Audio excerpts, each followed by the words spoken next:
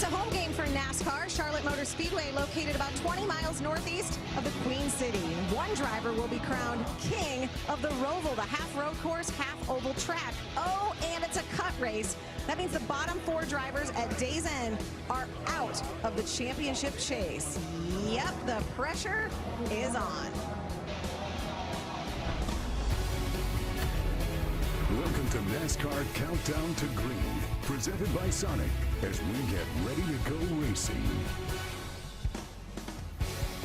It's what sports is all about, rising to the occasion when the game is on the line. Put that drama in front of a home crowd at a venue that is unlike anything the drivers see all year, and you have the makings of something potentially wild. And we are giving you a front row seat for it at the Mobil 1 Peacock Pit Box. Welcome inside the Roval for Countdown to Green, presented by Sonic, with drivers Kyle Petty and Dale Jarrett on the first Elimination Sunday of these NASCAR playoffs. Kyle, drivers have described this track and this weekend as sketchy. Is that the correct adjective, and why? You are channeling Clint Boyer. They put a fan sign. They're going to put a fan sign out front that says it's sketchy, man, so you can have your photo taken with it. I'm telling you, it's crazy. I think there's so much up in the air right now. It is a cutoff race. We're going to see different strategies. We're going to see guys miss corners and miss chicanes and have to serve a penalty while the race is going on.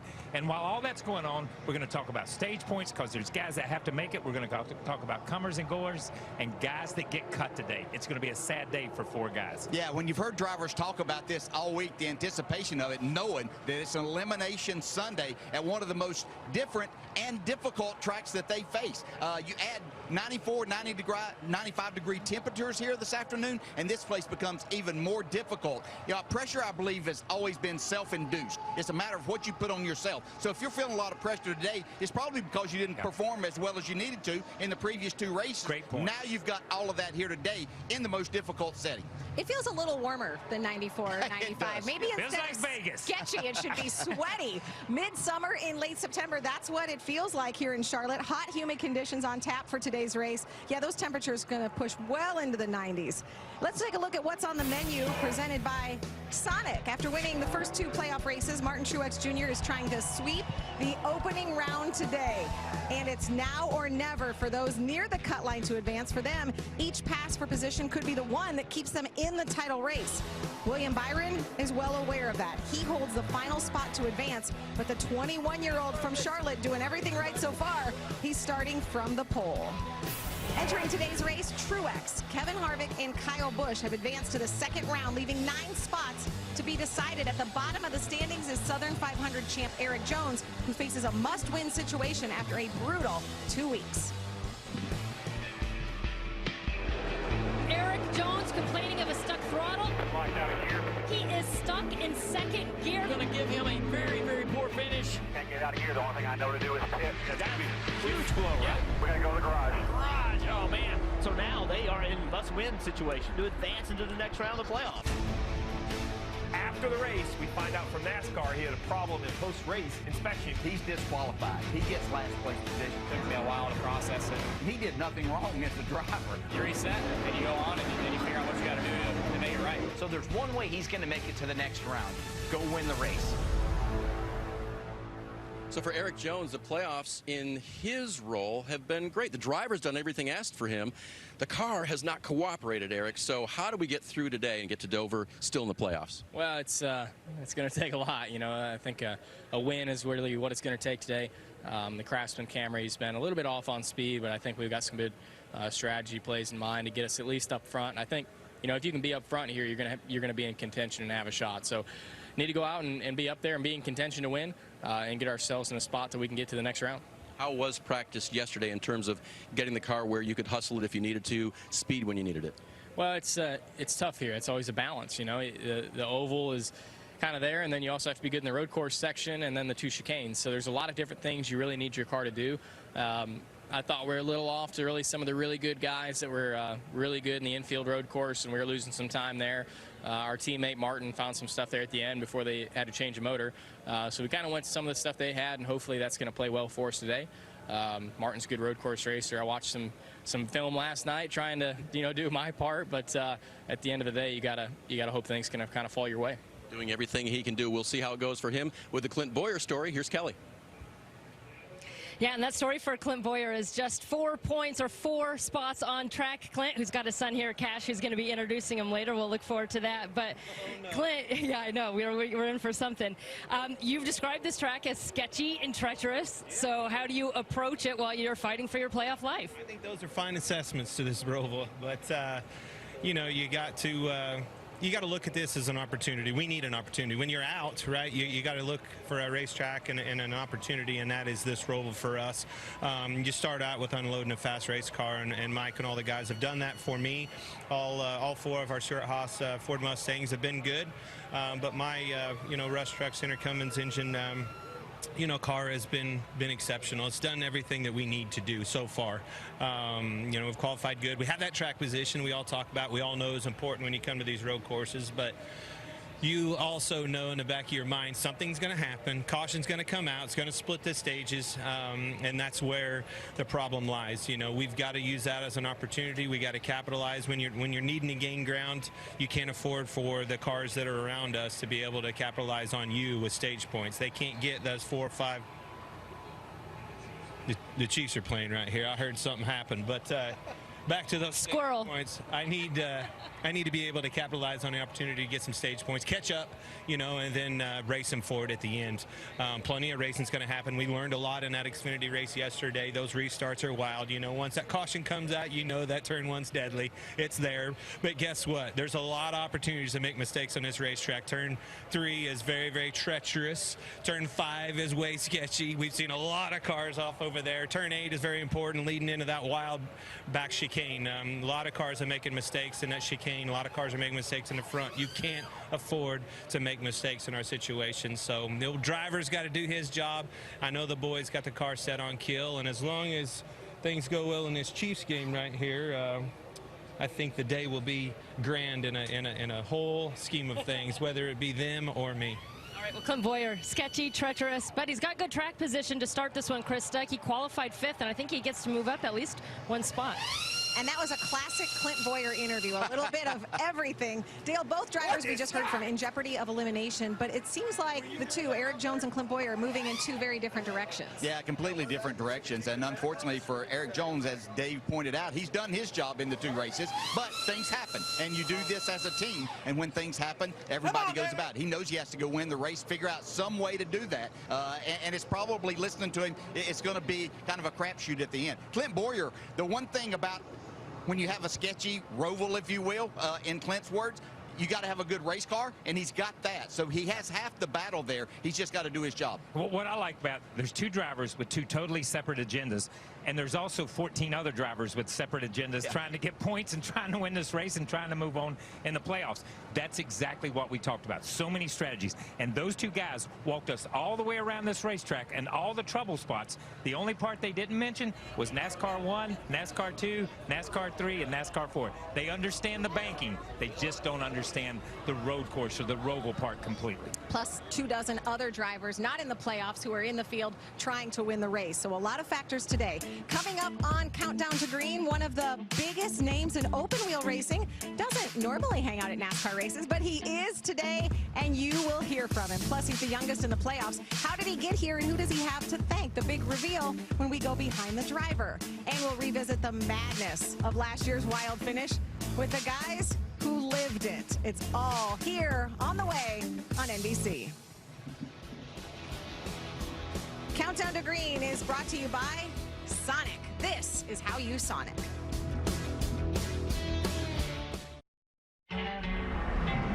My track, my roots.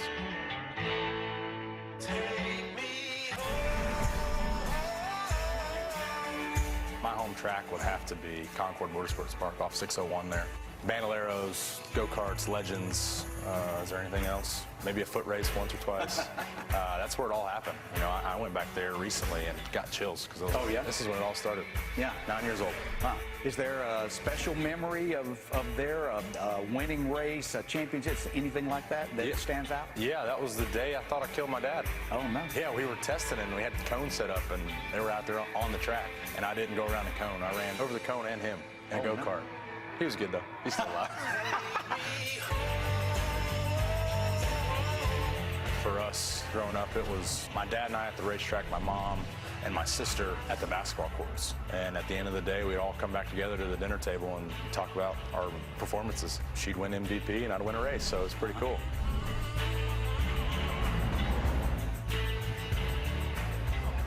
Yeah, what I got from that was just how competitive a family they have, first and foremost. But the smile that it brought to his face when he talked about competing over there, winning races, winning championships, and fortunately not hurting his dad when he ran over him. Yeah, hoops and horsepower. He still races legend cars right here at Charlotte on Tuesday nights. There are 6 drivers from North Carolina in today's field, including pole sitter William Byron. 3 years ago, he was graduating high school, just 24 miles away from where we sit right now. He got a relatively late start in racing. How did he make the climb so quickly? The answer behind the driver. So to get to the level that you're at, there's so many people kind of along the way that build you up. Who comes to mind to help you along to get to driving the Cup Series? Yeah, the name that comes to mind the most is probably Dennis Lambert. He was my Legend Car crew chief and really took me under his wing. He has a shop out in Indian Trail. He took care of my cars and took me to every race.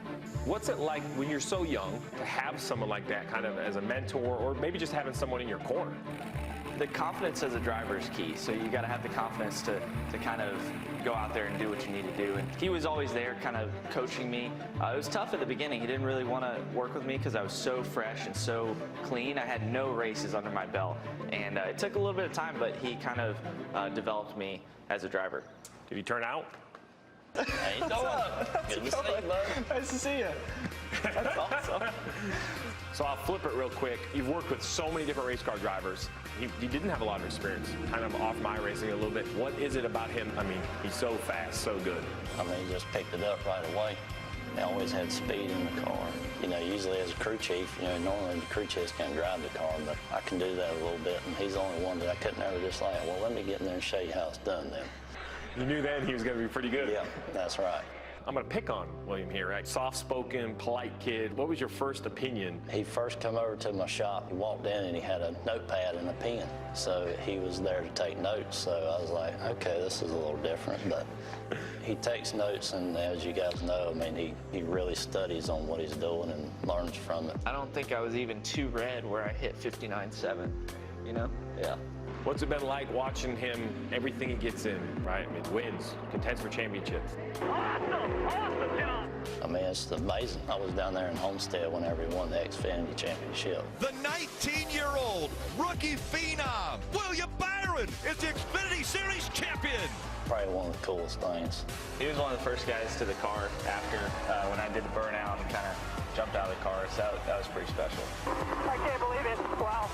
I mean, races become battles, but you learn a lot about life along the way. What did it mean just to spend time together? There's a really clear memory when we went up to New York. So we hoping to win, like, hopefully 4 out of 5 or something like that. We were like, okay, we got to win this race. And I just remember him defending me when we crashed with the leader or something. The guy chopped me off. Dennis is out there, and I can see him off turn 2, just like yelling at the official to keep me out front. So I just remember those moments and how he was there for me. Didn't know he'd seen me over there arguing, but maybe that didn't work out so well that time. Somebody's got to fight for him, right? That's right, and I was there ready to do that.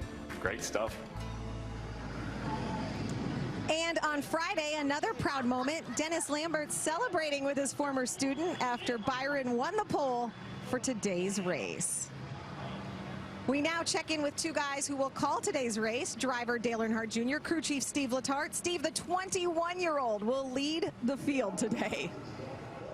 Yeah, pretty remarkable what he's done already in his young racing career. The playoff rookie will lead the field to green, and in a high-pressure situation, the last driver currently in up points, only 2 points above the cut line at a very chaotic racetrack. There'll be pressure on William as well as all the different playoff drivers. Yeah, one of the things that surprised me this year about William was at Sonoma. I was at that race to watch him lead and get a lot of points throughout the day. He did really good starting up front and taking control of that first stage, and it just really curtailed from there on out. And I thought that was a high-pressure situation that he handled really nicely at a very difficult racetrack. Now we're at, I think, the most challenging racetrack on the circuit, and we're in the playoffs, and he's on the bubble. We're at a cutoff race. I don't know that the pressure gets any tougher right now than if he were racing for the championship in Homestead. So this is going to be an interesting day for William Byron. This is going to say a lot about this man's character, what he can do today, and he's out there against some of the best and the best. Well, at only 21, he has to have pretty tough character to work with Chad Knaus. So much success with Jimmie Johnson. He's going to expect a lot out of his young driver, but it seems like as this season has progressed, that relationship, that bond has strengthened. And when I listen to them over the radio, working through issues, working through practice, even this round, a couple flat tires, but they've recovered. I think they're going to need a little of that recovery type attitude today. Yeah, I was a little concerned as well as how that pairing would work out. You know, Chad's only known Jimmie Johnson for all these years, and Jimmie has a certain style, and Chad's getting this rookie driver. But, you know, with rookie drivers or young drivers like William, that veteran crew chief can mold William, and William seems to be a guy that wants to learn, that wants to absorb information, and he's going to believe anything Chad tells him with Chad's resume. So maybe that was exactly what Chad Knaus needed. It seems to be bearing some fruit here late in the season as we're going into these playoffs. Well, Chris, he has the best starting spot, but only one of many drivers who have the pressure on today to try to advance in the playoffs. Yeah, it's going to be wild. By the way, Byron and Knaus went karting to a go-kart track on Monday. Remember, Byron's a college student, too. Monday's homework day. So multitasking already. Of course, from young drivers making their mark to legends making a cameo. Rutledge Wood is here. He's been hanging out with fans and a famous friend, Rut.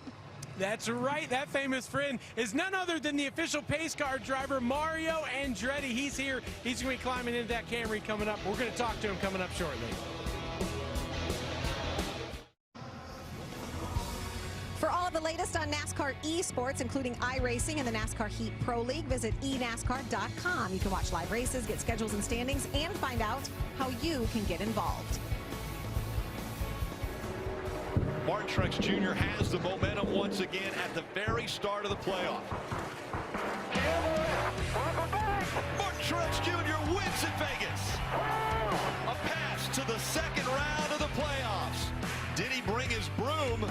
Because he's about to sweep at Richmond. Back-to-back victories for this fine team, hot rod team. Come on. 2 races, 2 wins. They're riding the wave right now. This is just freaking unbelievable. So we came here to get bonus points, and damn sure we did that. Well, it's been a fantastic round of 16 for Martin Truex Jr. so far. All right, let's be honest. Coming into the playoffs, did you envision that you guys were capable of maybe sweeping the first round of the playoffs? Honestly, I did. I mean, I felt that good about our team and what we've been doing. You know, this series is difficult. A lot needs to go your way. So, you know, things have gone the way we needed them to the last few weeks, and our cars have been fast, and we've been able to take advantage of it. So, it's been a little bit of a rough weekend here, but you know, got to come from the back. Hopefully we can at least find some bonus points in there somewhere. All right, let's talk about that. How big is the challenge coming from the back, and what worries you the most with all the chaos we've seen at the Roval this weekend, starting in the very back? Really, honestly, nothing's worrying me right now. I'm feeling pretty good. I know our car is pretty good, and you know, we'll just have to see if we can pick our way through there. Hopefully get on the right strategy at some point, jump some guys. But I'm looking forward to having some fun today. I think I love road racing, and you know, this is definitely a little different than most road courses as we've seen. But I think if you can be mistake-free and just not get in anyone else's trouble, you know, I think we'll be able to get our way up there. When you got 2 wins in the bank and you've already advanced to the next round, there's no need to worry. That's why Martin Truex Jr. feels pretty good, Dave. I love Joey Logano's post-qualifying comments. It seems like every time we bring a car here, somebody crashes. Okay, it's going to happen today. How do you have it not be you? Well, you just hope you're in the right place at the right time. You know, a lot of, you know, you control what you can't control, right? So we have good track position to start. Hopefully we can maintain that track position. That's one way to stay out of the wrecks. And, you know, I think we have the speed in our car to do that. We were pretty good in the first couple of practices. We got a little off final practice. We adjusted a lot of things back to where we were. So I feel confident we're going to be all right today. And, you know, the nice part is that we can race pretty aggressively. You know, I feel like we're in a pretty decent spot after the first couple of races. We're not locked. There's a chance, but it has to be a perfect storm. Charlotte hasn't seen weather like this time of year in a long time. How do you battle the heat today, Joey? I'm refreshed. I'm refreshed. You know, honestly, you know, you hydrate all week. You prepare for this. I work out outside all the time. You know, this is what we're used to. So it shouldn't be a big deal for me. I feel ready. They don't really give me much to be ready inside the car. I'm gonna have an ice pack on my chest. That'll be nice. But outside of that, I'll just have to tough it out inside the Shell Pennzoil Ford. All right, the tough reigning champ ready for the Roval. Alex Bowman qualified his number 88 car on the front row, but unfortunately it was truly a last-minute crash in practice that has sent him into a backup car. And now, Alex, you'll have the challenge of starting from the rear, all while trying to make it to the next round of the playoffs. How much track position do you think you can make up on track? How much will you be relying on your crew chief to do it in the pits? Yeah, it's definitely going to be tough. This is a really tough racetrack to pass, but nobody to blame but myself. Just messed up. So I hate that I put us in this position. I'm really proud of my team for doing a good job preparing the backup car. That car should be really good. We ran it here last year, so just got to go out and do my job. Track position is going to be tough, but my pit crew is one of the best in the business. Greg's really good at calling races, so hopefully pit strategy will get us up there. I've been sick all weekend, so hopefully I'll just stop screwing up and have a good day.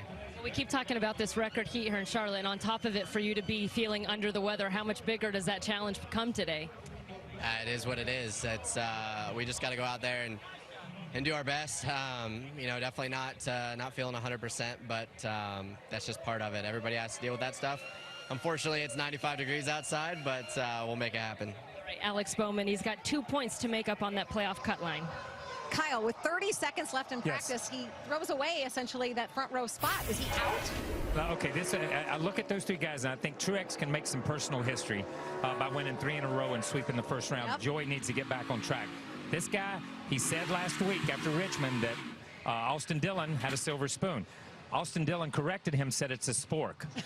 Stick a spork in this kid, okay? It's over with for him. I think that accident, the high spot for Alex Bowman this week was qualifying on the outside of the pole. The low spot was that wreck, and that takes him out of the playoffs. Yeah, unfortunately, it's just more than I believe they can overcome. Not having this car out on the track whatsoever, I just believe there's more. He's up against the best of the best in trying to make this 12 and get to the next round. Don't see it happening today. It is a story we will watch, and somewhere around this track, Rutledge Wood is smiling ear to ear. Let's show you why.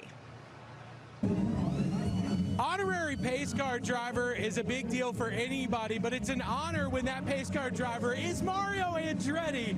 What a cool thing. Are you excited about getting to run around the Roval a little bit? Of course. Of course. Look at this. I mean, this is awesome. You know, this is going to be a great event. We're so happy you could be here. I know you saw Joseph Newgarden run around Friday in an Indy car. What do you think? Could we do the double here? And would you be willing to give a shot in your 2-seater? Why not? Why not? I think this actually could work well. I think this is a perfect scenario for it. Yeah. Because when you watched that and you saw him go around, you looked at it a totally different way than the stock car guys do. What is it that you think the Roval would be great for IndyCar also? Well, you know what? If the stock cars get around, obviously they're much bigger and so forth. The Indy cars will manage it, believe me. And I was watching Joseph go around. I mean, the car looked good. And when I first got a chance of it, you know, you always look back, well, you know, it's inside an oval. But you know what? There's rhythm to it. The corners and the little bit of banking and so forth. So, again, you know, and even have elevation. Can you imagine that? So, yeah, it's quite interesting. So, you can stretch your legs, obviously, because you got a long straight, which would mean really good braking for the chicane back, you know, in the back stretch. So, I think this has got some quality to it. So, I'd love to see that, quite honestly. I think it'd be beneficial for all of us. I think the fans will love it. I do too. And if you bring the 2-seater, can I get a ride? You got it. Unbelievable. Mario Andretti, honorary pace car driver today. And he received a standing ovation today at the drivers' meeting. Last year's race on the Roval ended with one of the craziest final laps in NASCAR history. Should we expect more drama today? A look back and some predictions when we return.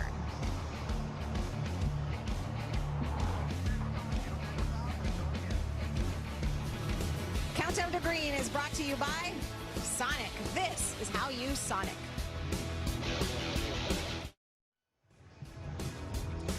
NASCAR's playoffs are on. Today is the first elimination race, and it's a home game. Charlotte Motor Speedway, located about 20 miles northeast of a very humid and hazy Queen City. The Roval is half road course, half oval track. Pressure is on the bottom 4 drivers. When the day ends, so do their title dreams. And if we are seeing anything like last year, look out. Anytime the drivers are stressed out or don't like something, usually the fans love it. We need to make up 6 points and then we'll be in. Oh, an aggressive move. Is this going to work? That pass. Bowman over Elliott puts him in. We have to fight our asses off today. Keselowski Lucky, Larson, both into the wall. I knew I was in bad shape, so I kind of was, I guess you can say, giving up. Maybe not. The leaders are wrecking.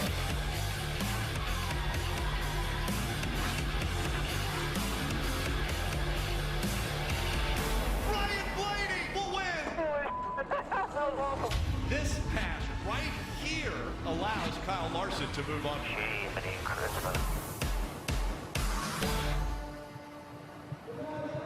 A different kind of track than you'll usually see, with a whole different kind of vocabulary. Words like turtles or curbs and chicane. Well, chicane she saw, she conquered. The Mobil 1 Peacock pit box overlooking turn 1. That was Calamity Corner in this race last year. Welcome back to Countdown to Green, presented by Sonic. Dale, has there been a race all year with more uncertainty? No, and there won't be for the rest of the year, because this is an elimination race, and these drivers, there's not enough experience here, and the track is different than what it was last year. So there's more challenges, and they found this to be a huge challenge last year. So I don't know that we can top that finish, but something crazy is going to happen here that's going to affect who's going to move on in the playoffs. Yeah, remember last year, this is the Calamity Corner, the Tom's Corner, what you call it? Turn. Heartburn Turn.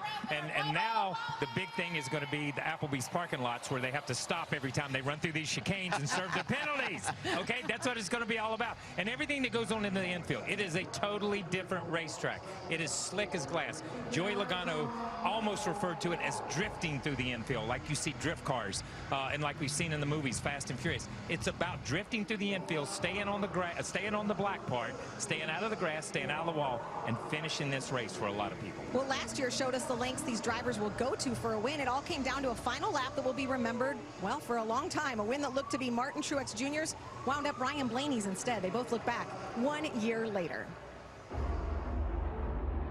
3 laps to go from the Charlotte Roval.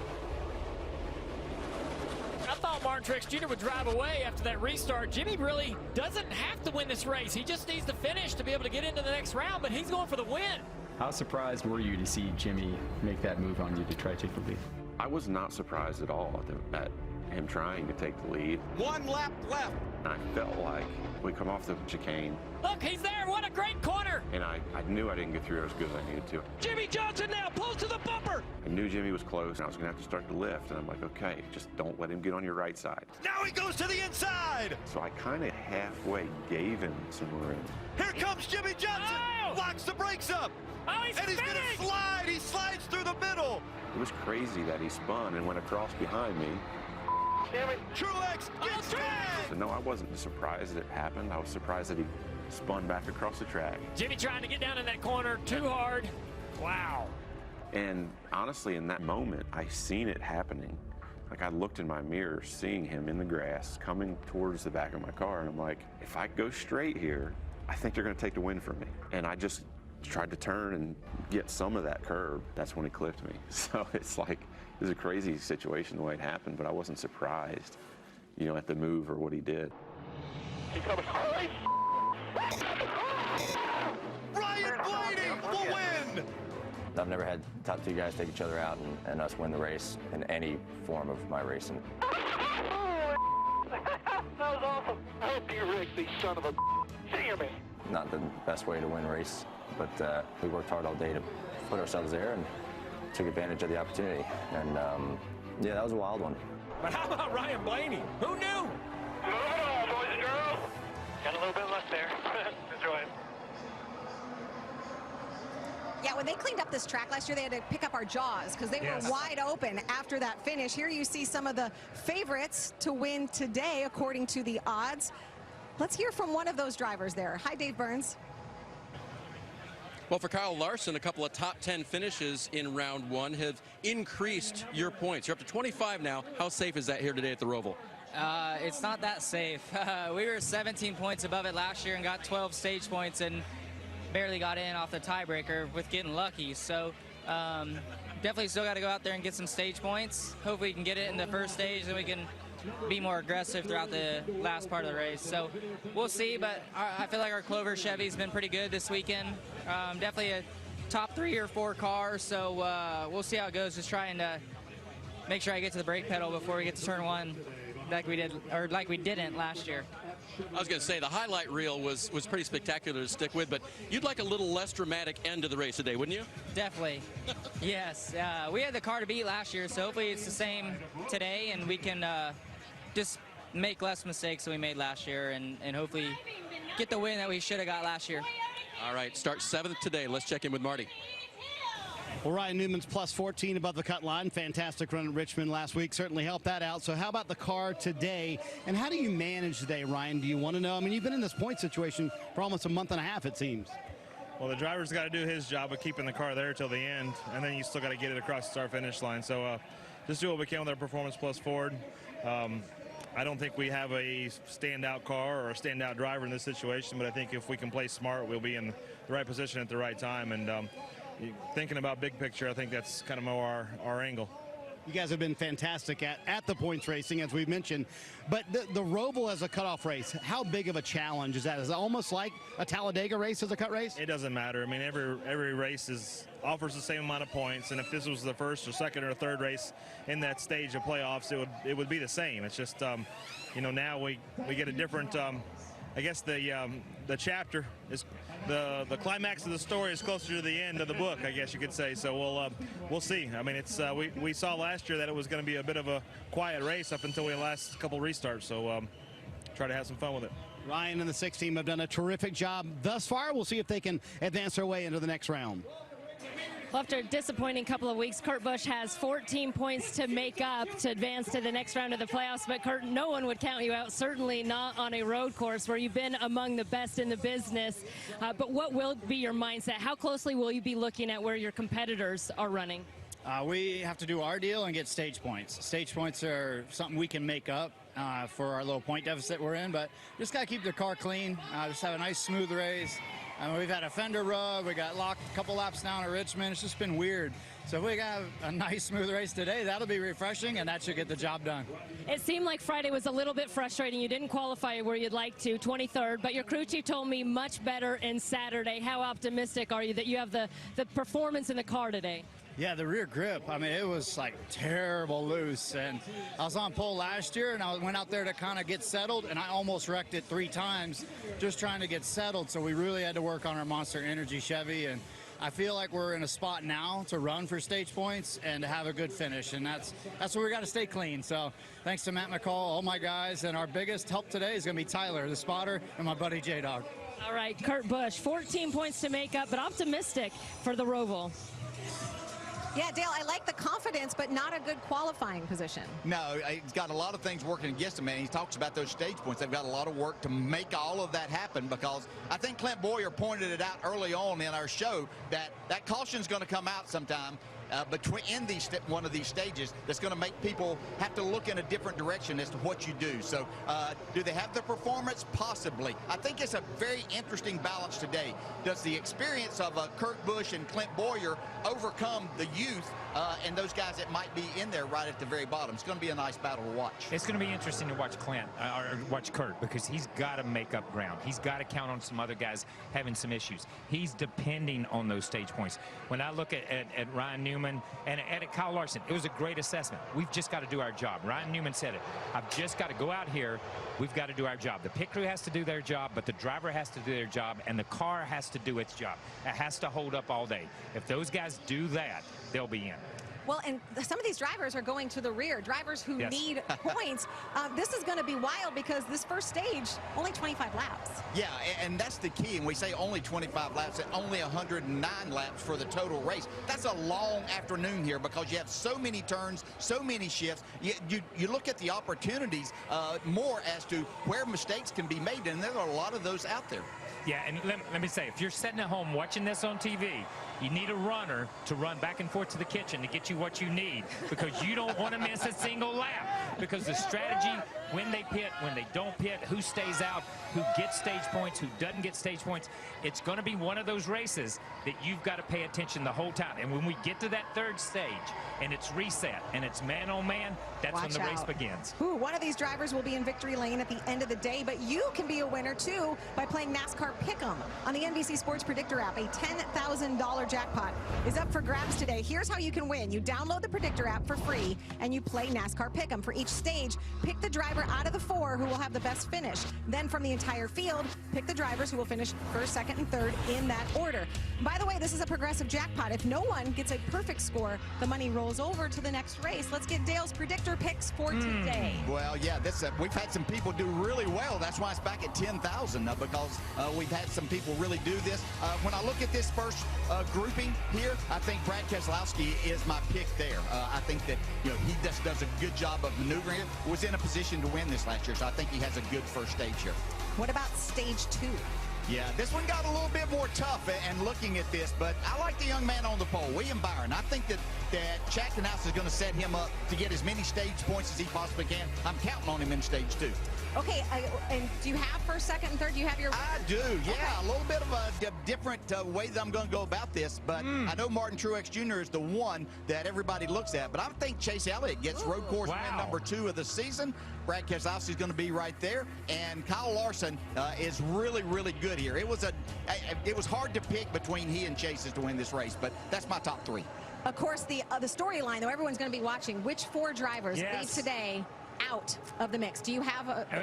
Listen, I've got my 4. My 4 are Eric Jones, Alex Bowman. I said stick a spork in him, okay?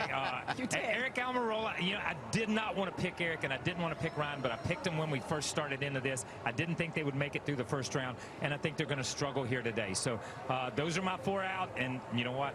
I'm not as good as Dale in picking who wins races. So Kyle thinks Kurt Busch and Clint Boyer make the jump. Yes, I do think that. I do believe that. All right, well, we'll be back after the race to see if Kyle was right. Here's what we do know. When the sun sets in Charlotte, 4 drivers will be out of the title fight. Speaking of fight, a handful of drivers could be in trouble. I mean, from backup cars after practice wrecks to backs against the wall in the standings. The other storyline, can Martin Truex Jr. sweep the round?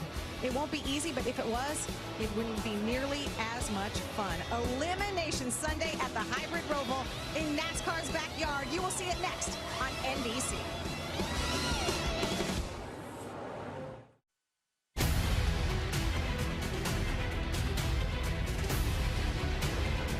Keselowski, Larson, both into the wall. Jimmy Johnson now pulls to the bumper. The fight for the win, the fight for the playoff transfer. Now he goes to the inside. Oh, he's and he's going to slide. Truex gets hit by Johnson there. Both spun out. Ryan Blaney will win. This pass allows Kyle Larson to move on. That was awesome. The debut of the Roval 1 year ago was packed full of excitement. We're expecting the same entertainment today from Charlotte Motor Speedway. Steve Letarte, Dale Earnhardt Jr., Rick Allen with you. And Junior, a year ago they were on the track. It looked like everything was okay up until the point when everybody crashed. Have they learned anything, and why is this track so tough? Yeah, I mean, you'd think that those guys would have learned a lot over the last year, but we came back this year, and it just seems like this is a really challenging track, perhaps the toughest racetrack on the whole series. Yesterday and Friday in practice, we had cars getting in trouble in turn 1, wheel hopping into the chicane on the front straightaway. We had the guys wheel hopping into this new back straightaway chicane, a very difficult braking zone for Denny Hamlin there and a lot of other guys. The infield part of the course as well is claiming some cars. Denny Hamlin will go to a backup. Jimmy Johnson spinning here, gets into the tire barrier. A lot of guys having trouble, especially Alex Bowman at the end of last practice, hard into the tire barrier. He goes to a backup car too, making his day very difficult. Okay, so the track obviously is very tough, but throw in the fact that it's an elimination race. So this is the last race of round 1. The 4 drivers with the least amount of points at the end of this race will get eliminated, Steve. But that's a very difficult list to look at here. Well, there's 16 names because there were 16 eligible drivers, but now we're 2 races through. So I really think there's a couple different groups. When you really look at it, these 6 drivers right here, 3 are guaranteed in with points and a win. The other 3, Keselowski, Hamlin, Logano, barring catastrophe, they're also moving through. That just leaves a group of drivers looking for the other 6 spots. Chase Elliott and Larson, stay on track, you're going to have a good day. But from Ryan Newman to Kurt Busch, it is an old-fashioned points race. Every position on the racetrack is a point. Ryan Newman has 14 he can give up. Kurt Busch is looking for 14. Unfortunately for Eric Jones, 45 points, that's a must-win. He has to go to victory lane to advance. Okay, track, tough, elimination race. Who do you like? I like Brad Keselowski. I don't think that he's in a position where he has to to pit or run a unique strategy to get them stage points. He could just go for the win. I think he gets that win. I heard Dale Jarrett say this name. I'm with DJ. Chase Elliott, the winner at Watkins Glen. I think he could go back-to-back on the road courses, tame the Roval, and advance out of the round of 16. All right, let's get things underway. We'll go trackside for pre-race ceremonies. Ladies and gentlemen, at this time we ask that you please rise and remove your hats as the City of Burlington Fire Department Honor Guard presents our nation's colors. Please remain standing as Brigade Chaplain for the 130th Maneuver Enhancement Brigade, Major Josh White, offers our invocation. Let us pray. Holy Lord, we thank you today for life, for family, and for freedom. We pray for the tens of thousands of soldiers who are deployed all over the world and for their families' protection. We pray that you will protect those in today's race. A man once said that America was great because she is good, and if she ever ceased to be good, she would cease to be great. Help our nation be known for her goodness, and as we bless others, we ask that you bless North Carolina and the United States of America. In your holy name we pray. Amen. Her current duet with Brantley Gilbert, What Happens in a Small Town, is currently a top 10 hit and rising. Here to perform our national anthem, please welcome Stony Creek recording artist and CMA Awards nominee, Lindsay L. Oh, say, can you see by the dawn's early light what so proudly we hailed at the twilight's last gleaming, whose broad stripes and bright stars through the perilous fight o'er the ramparts we watched were so gallantly streaming, and the rocket's red glare, the bombs bursting in air, gave proof through the night that our flag was still there. Oh, say does that star-spangled banner yet wave o'er the land of the free and the home of the brave?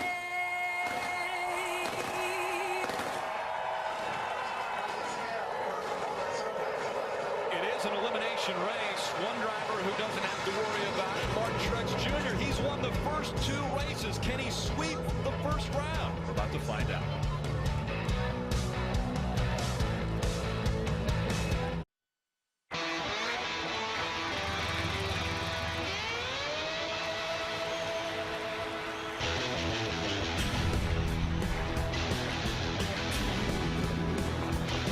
It was a beautiful day. The sun beat down. I had the radio on. I was driving. Trees flew by. Me and Del were singing. Little runaway. I was flying. Yeah, running down a dream that never would come to me. Working on a mystery.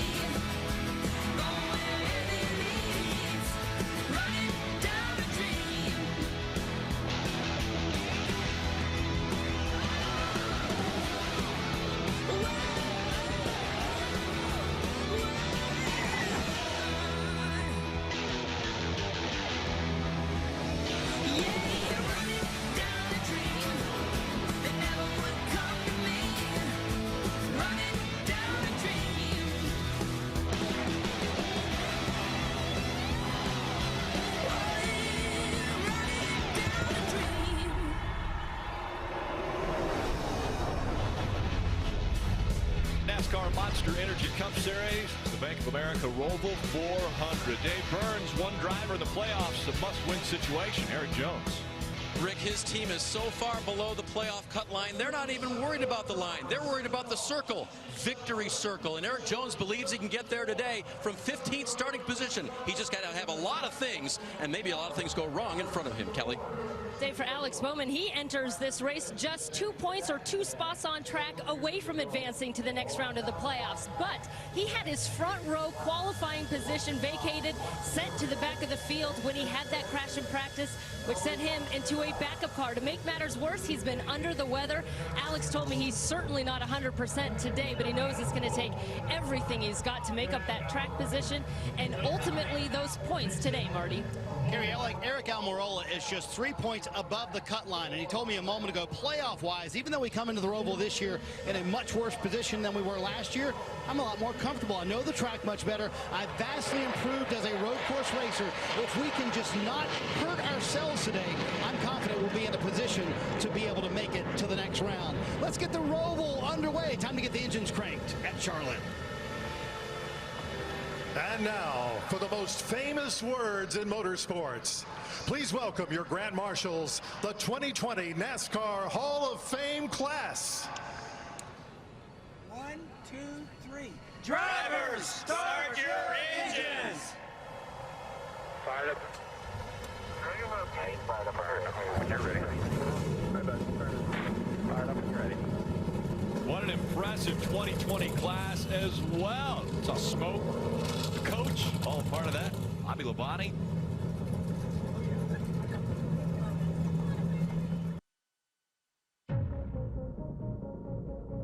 To really be groundbreaking, it takes a lot more than just saying you're groundbreaking. To really be remembered, to truly be different, to be better, to be more than everyone else, you have to put in the work.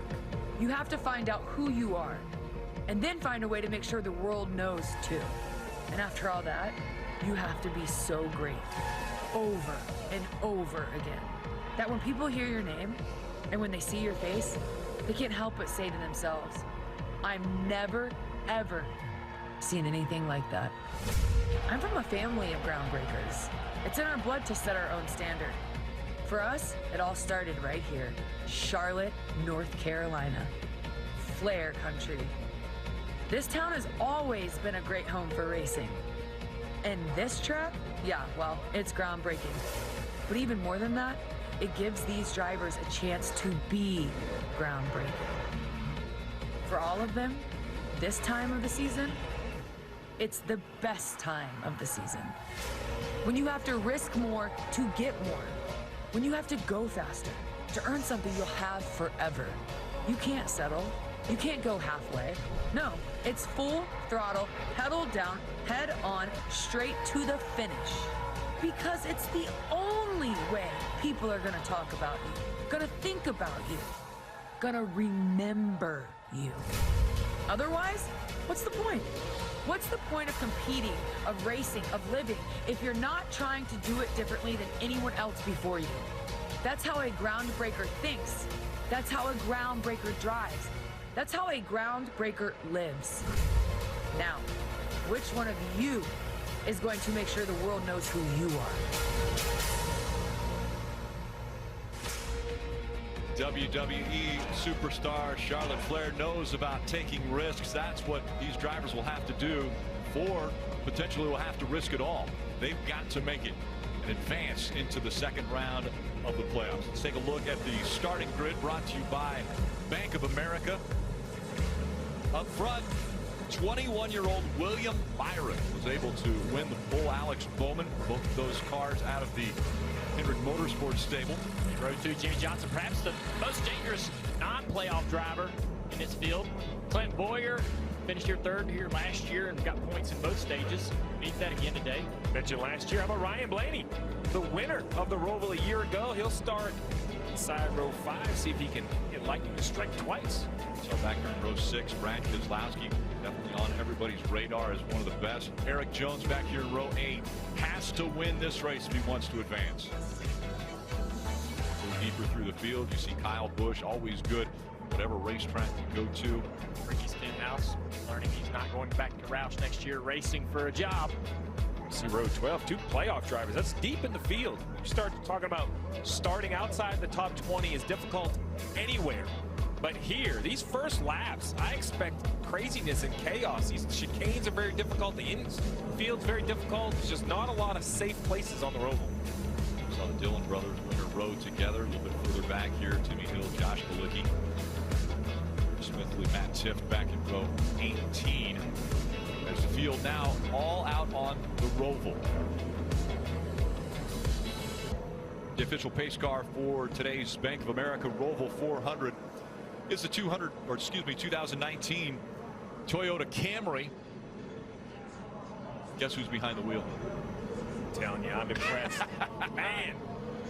Mario Andretti is taking care of the pace car duties in the drivers meeting earlier today. Mario Andretti received a standing ovation from his peers, really. I mean, Steve, you mentioned it earlier too. Really, in the United States, there's maybe a handful of racers that the second you say their name, you know they are the greatest of all time. He's the patriarch of the Andretti family, right? When you hear Unsers, Andretti's, well, Andretti, Mario made it all famous. He's the guy, 111 wins. He's won all the big races in Europe, in the U.S. Now, I'm going to tell you, it might be like the King. He might need a black flag. I'm not sure the Mario's going to want to pull off. They're going to have to shut Camry down to give him a pull off. Saw Joseph Newgarden take the NTT IndyCar around this Roval the other day. I wondered if Mario Andretti would like to do that same thing. He takes the two-seater around all the tracks that the IndyCar runs at. We also have another famous driver out there that we can communicate with. Yes, it's Joyride with Jeff, and he's got the Toyota NBC car out on the track. Jeff, you ready to take a lap? Man, I am extremely ready to take a lap. I'm going to tell you before I start, though, I cannot believe how hot it is out here today. I mean, these drivers are going to be tested big time. This place is so treacherous, Rick. I couldn't even get anybody to ride with me this week. So let me show you what this racetrack's all about. First of all, this turn one, I mean, it's a heavy left-hander all over these turtles. Now, as I climb up the hill into this lower section, I cannot see anything right here. Completely blind. And downhill into this corner. How many people have we seen wreck right here over the last 2 days?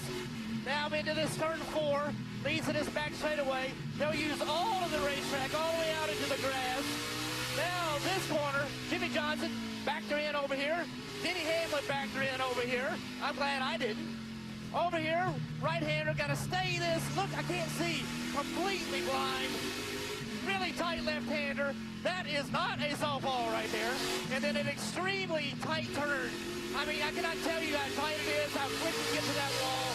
Very tough. And then build speed. Wide open to this part of the racetrack. Coming to this area that's new. This new rear chicane. Got to brake really early. Downshift. Second gear. Down to first gear. Big curve. Another big curve. Hit this thing. Could use all the racetrack. Trying to run off here straight. I'm telling you guys, this place is so hard. And then remember this corner. Jimmy Johnson making something happen. Dove in deep right here.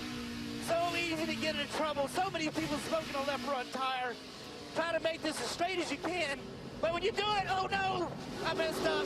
That right there is trouble. This is going to be a difficult race, guys. He didn't stop. He's supposed to stop if you miss the chicane, too. Penalty. There's a penalty for that. Yeah, penalize me, Rick. I don't care. And by the way, did you notice it's almost 110 degrees? Saw a thermometer in there. You know, I'd like to think he missed this on purpose to show us how, but I don't think so. Yeah, I think that's just how difficult it is. Did you notice his voice went up an octave about halfway through that lap, too? Did. It was 110 degrees in that car. Yes. 110 degrees. Yeah, he mentioned the heat right away. That's going to be something that the drivers are going to have to deal with as well. That was fun to be able to ride along with Jeff around this racetrack. And again, it's just the second race on this configuration, and even a little bit of a change has been made there. We see the temperature 94 degrees. These are record temperatures right now for Charlotte. I mean, we're at the end of September. It's almost October, and we're already seeing mid-90s for the temperature here. And we're at a track where you use a lot of brakes. Those brake temps are going to be in the 1500 degree range, and that is going to cook inside the cockpit of the race car and really raise the temperature where those drivers are. Very dangerous. There's the new chicane. As far as it's the same location, it's just been moved deeper into what would have been the infield. We're going to ride along with a few different drivers as well, give you a different perspective. Yeah, we got Denny Hamlin here with the Coca-Cola cam. We have the 360 cam. We move this thing around. 95 car, Matt Benedetto with the Bank of America cam. He's going to be carrying a helmet cam. An amazing view to be able to get exactly that driver's eye view. 19 car Mark Truex Jr. is carrying the Toyota cam. He has a side panner and also a shifter camera where we can see how he's using that shifter and how many times he's shifting. We saw him make a mistake shifting in practice the other day. There it is, so we can see him hopefully mistake-free this afternoon. Kevin Harvick will be carrying the Jimmy John's cam. Often see Kevin with that side panner. He is having the side panner again today. And then Alex Bowman going to the back of the pack with that backup car. He's got the Nationwide cam, and he's got an interesting shot of his feet so we can see how he uses the throttle and the brakes. We'll watch that, particularly in the infield part of the course where he's using sometimes both pedals at the same time. And we'll help you understand why he's doing that throughout the race. All right, Steve, time now for the Subway Fresh Take. We saw Jeff Burton actually miss the chicane. Tell us what happens if you miss either the backstretch or the front stretch chicane. Well, this 17-turn road course does have a chicane both here on the backstretch and on the front stretch. So on the backstretch chicane, if you do not go through the curbs as you're supposed to, you come over here on the front stretch and stop in the restart zone and then continue. As long as you stop, that would be your only penalty. If you don't stop, you'll have to come down pit road. The same applies to the front stretch chicane. Remember the race a year ago, Jimmy Johnson spins out. Because of this spin, he doesn't go through the chicane properly, so he wants to accelerate right there in front of him a few hundred feet as the race win, but he knows he has to stop, come to a complete stop, and then continue. For that reason, he was not penalized. To define going through a chicane, you basically see that red and white curbing. You have to have at least 2 tires on that. So if you can actually get all the way kind of over it, as long as the inside tires hit that curbing, that's through the chicane. If all 4 tires get outside either side of that curbs, you've missed the chicane, stop and continue. And NASCAR said, listen, we don't really care why you missed it. Backwards, if someone pushes you, it's going to be a very rare circumstance, if ever, that we allow you. So if I'm a crew chief, I'm telling my driver, if you missed it, just stop, take a penalty and continue. Steve, would it surprise you if somebody missed the very first chicane they get to on the backstretch? No, I put the over-under on yes. Guarantee someone's going to miss that chicane when they come in there too wide at speed. And let's go to Rutledge Wood. Rick, one of the terms a lot of people are going to hear today are curbs and turtles, sometimes even rumble strips. Let me show you the difference. The curbs, as Steve was just mentioning, are the red and white directional blocks that are ramped on one side, drop off on the other. They call them rumble strips because when you go over them, you hear ba ba ba ba ba ba. That big blue mogul behind there, which is about 5 inches, that's what people are calling the turtles. When you hit one of those, it will literally launch one side of the car up, sometimes as much as a foot. You'll see drivers, you can kind of hit those a little bit, but we saw yesterday in the Xfinity race, that's where a lot of damage can happen. So curbs are the red and white, turtles are the big blue ones, but any way you hit them, they change the car, and what's happening, going to be a really exciting one to watch the race today, guys. And Steve, let's give us the race breakdown now, the numbers for this race. Well, we've talked about the difficulty of the racetrack. Well, it gets broken down, as always, a little over 2.2-mile road course, 109 laps, 17 corners, broken up into stages. The first and second stage, both 25 laps. Top 10 earned points at the end of those stages. Very important in that final stage, 59 laps, fuel window 35 to 37 laps. And the most important part, the final race, the cut race. 16 playoff guys enter, 12 drivers still eligible for the playoffs when they leave. William Byron in the 24, Jimmy Johnson in the 48. When they start or restart, they will not go through the chicane. They will come to the restart area. The start of the race about to get underway. Racing at the Roval again.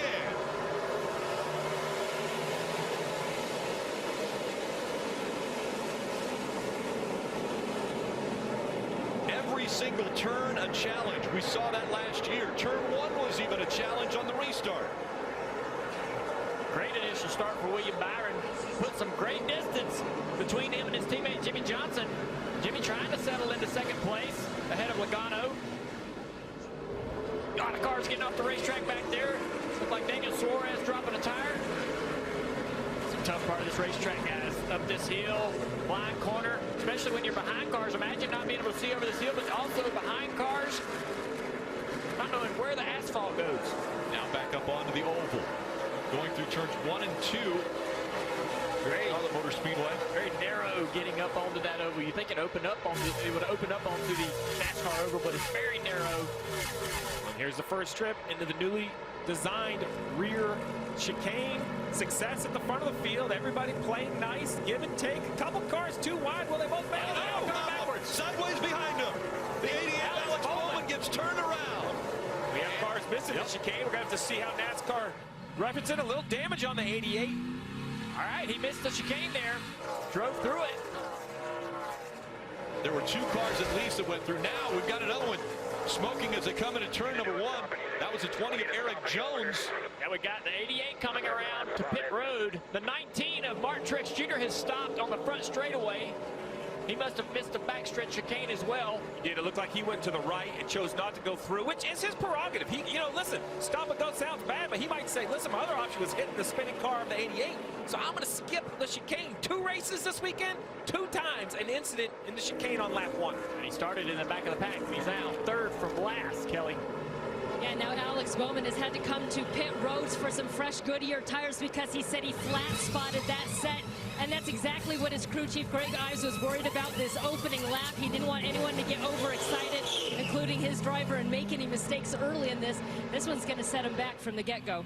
Junior, you talked about it. This 88 car would have started on the front row if he wouldn't have had that accident in the last few seconds of practice. Because of that, he's all the way back here in traffic. You're on board Martin Truex Jr. The 88 goes to the bottom of the racetrack. Yeah. It just longs up and completely misjudges the speed of the cars in front of him. Basically spins himself out. When there's so many cars trying to go into this chicane side by side, they all have to slow down much more. He gets into the back, Austin Dillon gets into the left rear quarter panel of the 43 car, Bubba Wallace. He just didn't understand how much those cars were going to slow down and locked up the rear tires and spun himself out. Did a nice job, or got lucky. I would say got lucky as the cars spin around them. Bubba missed the chicane as well. But he didn't stop. So I'm wondering if NASCAR is going to make him do a pass-through, because they had said, hey, it doesn't matter if you get hit, whatever. If you miss that chicane, you've got to come and serve your penalty. Doesn't matter how you go through there if you don't make the chicane. So now the advantage that the 88 has, if there is one, is because of the length of this track, he's able to pit, repair the race car, and not lose a lap. Let's listen in to what the 88 has to say. They're saying we still need to stop and go, leave the official up here, even though we pitted. I think that's accurate. So the issue is the 88 missed the chicane and then came to pit road. NASCAR is letting them know that, listen, I know you came to pit road, but you still haven't served your penalty for missing the chicane. Well, listen to see if NASCAR sticks with that call, or if they feel a trip down pit road is enough of a penalty. The big concern, though, is you see it on the bottom right, the track map. The 88 in the infield section, the leader of the race, the 24, is back on the back straightaway. And Steve, NASCAR told us that they would be told once, and then if they didn't abide by that, they would do a pass-through penalty. So is that the next thing that will happen for Alex Bowman? I would assume a pass-through penalty would be the next issue. We'll see. And you never know, if it took NASCAR time to communicate that, they may give him one more time through because he had come to pit road, but they're not going to let him ride around there and wait. He's going to have to make a decision. And how about William Byron? Already 2 seconds on Jimmy Johnson. That's the gap between first and second. William Byron setting an amazing pace early in this race. This is exactly what we saw out of William in Sonoma. I mean, he really surprised me there at that racetrack with his being able to go out in a high-pressure, tough racetrack and not make mistakes. There's so many mistakes to be made at Sonoma, so many turns, and he stretched and yarded the field. It was amazing. They got so many points early in that race. This is exactly what they're trying to do. The plan is going perfectly for these guys. Jack Canals trying to keep his driver out front, get them stage points early in this race. The only tough part about it for William Byron's fans is he's going to call this race to maximize points, not necessarily maximize his finishing position. Marty. Hey, Junior, look at that gap. As you guys mentioned, that William Byron has already built up, and Chad Canals has already been on the radio saying, hey, I want you to take a deep breath. You've got a nice lead here. Let's make sure we save and conserve our tires. I asked William before the race, I said, do you feel like this is your best chance this year to get a win? He said, absolutely. I said, are you nervous? He said, no. Before the Coca-Cola 600, I was. I thought we had a chance to win that day. For some reason today, I'm calm. I feel good about it. Very confident inside that 24 car with a nice lead here early on. And as Marty talks about it, take a deep breath. But Steve, I'm asking you as a strategist in this race, he finished in the other two road course races, 19th and 21st, but they ran a different strategy. They were working only to get points in those races. Can he run it differently because of how he's running up front now? William Byron's goal is to leave the Roval still in the playoffs. Chad Knaus knows that. As much as they want to win a race, the goal is to advance. You take the points available. So to try to win the race, you would want to pit before the end of the stage. William Byron will not. He will run to the end of the stage. If it runs green and he stays in the lead, that'll be 10 guaranteed points. They're in his bucket. They can't take them away. We've seen chaos already. You don't know how the second half of this race is going to go. So that's what I think makes this race so great as a cut race, is the priorities to all the drivers within the playoff field.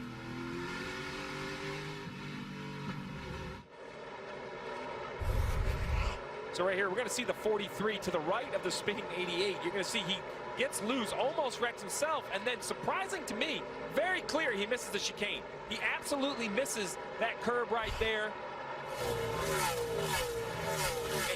And even though he missed the accident, that's not excuse enough. The 43 will have to serve a penalty. You heard right here, a pass-through. Let's go back and review the rule. If you miss a chicane, you have the option to stop. But you have to do it the next lap, Junior. You can't ride 3 laps. Because the 43 didn't stop, now the penalty has gone from a simple stop to a pass-through. So now the 43 comes down pit road speed. He's going to have to do it the 88 as well. The concern for the 88, he's already been on pit road once. We'll have to see if he can save a lap. But, you know, Rick, a lot of people don't like this rule. I'm the opposite. It's clear. As black and white as you can make it. If I'm a race car driver today, Junior, I'm going to tell you, buddy, if you miss a curve, I don't care why. Stop. Just pay the penalty. It'll be the least amount of penalty, and we'll try to race from there. I wish all the rules were this easy. Don't break it. Don't break that rule. And right now, take a deep breath. That's what Chad Knaus told race leader William Byron.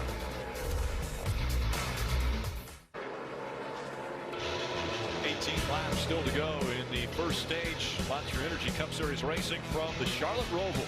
Aerial coverage brought to you by the Mola Kiatu K50 electric automobile.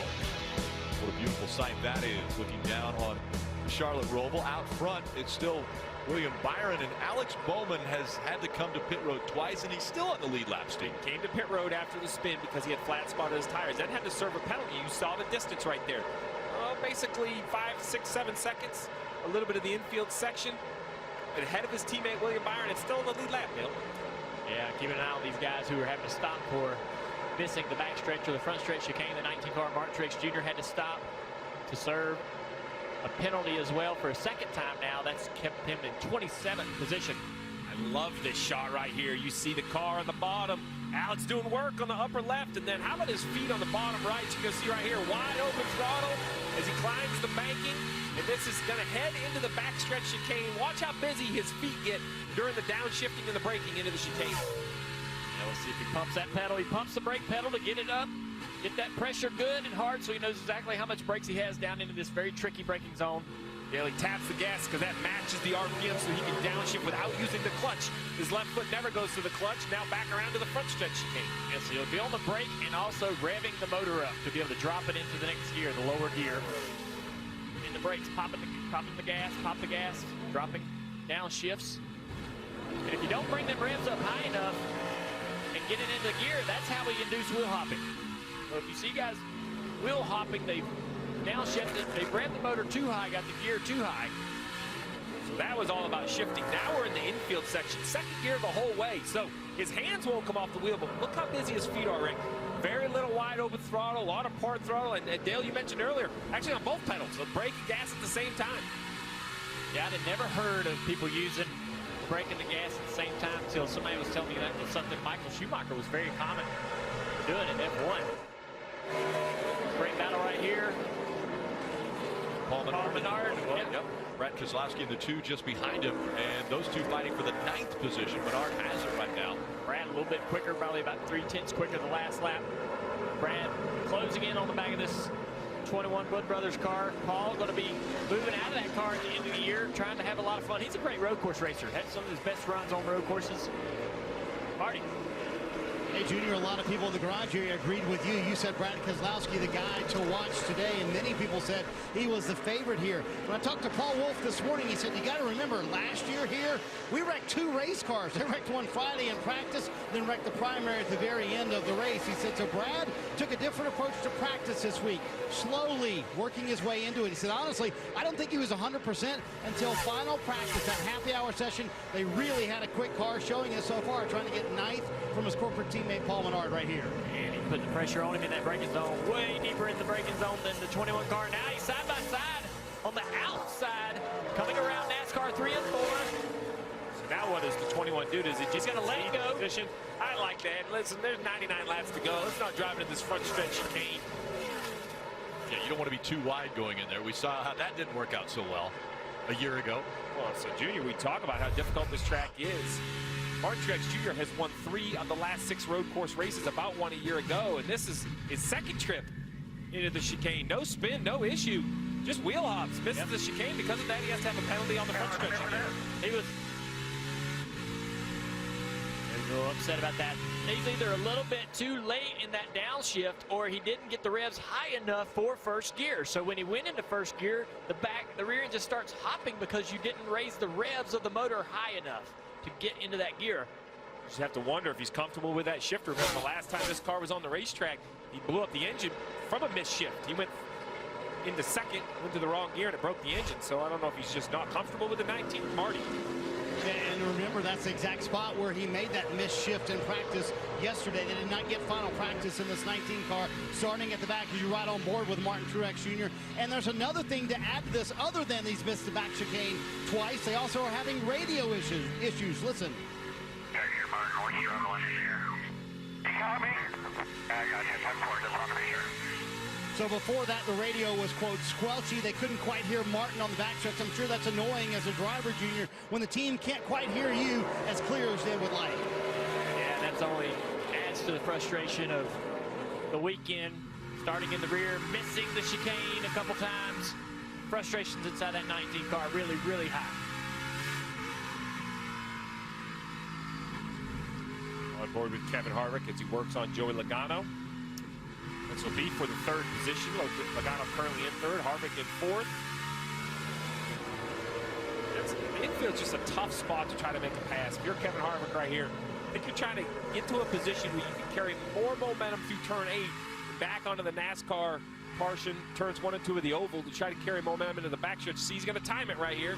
Try to get on the gas before the 22. Yeah, you want to be gaining on that exit right there so it continues to gain as they go through the gears and puts you in position to challenge in the braking zone coming up on that back straightaway chicane. I think that the only thing you really want to focus on doing in the infield part of the track is hassling somebody, aggravating them, getting on their bumper, getting in their mirror, and force them into making a mistake. And that's one thing that Kevin Harvick can do, because he knows that he's advancing into the 2nd round already, has enough points. He will advance into that 2nd round. It has already been a problem for multiple cars, including Daniel Hemrick. Hey, he misses the backstretch chicane as well.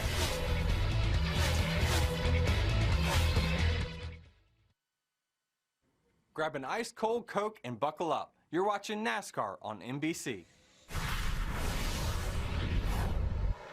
And it's the Charlotte Roval as we see Denny Hamlin making his way around the Roval. You can go inside the headset with access to NASCAR scanner all weekend long. Listen in on the pit strategy, which is going to become very important here soon. Spotter communication. Visit NASCAR.com/scanner for all of that. You see the spotters up there on top of the press box. Well, those spotters are going to be important. Junior, you just talked about this infield section, right? Harass the car in front of you, get close. I think it's really important for the spotter to kind of set the tone. Look, is he looking to make a move, or is he just back there kind of bothering you for the position? Yeah, you can see 4 car has changed positions with Logano coming out of the back straightaway chicane. He was hounding that 22. Watch this here. 22 a little bit loose in the entry of the chicane. Puts him in a bad situation, losing a little ground, a little momentum. And the 4 of Harvick says, hey, I'm taking his spot. 22 tried to block in there a little bit. Harvick wasn't willing to give up that momentum that he had. Great racing. Kelly. Yeah, and Rodney Childers, the crew chief on that number 4 car, felt pretty comfortable with the equipment they brought here today. He said they showed some good speed in practice, and that was all while Kevin Harvick simply wasn't pushing it very hard. He was more focused on just running good, steady lap times and taking care of equipment, which he did a good job for. Remember, Harvick entered this race already advanced into the round of 12, so really not much to lose, but they told me they're still focused on regular season points. They don't want to give up all those stage points in case they don't make it to the championship 4. They said it's still valuable to be collecting all these points they can along the way. Yeah, playoff points will carry with you all the way through the playoffs from round to round to round. What she's saying right there is if you don't advance, you can put that in this bucket. You know, other than the 4 that race in Miami, those other guys are all racing whether you're 5th or 7th or 9th in points. And I wouldn't even have thought of that. I'm so focused on the championship, I wouldn't have thought about regular season points. And so it's still William Byron out front. He has a 5.7-second lead. Now up in the booth, Jeff Burton has joined us once again after the joyride. And it seemed like it was a joyride down there, Jeff. You seemed like you were having some fun other than the heat. There's no fun out there, man. That place is so hard. It's just shocking to me how difficult this racetrack is. And I think right now, early in this race, we're seeing drivers just race the track. Be very respectful. I saw some mistakes on that first lap, but other than that, everybody's been pretty calm, pretty tame. But as this race moves on, they're not going to be afforded to do that. You're going to have to push the issue, and with that, we'll see more mistakes. Under 10 laps to go now in this first stage. For some updates, let's go back to Kelly. And you see Kyle Larson there in the 42 car trying to track down Joey Logano ahead of him. Well, entering this race, Kyle Larson had a 25-point margin above the cut line, and that might seem comfortable, but his crew chief, Chad Johnson, told me that leaves them with no margin for error. Remember, a year ago, they advanced by a single solitary point, and Johnson kind of blamed himself for the strategy because they didn't collect any many stage 2 points. So this time around, they want to collect as many points as they can in stages 1 and 2. Hopefully lock themselves in, and at that point in the final stage, they'll give them the go-ahead to really race for the win, Dave. Clinton Boyer started below the cut line by 4 points. The good news, he had a really good qualifying effort starting 5th on the day, but he's got to watch what everyone else is doing to try to gain the points. Listen. I know the 24 is not going to pit the end of stage. Do you think the 2 to 3 behind him will? My gut tells me everybody's going to take their points today. And that's the problem. If he only moves up 1, then he only gets that extra stage point. He needs as many guys to get out of the way in front of him as possible at the end of this stage. Marty, I don't know if that's going to happen. Hey, Dave, remember when the playoff field was set at Indianapolis? Ryan Newman with some late race heroics to pull it off and get himself in the 2019 playoffs. He told me today, probably going to need some more heroics like that. He said, I'm not sure we have the car or honestly the driver to be able to do it today, but they have shown a propensity to be able to pull it off. Right now, just +6, as you see on the left-hand side of your screen, above that cut line. We're going to have to watch those points all afternoon long, Rick. Yeah, and they're going to get shuffled around as each stage ends. They are. So with 8 laps to go, just understand the strategy to win the race would be to cut the pit road before the end of the stage, provide service to your race car, come back on the racetrack, because then after the stage end, people pit and you go back in front of them. But it's all about those points. So William Byron, the leader, playoff car, he will probably stay on the racetrack, but Jimmy Johnson is second. I assume he will go ahead and pit and work the strategy. The question is, all the way down around 10th, 12th, will Almirola stay out? Will he pit? The decision to be made here in the next 4 or 5 laps. Pressure on the racetrack and on the pit wall. Rutledge Wood told us about them. The Turtles, look at that, almost a foot off the ground, the right side tires.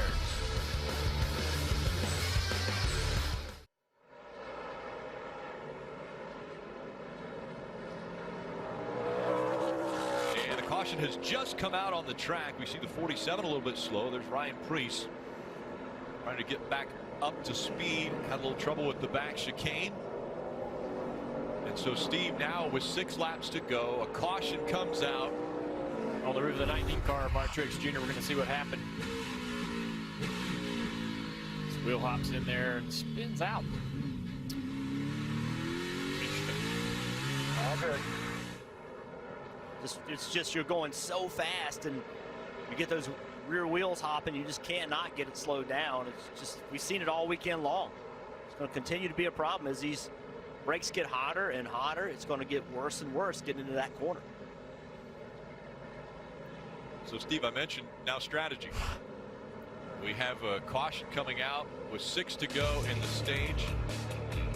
We know that there were going to be drivers coming before the end of the stage. This might be an opportunity, but at a road course, you always want to hit under green to have an advantage. Bluff City Law is one of the most inspiring shows of the new fall season. Jimmy Smits, Caleb McGee, they star in Bluff City Law, all new tomorrow on NBC. All right, Steve, we mentioned strategy. You mentioned before we went to commercial there, what's the decision? We talked about guys wanting to pit before the end of the stage, and you were right. You would prefer to do that under green, but now that the yellow's out, you still have to kind of stick with your strategy. So William Byron, I expect to stay on the racetrack because he has to try to get those all-important points, but right behind him, Kevin Harvick has advanced to the round of 12. He's locked in. Jimmy Johnson, it's winner only. I expect them to come on pit road. It gets much more difficult for cars like Keselowski in 10th, Almirola in 12th, Kurt Busch in 15th. What's the path for points for Kurt Busch? Stay on the racetrack and try to get a good restart, or come get some fresh tires? Well, it's decision time. Pit road is open. And we're going to instantly see who wants points and who wants tires. Those staying out, they want those points, but quite a few are making their way onto pit road. Dave. Jimmy Johnson gives up a good running spot right now to take on 4 Goodyear tires in Sunoco fuel. He called the balance respectable.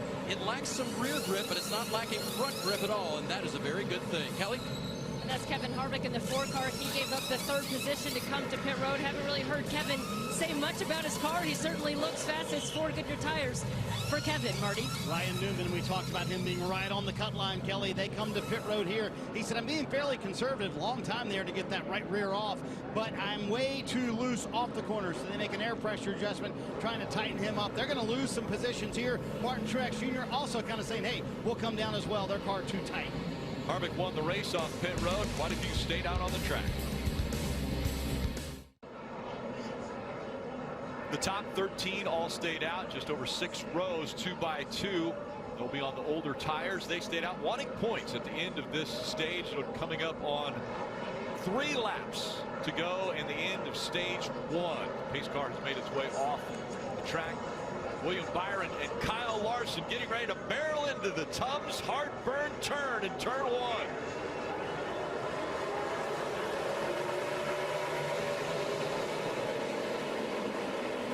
Oh, we got a car getting in the bay. We got many cars sliding into the Heartburn turn. Eric Jones is around. Alex Bowman is involved. The 48 of Jimmy Johnson had to stop. The 11, Denny Hamlin also there. Oh, Alex Bowman, he had restarted 10th there because they did not pit. He was in line to get some stage points and got in that wreck. A pivotal start for this team. Man, while this restart was happening, there's a car stopped over in turn 3 on the apron, and I thought NASCAR might abort the restart, and some of the drivers probably wish they had. There's Ross Chastain, the 15 car stopped. Yeah, he's sitting over on the turn 3 apron. Now let's see the restart.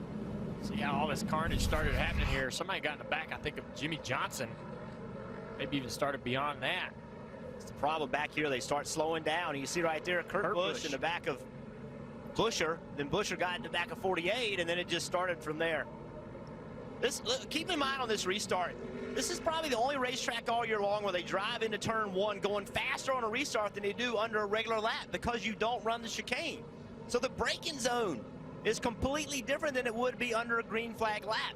It's foreign to them. Yes. Because they don't do it, during green flag laps. So when they get into this part of the racetrack going faster than they've been all day long, a lot of guys misjudge who's going to brake, how much they're going to brake. It's not that Kurt made a mistake. He just didn't think everybody was going to stop that soon.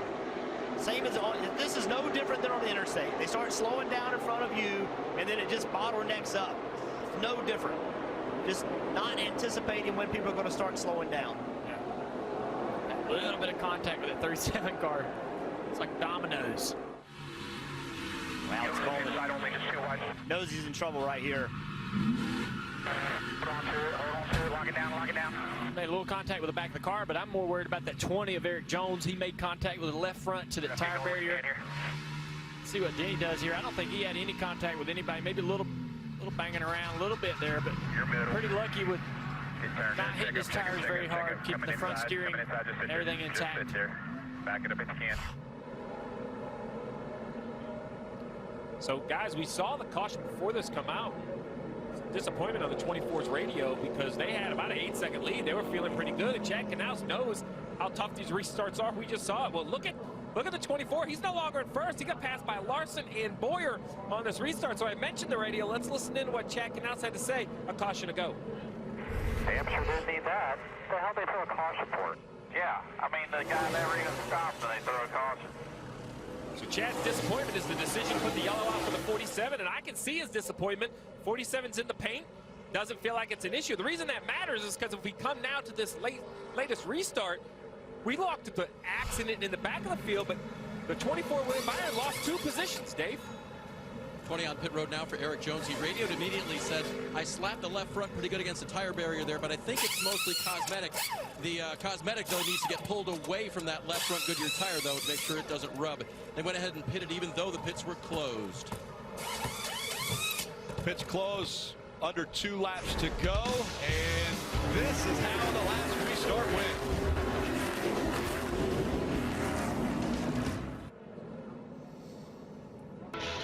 NASCAR on NBC is brought to you by Pizza Hut. No one out pizzas the Hut. Chevy Silverado, the all-new Silverado HD, the strongest, most advanced family of Silverados ever. Monster Energy, unleash the beast. And by Bank of America. What would you like the power to do? Well, tonight, Sunday Night Football from the Big Easy. Dak Prescott and those undefeated Cowboys going to visit Alvin Kamara and the 2-1 Saints. Coverage beginning at 7 p.m. Eastern with Football Night in America, only on NBC. So we covered all the wrecking on the restart, but William Byron had the lead and had a very big lead to this restart. You can see there's William Byron on the inside, Kyle Larson on the outside. Kyle Larson with a really good launch on the restart, and then drives into turn 1, gets a big arc into the corner. William kind of pinched his off, and that allowed Kyle Larson to get the lead. We thought Boyer had actually got by him as well, but the caution came out before Boyer got by him, so Byron actually is in second, not in third. But a great job by Larson using all of that racetrack to make the exit of turn 1 better. If you watched the Xfinity race yesterday, A.J. Allmendinger would restart the same way William Byron did, but move to the right to get that turn and that angle for that turn 1 on the inside, and that's something that Byron needed to do there. You see this is the final lap. We also saw the drivers involved in the incident. Let's go to Kelly. Yeah, and just when Alex Bowman had gotten a break, was back up into the top 10, he was involved in that. And when the team asked him how hard he hit, he said pretty hard, but they think he hit the barrier pretty square on. So they think there is some damage, but crew chief Greg Ives said they're only going to repair anything that will prevent the tires from coming on and off. They've kept him out there until pit road is open. But obviously this just gives up all that track position that he had gained by staying out while others pitted under the previous caution. Huge disappointment for Eric Jones, having to go to the garage. Came in this race in a must-win situation. He's got to be devastated. First 2 races of the playoffs ran very well and just didn't work out for him. What a round. Yeah. Round of 16 has not been good to Eric Jones. Well, it will be a tough day for Eric Jones. Remember, there's still 3 others that don't want to have the same fate. They want to make sure that they advance to the round of 12, that second round of the playoffs. Right now, Eric Jones not looking good. 3 others still fighting for their life.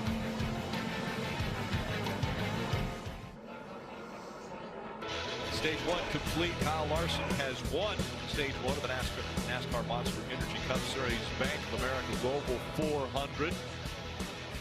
So a little bit of celebration taking place there, but you can't celebrate too early because you got to come to pit road, Dave. And Clint Boyer on pit road now, and they will change 4 tires and make a chassis adjustment on there. Clint wasn't all that unhappy with his car. He is happy they've gotten good stage points here, Kelly.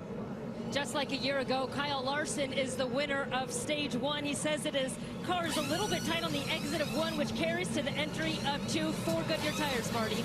Chad Knaus told William Byron, good job there. You gained 9 points. He said 10-4, I learned. Meaning on that restart, he learned what not to do with Kyle Larson getting the lead. He was very happy with the car. Obviously led 21 laps and wins the race off of pit road of those who pitted. Several, Rick, did not pit.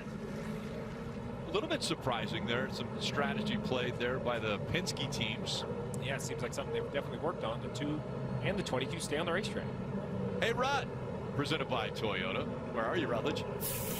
Rick, I'm down here on pit road. I caught up with Hall of Fame inductee and the Grand Marshal, Coach Joe Gibbs. Joe, it seemed like a real heartbreaker there, Coach. What happened with the 20 car? Yeah, the very first wreck really wasn't, Eric didn't have anything to do with it, but got shoved into it and punched a hole on the radiator. And I hate it for Toyota. I hate it for Craftsman and Stanley. It's just a heartbreak when you go through all this and get here. Eric, 2 years in a row, makes the chase and had things happen that were out of his control. It's crazy to see. In your experience, can you think of a harder track for drivers than this Roval? No, I think this is a real challenge. Yesterday in Xfinity, it was a wild race with a lot happening.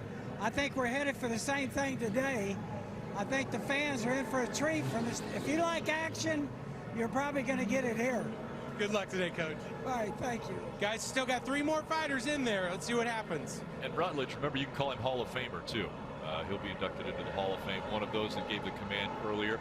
All right, Steve, so with the finish of the first stage, that now adds some names in yellow that will advance to the second round. Well, unfortunately for Eric Jones at the bottom, we can put his name in red because the 64 points and in the garage. He's not going to advance. So basically, the top 6 are now advanced, locked in. It's Chase Elliott to Kurt Busch, 7th to 15th. It's a points battle. It's all about positions on the racetrack. And when you talk about positions on the racetrack, the 42 is going to have a little bit of trouble. We're hearing they have a penalty for pitting outside the box. Is that what we're hearing? Pitting outside the box. So we're going to see right here, the gas man's plugged in. They're taping on the front. You can't be working on the car. Oh, yeah. And he's trying to get tape off the front of the car. I guess NASCAR is going to consider that working, which is fair. He's trying to provide work as the car leaves the front line. So that's a huge penalty. That is a big penalty because that's a lap. Yes, that's a lap. He's going to have to come down pit road and give a lap back. That's like the worst penalty you can have almost on pit road, Marty. The 2 Team Penske cars up front. The key part, they just locked themselves into the next round. So both Paul Wolfe and Todd Gordon playing a little strategy for Joey Logano and Brad Keselowski. The theory here, Steve, they'll stay out until about lap 38 or so. That's when they'll come down pit road. Then they'll come down pit road at lap 68 or so and try and do this race on 2 stops. Hey, you're locked into the next round. Why not? Well, throw caution to the wind as the field now approaching the Geico restart zone. Again, it's Penske drivers, Logano and Keselowski side by side.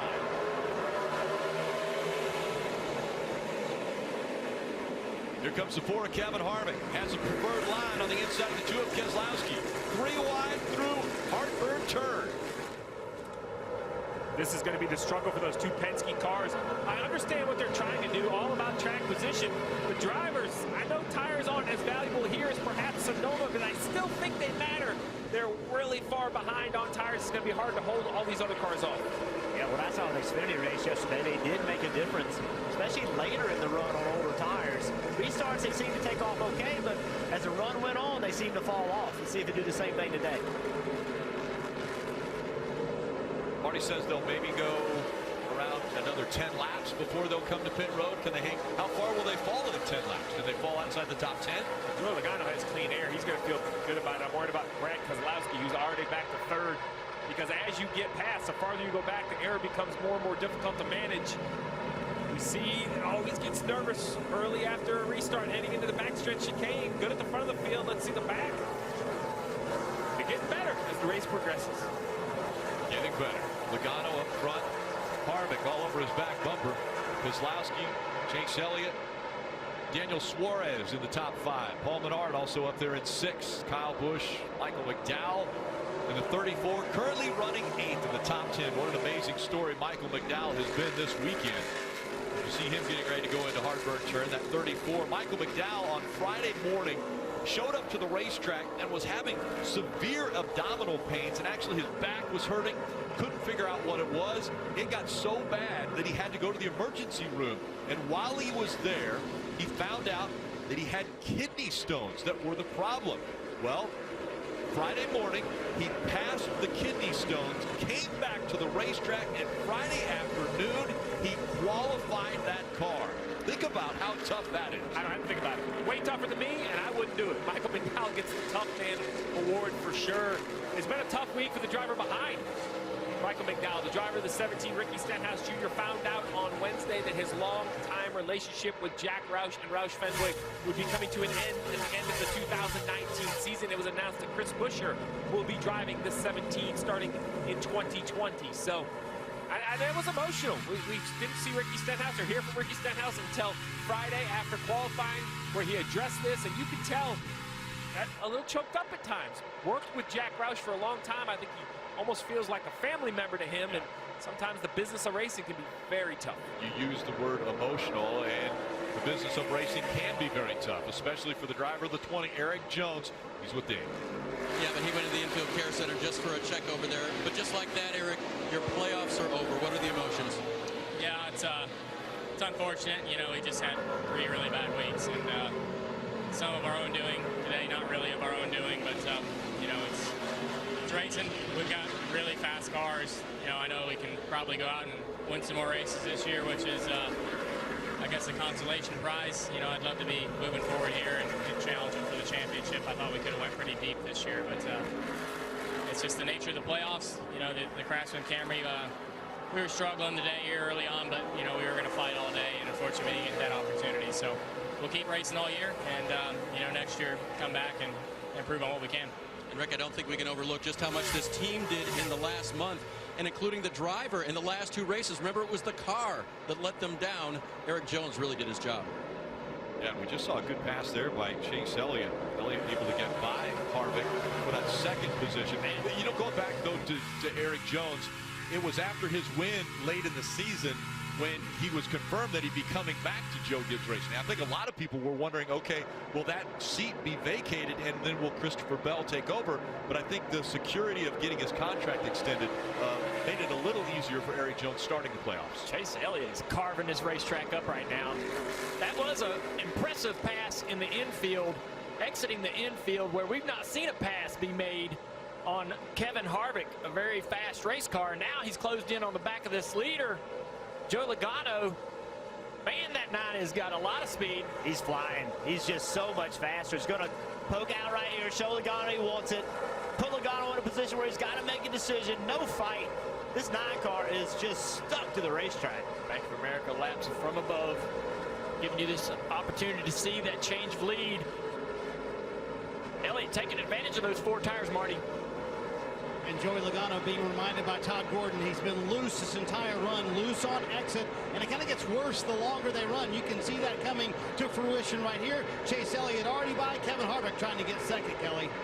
Yeah, as you said, does Chase Elliott now running up front. His crew chief, Alan Gustafson, had a lot of confidence when I talked to him this morning. He said Friday was sort of a disaster for this team. Chase was not happy, but he said Chase is a calculated driver, and he didn't really have a good game plan for the track. But he came back Saturday with that game plan, and Alan said he was motivated. And when he's motivated, Alan thinks he's capable of anything, including winning this race. And a great move there to grab the lead. So Chase Elliott out front now. He's starting to expand that lead. Logano running second. He's 1.2 seconds back, but Logano now has problem of the 4. Kevin Harvick able to get by him as they went through Heartburn Turn. You see this battle right here, this 2 car holding up these cars. He's got a problem, and we know why. Watch this right here. Big lock up on the right front. Coming into that braking zone on the front straightaway chicane. He's really got these guys held up here with that flat spot at right front. And cars continuing to freight train by the 2 of Brad Keselowski. That strategy that they want to employ. He's still about 6 laps away from coming in. And he's taking care of that right front tire, sliding it that long, put a big flat spot on it, and could blow that tire out. He's got to get more laps on it, really taking a huge risk there. And you can see the pace isn't there. He's got an issue, I believe, with that car. Got a tire issue, maybe coming to pit road sooner than before. Here he comes. And that's on the banking of the racetrack. That's where he really had to watch his speed, because at that high speed, that's where that flat spot could really blow that tire out. So very smart by Keselowski, just recognizing the problem, trying not to make a bad situation worse. Cannot be in denial of this situation, accept it and get it fixed. Heard coming this time. So now he'll make the left-hand turn, get on to pit road as opposed to going through the chicane, Marty. And just couldn't deal with that flat spotted tire any longer. This might throw out the window the strategy they were going for. Lap 32, probably too early to make it connect to the end of the race. Another thing that's really been bothering him is that he's had trouble seeing out of the windshield. He said early on he just got some stuff on the windshield. They're going to pull a tear off here almost immediately. They're going to give Brad a fresh bottle of water. Car's been fairly good, a little bit too free, but Keselowski hitting here lap 32. We'll see if they can make it work for the rest of the race on one more stop like they originally planned. Bottled water, remember, heats upwards of 94 degrees here in Charlotte. Extremely warm for this time of year.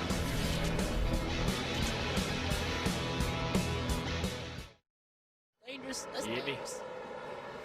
What a beautiful view of this facility, the Charlotte Roval, brought to you by Mullen Kiatu K50 electric automobile. Next week in the playoffs, they're going to head to Dover, which will mark the 100th Cup Series race at the Monster Mile. And at Dover's 50th anniversary celebration, you know, it's a weekend you don't want to miss. So visit NASCAR.com/tickets. Join us at Dover. Take a look at the temperature here, Steve. Over 129 degrees. Look at that. That is warmer than I would like. Yeah. I mean, it's almost October. I think it makes it worse. I'm in the middle of the summer. I really do. I think in July and August, you can say, you know, we know it's going to be hot. It's the summer. Your mind thinks that the kids are back in school. It's the fall. We're ready for it to cool down. In perspective, if you go into a sauna, which normally you could sit in for maybe 5-10 minutes max, those are about 150 degrees, so very close to that. And these guys will be in the car for 3 hours. You just wonder, Jeff, you know, who looked at the weather, who planned ahead. Like I said, I think it's right in the front of your mind in the summer, but at this point in the season, you just don't think about that as much. Well, on top of that, this racetrack, with all the added heat from the transmission, the rear end, all those things that you get on a road course, the brake rotors, all that heat gets inside the car. So, you know, a 94-degree day at one racetrack inside the car isn't the same as at another racetrack because of the heat that gets radiated inside of that race car, Kelly.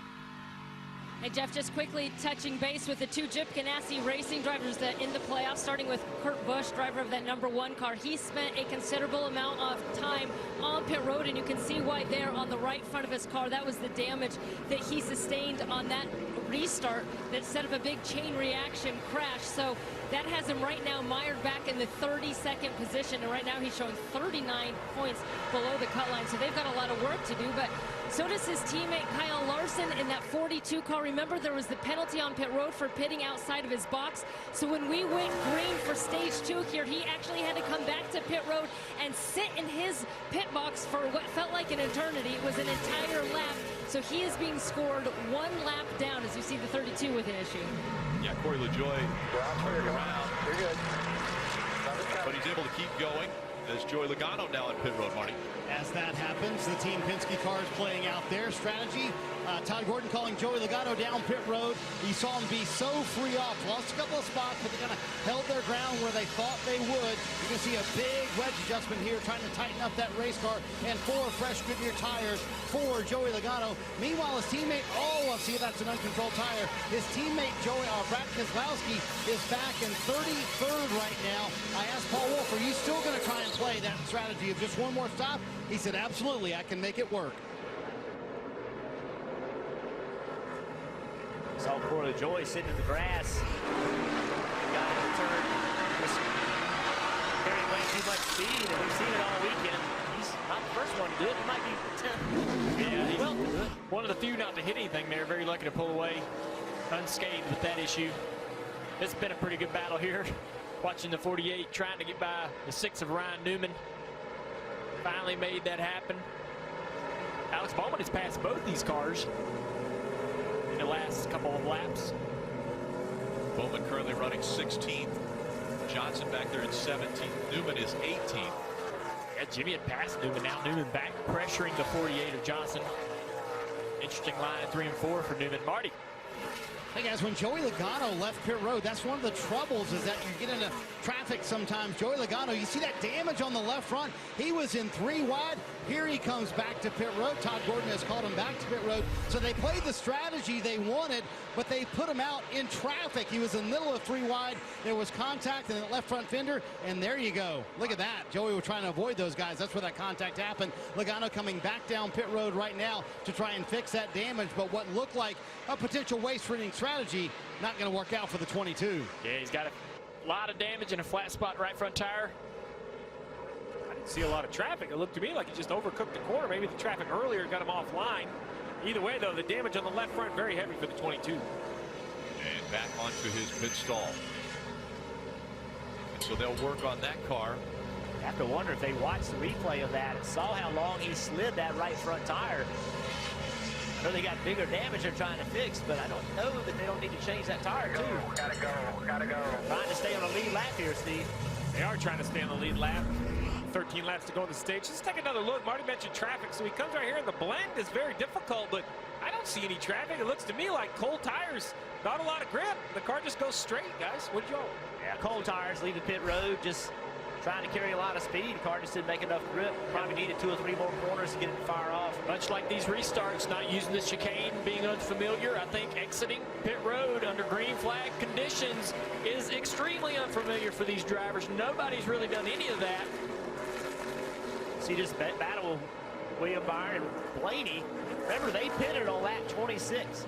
They both finished very well in the first stage, along with Clint Boyer. Clint Boyer's made himself up to 9th. These 2 guys have made themselves to 12th and 13th. Blaney, Byron, and Almirola, they're on the same schedule. They're running right now 12th, 13th, and 14th. As you mentioned, they all came to pit stop on lap 26, as well as Boyer. He's currently running 9th. Good side-by-side battle there, and we go for that fight for... Wake up. There's a lot that needs to get done today. Small things, big things, too hard to do alone things. Day after day, you need to get it all done.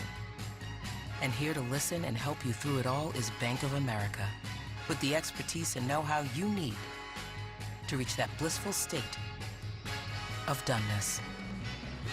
So let's get after it. What would you like the power to do? Okay. Can you go to Alan, please? Attention passengers of flight AJ3004. Your flight has been delayed.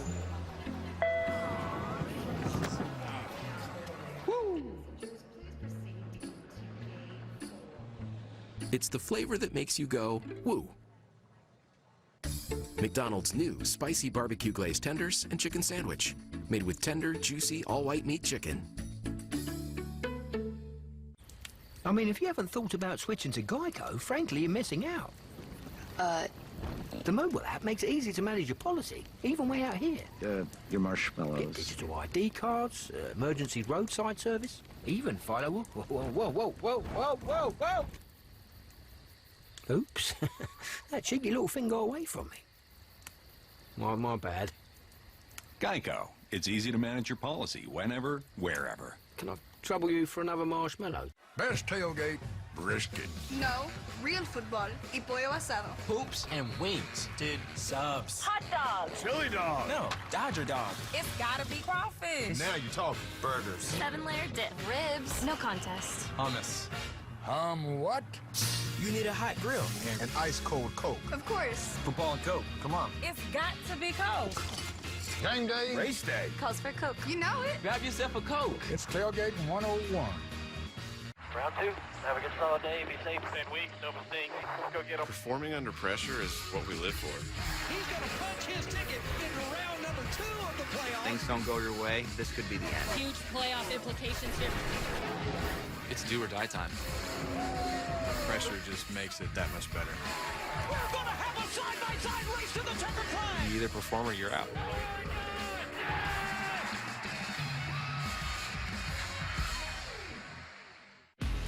Dak Prescott and the Cowboys face Alvin Kamara and the Saints. Predict what will happen with the new free-to-play game Sunday Night 7 on NBC Sports Predictor. With $2 million in cash prizes this season, $100,000 guaranteed each contest.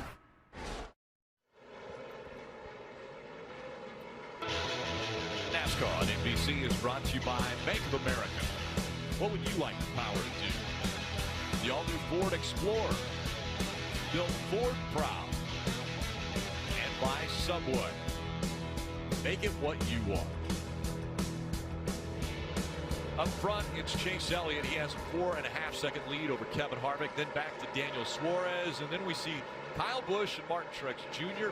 a little bit further back from them.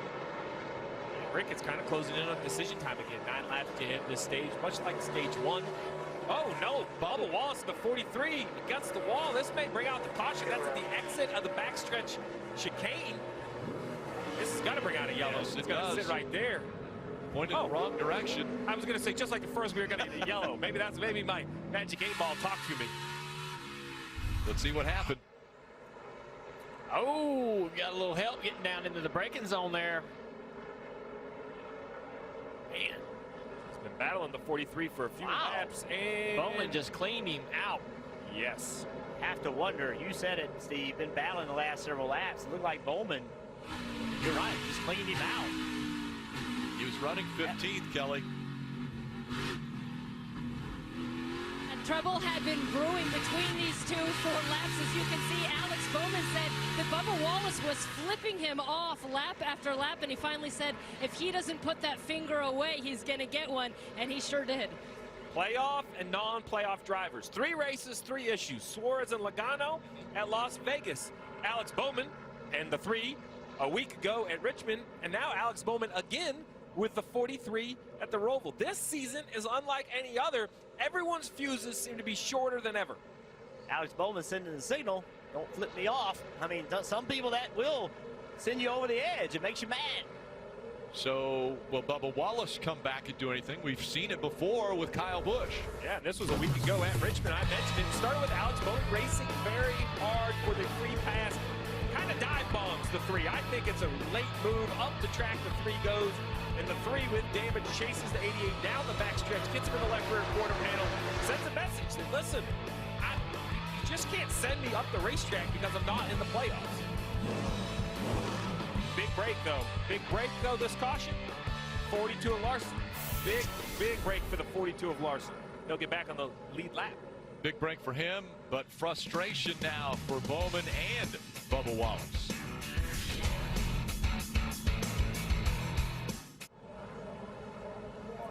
Coming up on just 7 laps to go into stage 2. You're watching NASCAR Monster Energy Cup Series Bank of America Roval 400.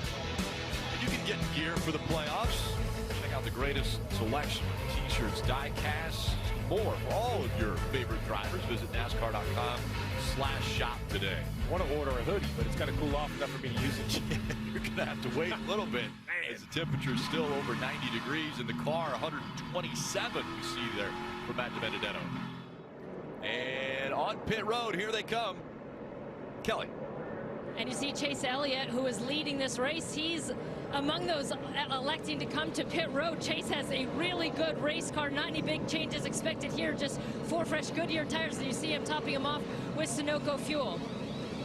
Kelly, a little surprised Eric Almirola comes down pit road. They got 4 stage points last stage by staying out, but this time they come down pit road. So the car's been too free off of exit most all day long. At the very front end of pit road, William Byron here. He led 21 laps early on. Car's been pretty good, a little bit too tight as he's run throughout the run. 4 fresh Goodyear tires for him.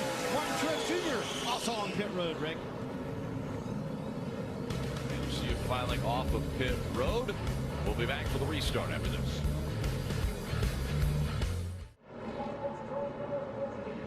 Seven laps to go in stage 2. The cut race for the round of 16 at the Roval, and a huge call by crew chief Alan Gustafson for Chase Elliott leading the race. The yellow comes out.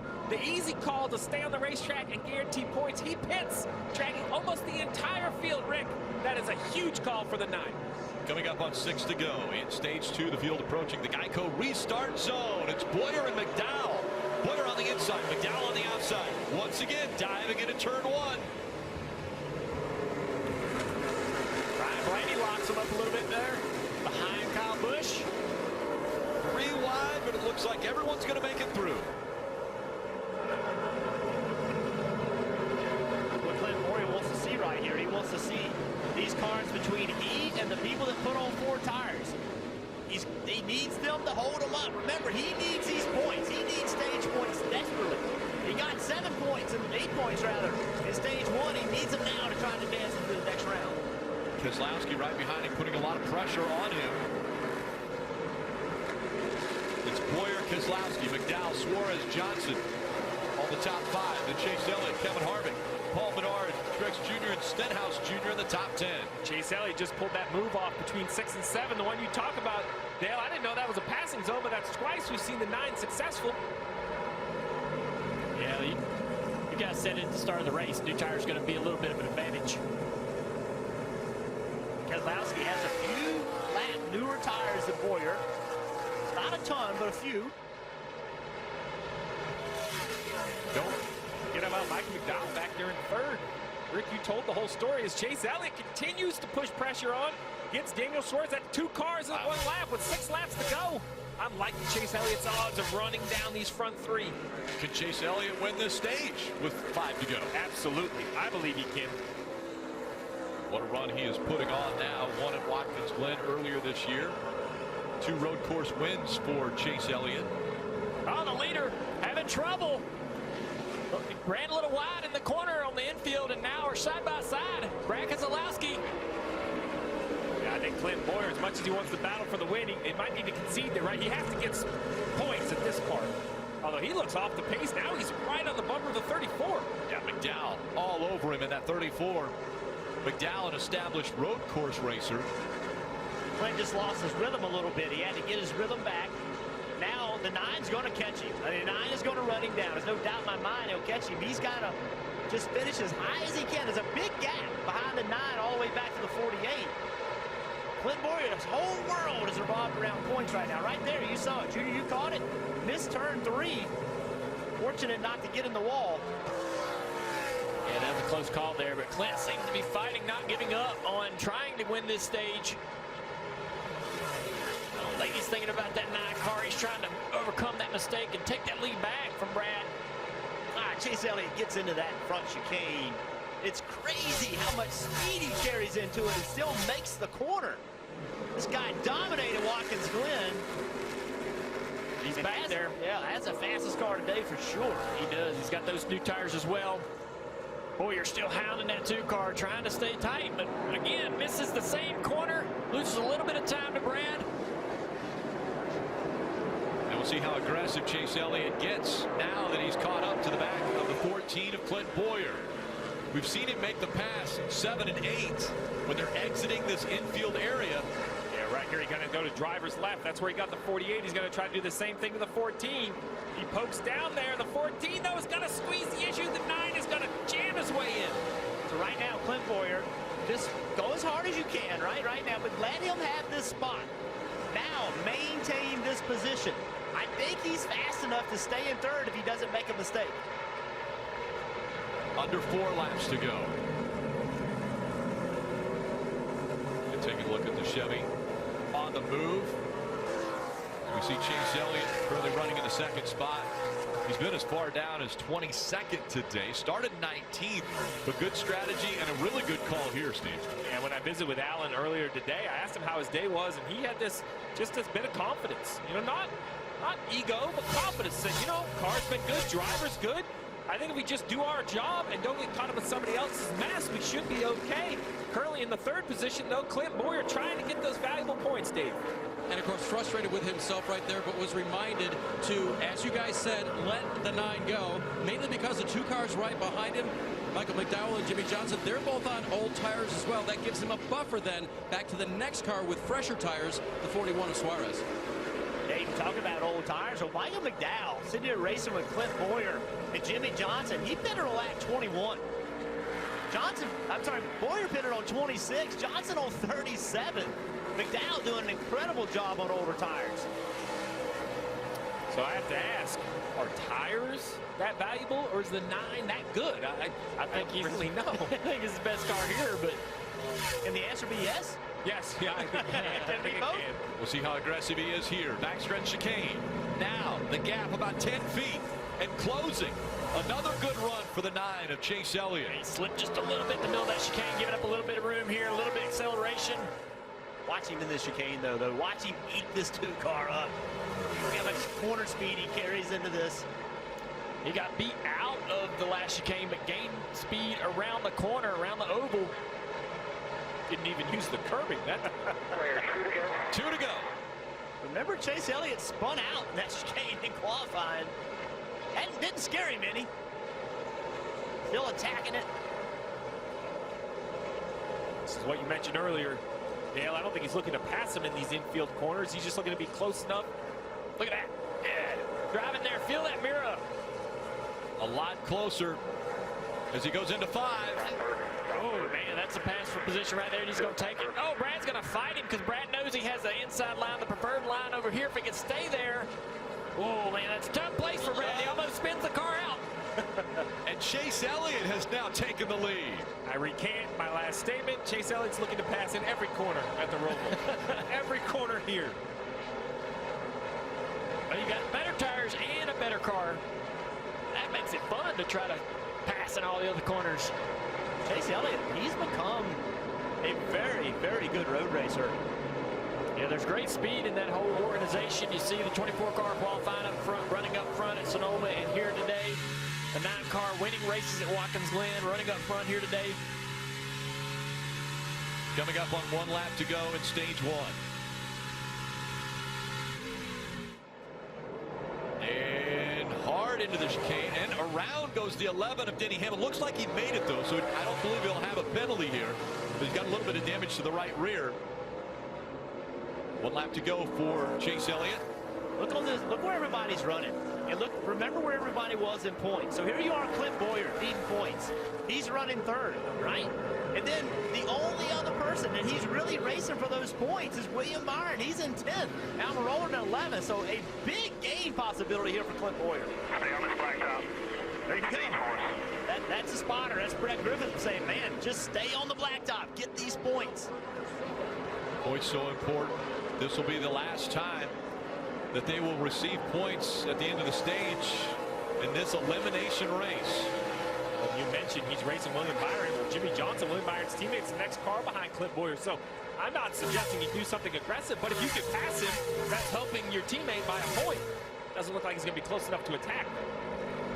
Final time through the backstretch chicane for the 9 of Chase Elliott here in stage 2. Be smooth, no mistakes. Stay on the blacktop. The points. Just be smooth, don't be greedy. I love that. I love that from his spotter. This great. Remember, Clint's an upbeat guy, right? But sometimes you got to bring him down a little bit. What's the goal here? Chase Elliott has won 5 races. He's won stage 2, and 3 of those 5 he'll win stage 2 here. Can he go on to win at the Charlotte Roval? Well, that will be the goal. As stage 2 has come to an end, it was Chase Elliott getting the win. Brad Keselowski held on for 2nd. Boyer was 3rd. Those valuable points that he was looking for. Jimmy Johnson, Kevin Harvick in the top 5. We saw the 11 of Denny Hamlin. He was around in this backstretch chicane, and that is why. Caboose trying to go back to the right, spun around. That's what it felt like to ride with him. Chase Elliott wins stage 2. Pit stop's coming up.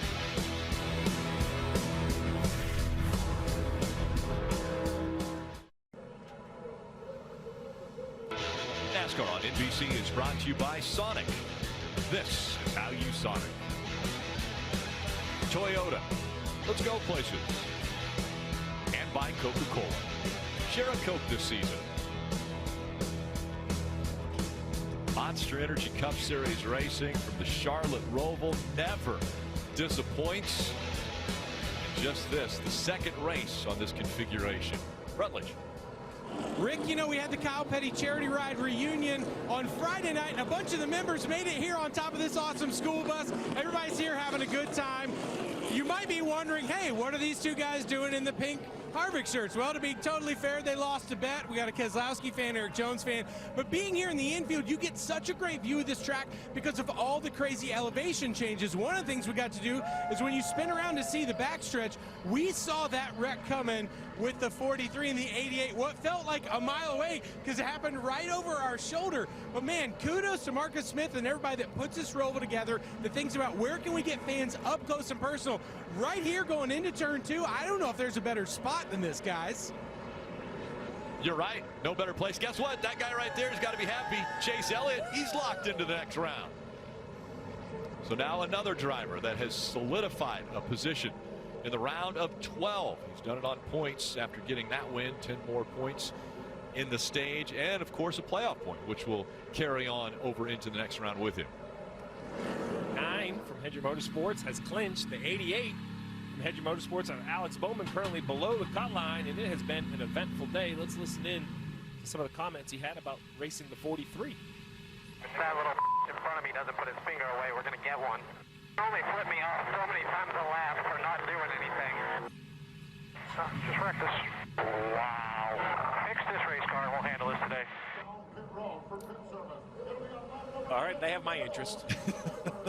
So you're saying that we should watch the 43 and 88 anytime they're near each other on the track? They're near each other. I'll make sure we put a camera on it because you could hear the disappointment from Bubba Wallace. But this goes all the way back. Remember the first lap down the backstretch, these two kind of were banging off one another, and then they raced on the Roval lap after lap, and finally the 88 kind of just turned the 43 around. Here we see the 14 of Clint Boyer. Mission accomplished, points awarded, but you see all the cars stay on the racetrack, Dave. This is going to cost a lot of spots. Yep, they're going to pull a little tape off the front end for part of that, and they're going to put 4 fresh Goodyear tires and Sunoco fuel. But you're right, 16 stage points earned on the day. They told me before the race started, points all day. They've got to get them. They've gotten a bucket full so far.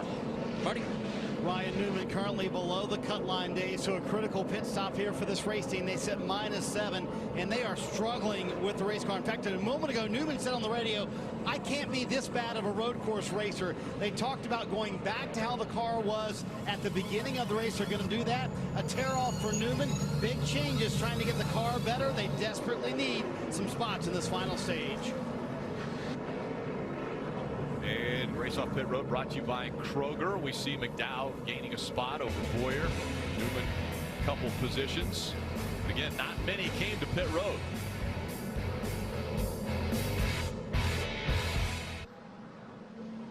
A lot of emotion already today in the NASCAR Monster Energy Cup Series Bank of America Roval 400, and we haven't even got to the final stage, which is coming up next. Let's go first, though, to the Mobil 1 Peacock Pit Box and Chris Devona. Well, Rick, at the start of the day, we told you this could be the toughest race of the year. Let me sum it up like this. A driver who 48 hours ago passed a kidney stone just finished that stage in the top 10. Some storylines to follow in these closing 50 laps or so. Jimmie Johnson, could he be on the verge of his first win in over 2 years? If he does, you'll want to be here for the celebration. Right now, they're all chasing Chase. The winner, only one of the stories. At the end of the day, the bottom 4 in the playoffs, their title hopes are done. We will see you after the race from Victory Lane with the winner. Yeah, thanks, Krista. And we know that Eric Jones, he's out.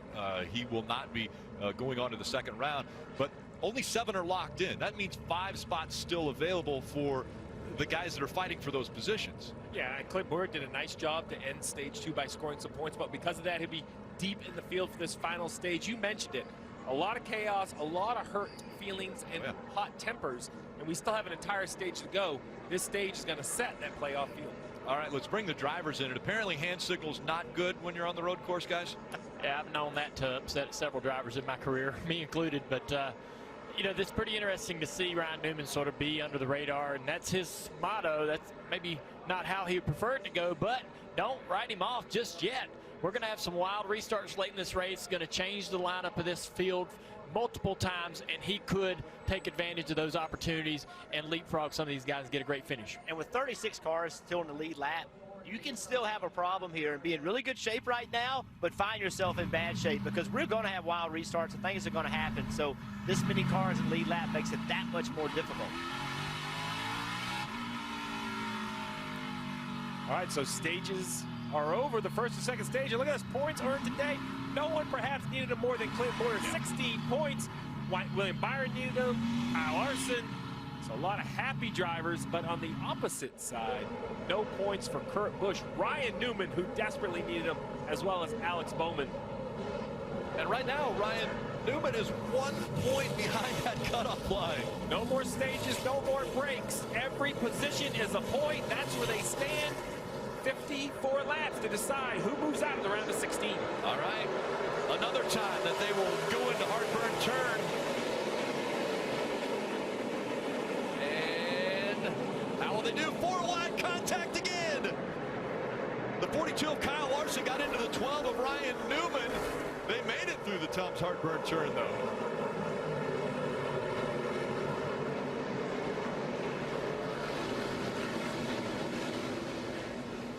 And now Chase Elliott has surged ahead of Brad Keselowski.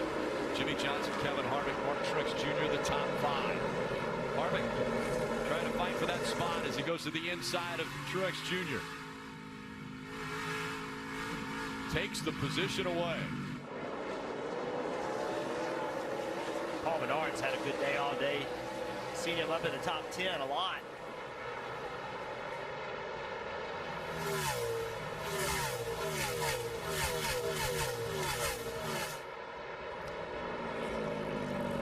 Through the backstretch chicane. As Krista mentioned, Jimmy Johnson, keep your eye on him. Currently running in the 3rd position. He's got a little bit better tires than that 2 car in front of him. Brad Keselowski trying to put the pressure on in that braking zone. The backstretch tries again. Not quite close enough. That damage on Jimmy Johnson's car is not doing it any favors. I know it doesn't look too bad, but any bit of loss of front downforce, that hurts your braking power. Car will not slow down quite as well without it.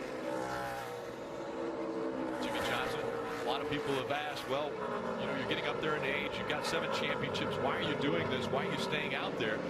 He said, I want to win. I am competitive. I know I can be competitive, and I am not going out of this sport like this. I won't go out when I'm struggling to try to find wins. So he is determined that he will get another win in the Cup Series, and hopefully he's thinking that he can run for a championship. Look at this on Kyle Larson, 3 wide. See Ty Dillon making a 4 wide. Logano with an issue. He's in a Larson's on the side of Blaney. Too much going on to even cover. It's just crazy. Look at this restart. So again, everybody slows. Look how slow they're going. The guys behind them, they're just standing in the middle there, jumping up on the outside. 4 wide. I mean, this is some of it's survival. Some of it's just trying to find a place where you're not going to get run into. Yeah, they're just getting out of everybody's way. There's no option to jump to an outside lane or inside lane and gain a bunch of spots like you might have at other road courses. Just trying not to get wrecked. I was going to say, look at the points right here. You see some smoke out of the 43, the 14 a point above, the 6 a point below, and they're nose to tail on the racetrack as they try to work through traffic. A big crossover. That was a 14. That was really smart. He actually had an opportunity to challenge into the braking zone and go side by side on a 43, but he waited and allowed for that crossover to happen and play out. What a great move by the 14 there. Dave. And he is one of the better road course racers, has been this year as well. They knew their car was fast, but they've had to play the points game all day. Now, as you guys have referred to, it is pretty much reset. It's finishing position. He's got to stay ahead of that 6. He's got to make sure that he gains points over Newman and the others that are right around him, Marty. And Dave, Ryan Newman knows exactly what's going on. He asked under the last caution to his crew chief, Scott Graves, what's the point situation? Here's what they said on the radio. So we can be 6 spots behind the 10. That's our number, 6 spots behind the 10. The 12 is the next closest, so we'd have to finish ahead of him. The 14 is in play also, but we have to finish ahead of him. So Ryan Newman knows what he has to do with a car that has struggled all day long. Newman has made magic in these playoffs, just getting into the playoffs, and he knows he's got to get some more points right now, 1 below the cut line. With every point or position picked up, we get a little closer to a situation coming up which we've had before where people can be tied for that last transfer spot, and it goes back to the best finish in the round by that driver. Watch that 14 could have dove into the inside of his 43. He waits and then allows this crossover to happen because he sees the 43 is out of position for that entrance to the chicane. Like, hey, I won't pass you there, try to pass you there. Things could get ugly. speaking of ugly, look at this. I mean, it is crazy back here. Clint Boyer trying to be aggressive to work himself up through, but afraid he's going to get in a wreck. I mean, they were too wide going into turn one. I mean, this is just crazy racing. I think he wants these guys to be battling and slowing themselves down. Easy pickings, I believe, once he gets to them. He just has to do the same thing he did in that chicane, is position himself offline. He's trying to do that right now to get to the inside of 37, and he's going to be able to do it. As they run, the 14 of Clint Boyer, 2 points above the cutoff line. And Rick, with 52 laps to go, let's just remind everyone, a pit stop still required to make it. So all of these guys, while we're talking about the positions gained, everyone will still have to come to pit road at least once more. And as that 14 gains spots, you can see Newman in the background furiously trying to gain spots as well. He knows things are dire. He has to go forward in this stage. Yes, for every car that Clint Boyer passes, Ryan Newman will have to pass also. Here we see Michael McDowell just in front of Bowman. And now the 8s goes by as well. So Daniel Hemrick also clearing Bowman. This day has just been awful for this 88 car. No speed. And then kind of a poor decision right there, pushing the issue, trying to make a pass that actually cost him a spot. Bowman struggling to stay up inside the top 10 for 20. Actually, he's 24th right now.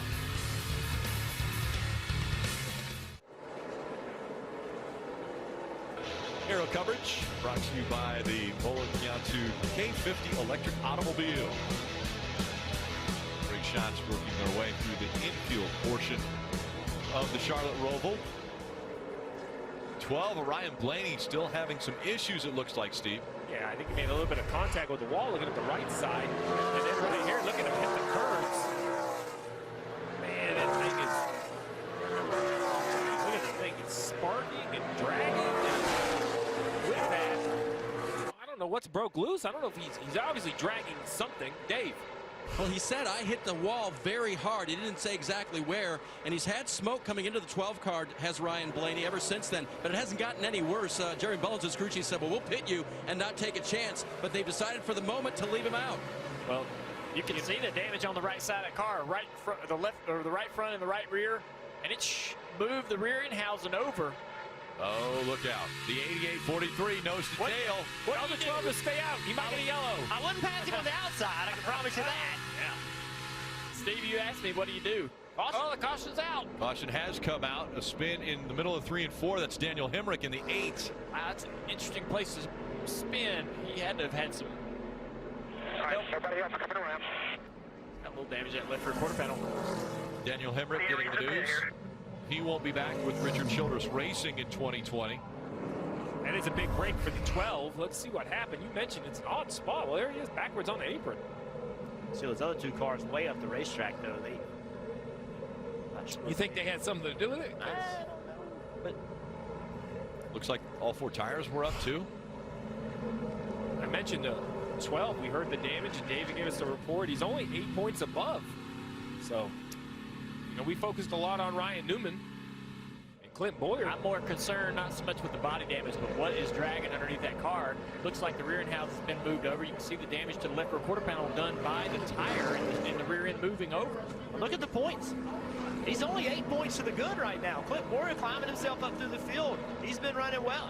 Listen, this right here, they're going to have to get this fixed, Steve. I don't know what the problem is, but they are not locked in. They are in a battle. And this is the time. You know, there's still 48 laps to go. Don't worry about losing time on the racetrack or positions. Just stay on the lead lap, come to pit road, and try to find out what the issue is here. I would even come perhaps the first time, even if pit road is closed, because what if it's something I'm not prepared for? Maybe I could come up with a little bit of a plan, pit him the second time. This drop, we'll replace it, but we got to at least figure out what we got going on here. If nothing else happens, tools ready to take that one off. Talking about a strut, I'm thinking a strut that's a brace for the track bar mount. Yeah, Jeremy Bullins, I believe, was the crew chief we were hearing there. So pit road is open. Expect the leaders to stay out somewhere around 14, 15. Someone's got to come get some fresh tires. We know Blaney's coming. So Blaney comes, and We're also seeing a couple others decide. Ty Dillon in the 13 comes the 43. And look who's following the 43 on pit row. That's Alex Bowman. Dave. And part of the significance, Rick, is that he gave up 11th position, did Ryan Blaney. So obviously the problem, they had to come to pit road, but they were in a good spot, decent strategy-wise up to this point. They'll go to work back there, see if they can fix it, Kelly. And Alex Bowman in that 88 car, they didn't really have much to give up. They were running in the 23rd position. So you see they brought Alex to pit road, and he'll get some fresh Goodyear tires as well. Right side of the 12 looked pretty standard to me. It's just some body cleanup. Let's see, we go over this left side underneath the car. There we go. Mechanic has found an issue. Jack stand underneath there to try to be careful, keep it safe. Looks like, as you mentioned, that strut, left side of the housing, maybe to the truck arm. We'll come back after commercial and check on Ryan Blaney.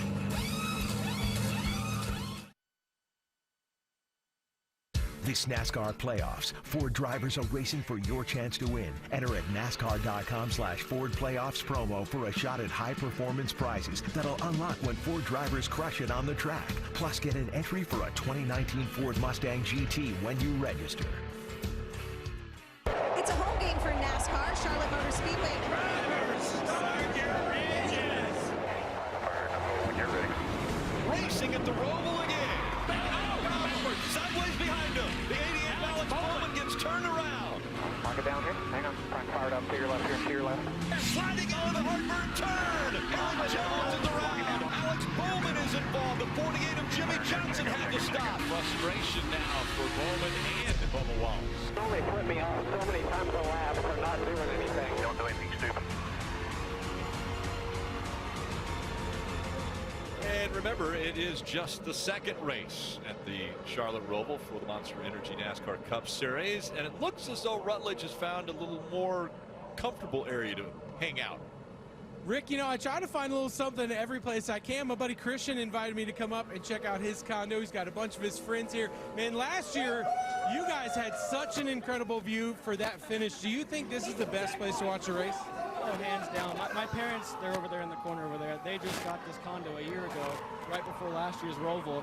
And everyone knows that race was insane, more than insane. So we're kind of hoping for the same today. But, I mean, it's the best place to watch, I think, and they all love it. So it's a good time. It's a great place. I love seeing that reaction from everybody in there last year. Who's your money on this year? I said Kyle Larson before the race. I don't really know why. I just said Kyle Larson, but Chase seems pretty strong too. So yeah. Well, good luck. Hopefully we'll be seeing somebody. But a bunch of his friends said you can watch people get so close to that last little barrier there before you get on the front stretch. That big Las Vegas one. I can't believe nobody's hit it yet, guys. Rutledge, will we see you anywhere other than that suite? You know, they have a lot of refreshments up here, Rick. I'm undecided yet. Enjoy yourself. It looks like they're having fun as well. Getting ready for the restart. It'll be 45 laps to go. Dave. Real quick, the 12 of Ryan Blaney, they were not able to get that strut back on. Steve, the strut that it is the one that goes from the rear end housing to the left truck arm. So he was told it's going to beat that truck arm up pretty good. Can you describe? Well, so basically, we've seen how just aggressive the curving and everything is. So there is a strut. It's just a straight piece of metal that goes from the truck arm to the rear end housing to keep everything from stretching. Well, there is about 3 inches of the strut. It's probably a foot long. Broke in half, which tells me it's trying to bend. That strut was being used so much that it actually broke. It'd be interesting to see with 46 laps to go if that car can mechanically stay together without that strut, or if they try to repair it if we do get another yellow. Can it stay together, Steve, and have enough pace to get himself back into this playoff battle? Right now, 19 points below the cutoff line for Ryan Newman. Back up through the gears they go. It's Chase Elliott, Brad Keselowski, and another great restart for the Ford of Kevin Harvick. Smoking the tires, and now he's going to miss it. He gets into the wall. Race leader. Chase Elliott into the wall, and the caution will come out. Unbelievable. I cannot believe that.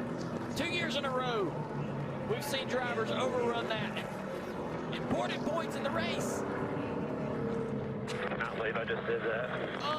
Unreal. Remember, he launches right here. He's going faster right now on the restart than he is at any other point during the race, and just gets into the corner too deep. Has the front tires locked up. It's never going to turn with the front tires locked up. Major impact. It's just such a foreign thing for these drivers to be carrying more speed on a restart than you are on a normal lap. He is so lucky. They just clinched into the next round of the playoffs at the end of stage 2. 2 years in a row, the race leader has dove into turn number 1 and slammed into the wall. This time, Brad Keselowski said, oh, no, I learned this last year. I'm not going in as deep as you this year. You can't tell me this isn't the most challenging racetrack.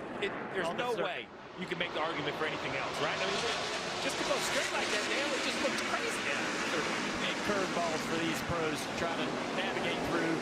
Like you said, Jeff, carrying so much more speed into that corner on these restarts than you do all day long running a typical lap. So why? So here you go. So the chicane, you see the chicane where it says Toyota? That's where they run. They run through there on a normal lap. But right above it is the restart zone. So they actually launch out of that restart zone and carry more speed than they do when they come out of that chicane. So every other racetrack, they're going slower when they approach turn 1 and restart. Here you're going faster. And also, I don't know anywhere where there's a corner that's this tight and this slick. Dale, you said it. This was the oddest thing you have seen in racing. This is a year ago. That's why I mentioned Brad Keselowski, because it was him a year ago. Accelerates, gets on the brakes, completely straight. Brings the 42, the 21. I mean, you see the 42 isn't going to make the corner regardless if the 2 makes it. I had never seen anything like that a year ago, and I just had convinced myself we wouldn't see it this year, right? They had learned. It's the second time. But Chase Elliott is an outstanding race car driver, and you heard the radio. He couldn't believe he did it. Well, fortunately, it is true, but as you mentioned, locked in. That effort in the second stage has made this be more of an embarrassment than a costly penalty. You can make the argument that he was off lines, dirty racetrack, but he wasn't. Kelly? You can see Kurt Busch there in the number 1 car coming for 4 tires and fuel. He was in the 11th position. I'm not sure, Steve, if this puts him in the window to go to the end of the race. But it's going to be 4 Goodyear tires nonetheless for Kurt Busch, Dave. And another chance to make a speedy repair on the 12. Here's the deal. He was asked, the mechanic was asked, if you don't get both boats started, don't start tightening one. If you can't get them both, just take the whole thing back off. So they're going to try to do it here, see if they can make it happen, Kelly.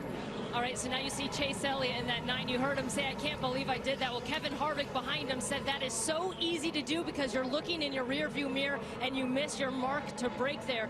The plan is to just push that hood down, get some tape on it. They think they still might be okay on clearance on the tires, but they gave them or will give them 4 fresh Goodyear tires nonetheless. It's really just the hood damage that they're most concerned with now. Miracle, the radiator is still in it. I'm guessing that there's an executive in Tums right now saying, told you guys, that would be a good rebuy this year. Call back. Call back. We'll take that every year.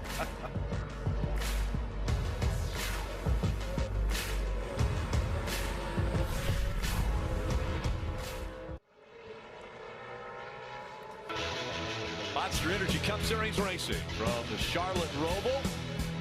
Under 44 laps to go. And guess what?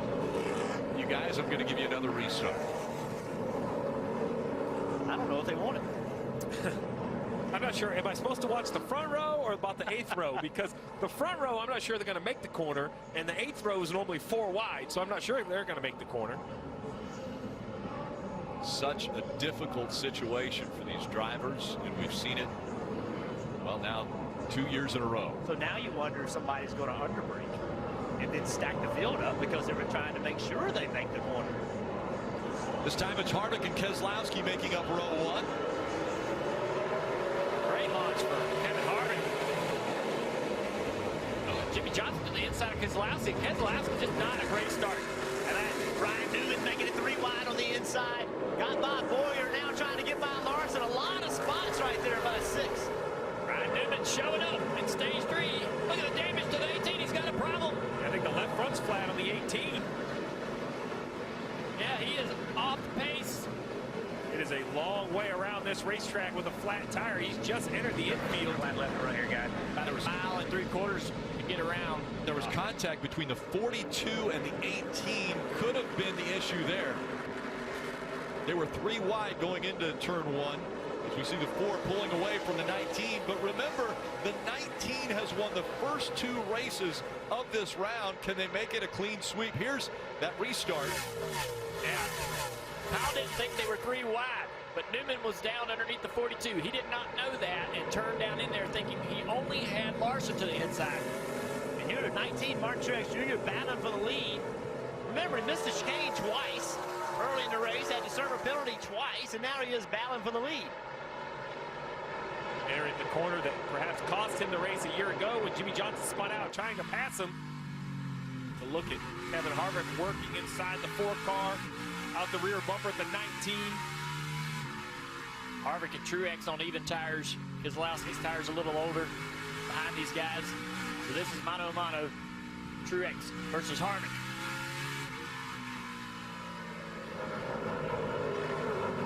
And Steve, once again, the pit window around 36 laps. We're still outside. Nobody can go all the way to the end. Yeah, Kelly mentioned if that was inside the window. No, they pitted outside the window. It would take a rash of yellows for these guys to save it.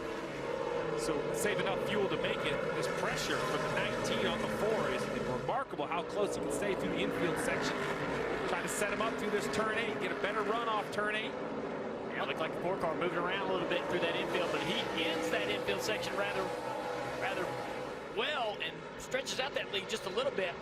You wonder how much confidence Martin Truex Jr. has in his car entering the chicane, right? He had so much trouble there, had trouble in practice as well. You wonder, yeah, he seems to have confidence there. He's going to move into that braking zone. But, you know, I'd have to second guess myself. You know, I made a mistake in there twice. Can I drive it there again and not get it wheel hopping? And 19 got into the braking zone. Marty. I can tell you he's got a lot of confidence in that backstretch chicane. What he doesn't have a lot of confidence in, turn 8. You guys mentioned it a moment ago. That's coming into NASCAR turn 1. That's what Truex said Harvick is much better than him. But they've had a very good car all day long. Cole Pearn saying, hey, if we get you track position, I think we can win this thing. Here we are with 41 to go. Truex sitting in second, the road course master, trying to deliver another win. 18 car of Kyle Busch has come to pit road to get the new tire. Guys, I know this is going to sound crazy. After the accident, Chase Elliott has passed 12 cars since the restart. So we saw them come in and make repairs. I thought the car was killed. There was question up here how much damage. They put some tape on that 9. He's all the way back in the 19th position, running lap times that would easily put him in the top 10. That's a great shot right here to show you the different ways guys are attacking this racetrack and what lines they're running. It's so new to the entire series that you'll see a lot of different variances between how guys are approaching it. Kevin Harvick really did an amazing job in the infield course there, putting a lot of time between him and Truex.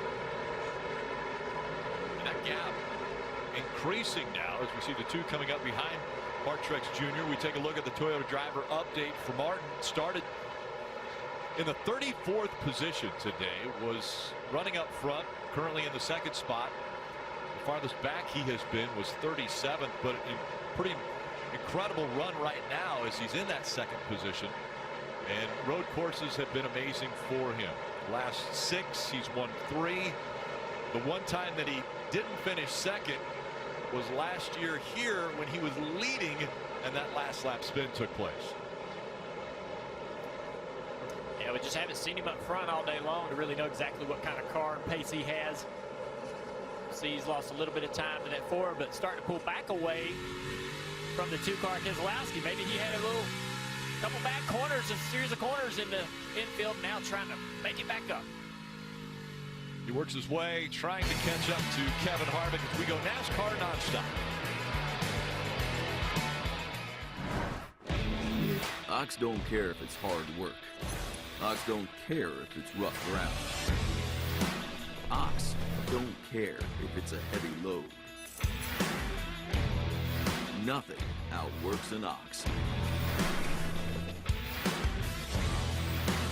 The Ox from Tracker Off-Road.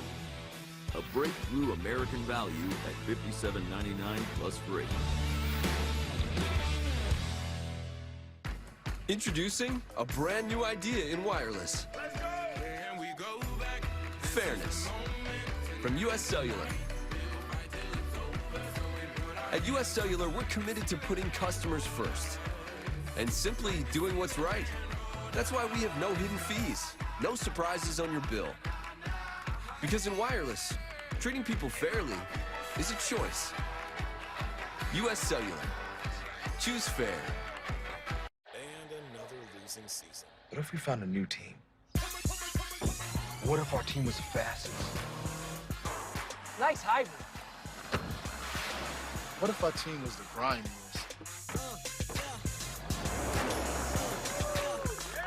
What if our team was the biggest and baddest?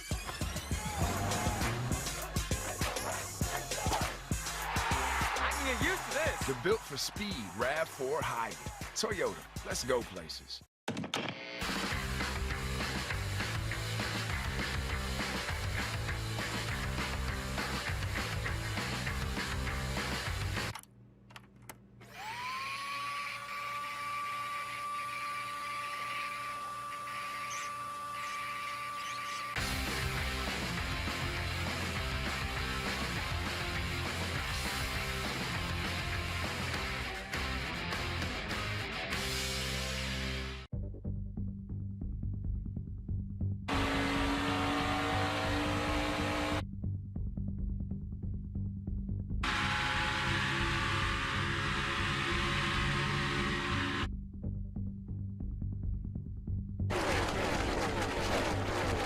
If you don't get goosebumps,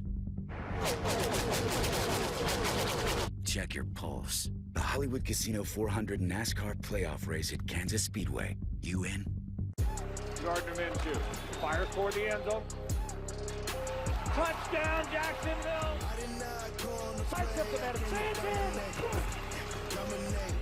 An incredible one-handed catch!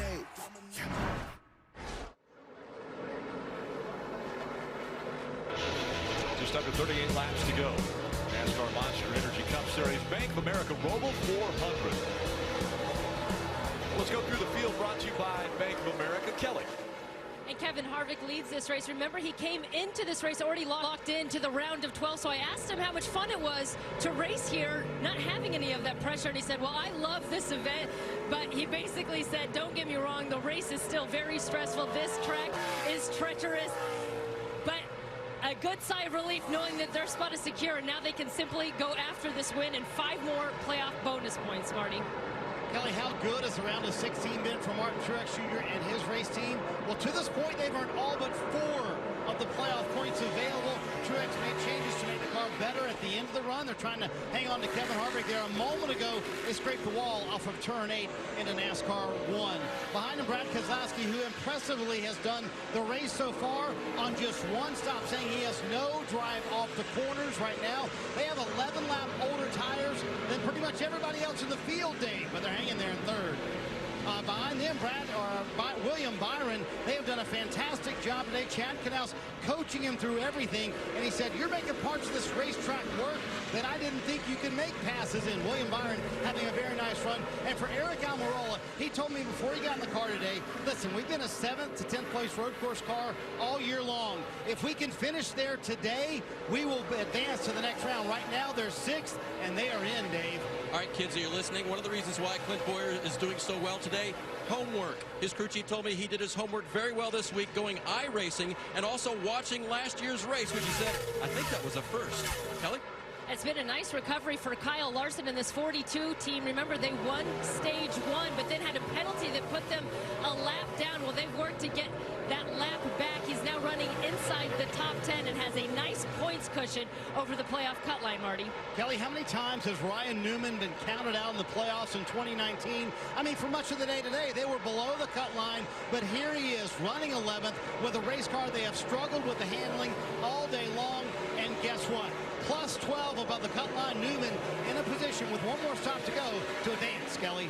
Chase Elliott and the 9 team got to check one big box today, that stage 2 win. Those points locked them into the round of 12, but remember, he was leading when he made that mistake getting into turn 1. They've repaired that car, and now he has been back on the move forward, turning some of the fastest lap times on track. 13th right now, Dave. Denny Hamlin on pit road now, the first car to pit last, perhaps. Will this put him in good position strategy-wise? That's the strategy. You have to get to pit road before yellow comes out. That would be the big break the 11 is looking for. don't think anyone in the lead is concerned with the 11, but next time by with 35 laps to go should open up the pit window. William Byron makes a move on Brad Keselowski for third, and another little update, Jimmy Johnson has missed the backstretch chicane once and lost a few spots when he had to do his stop on the front straightaway. Steve, you mentioned guys are going to start pitting right now. Let's take another look at the playoffs and how they run, where they are in points. Kyle Larson, comfortable, 35 points above. William Byron, 16, now 17 above. Clint Boyer, 16 above. Ryan Newman, 11 above, and Eric Almirola, 10 above. Everybody's still fighting the 12 of Ryan Blaney. Alex Bowman in the 88, the 1 of Kurt Busch. 36 cars on the lead lap. You cannot have a penalty. You cannot have a loose wheel. You can't speed on pit road. And pit road, speaking of, there's picking up. We have the 2 there. Marty.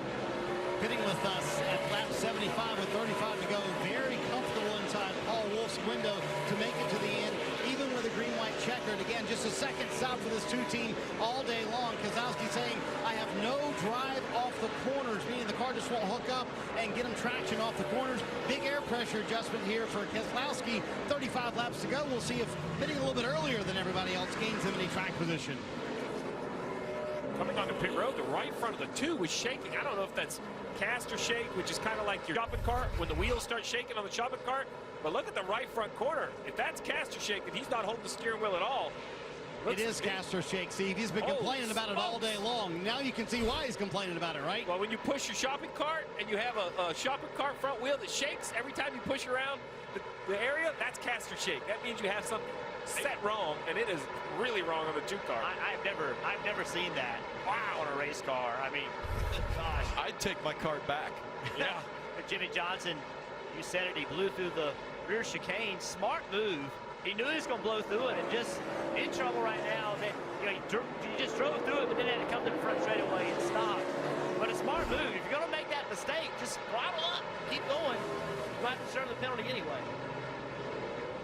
There's Keselowski again. He's made his stop. Yeah, to your point, Jeff, we've seen a lot of race cars in our life, and I have seen him shake a little, but it looked like something was broken on the 2 car.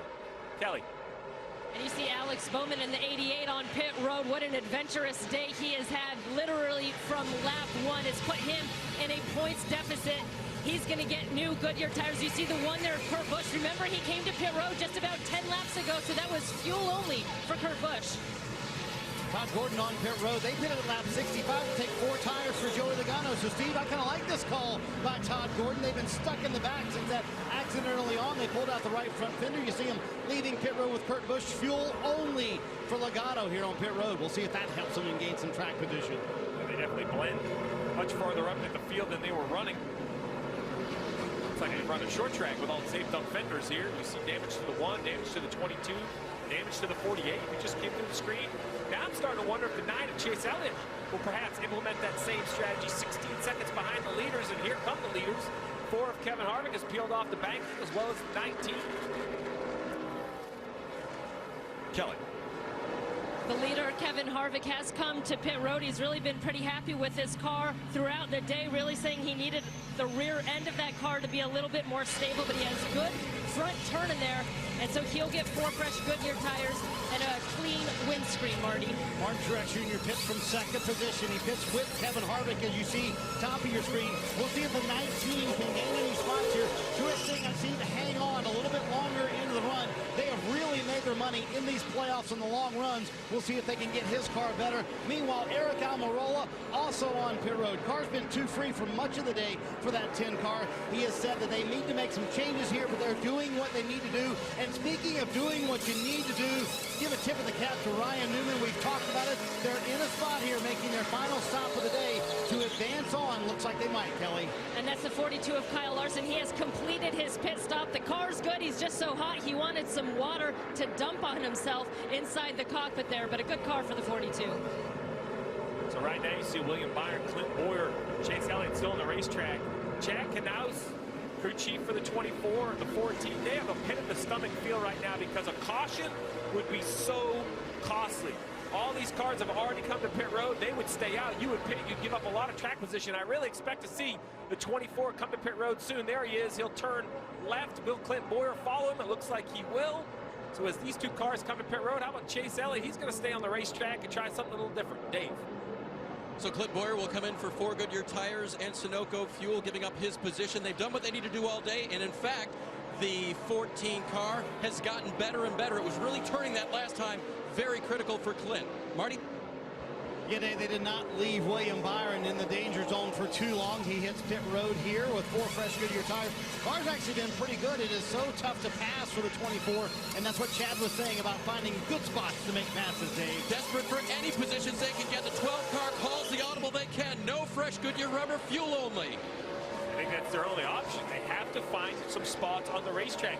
Currently, they are right on the edge of missing the playoffs as the cars were running. So with that repair, they got behind. You have to do something, Rick, with only 32 laps to go. You can't just do what everyone else does. You see them blend on the racetrack right in front of the one of Kurt Busch, who was also a fuel-only call. 22 of Joe Logano was the same. Buscher's still out there. He came to pit road in lap 43. He's running second right now. Chris Buescher will be going to Roush Fenway Racing in 2020. He'll take over the 17 ride. 32 laps to go. Chase Elliott leading currently on the racetrack, but still has to make the final stop of the day. We'll see where that happens. You can watch along in NASCAR Nonstop. Dad? This is a lot of work. It might take us the entire weekend. You think this is rough? Try building one of the most massive wooden ships in history without modern tools.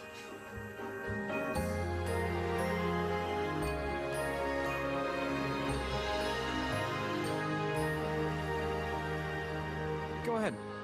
Think bigger. Hey, Aaron and Todd, what do you guys do on the bye week? Buy a pizza, buy some wings, buy a pizzone, buy your own. Call Pizza Hut now. Get 2 or more of your favorites from the 5 and Up lineup, starting at just $5 each. You can't have football without the Hut.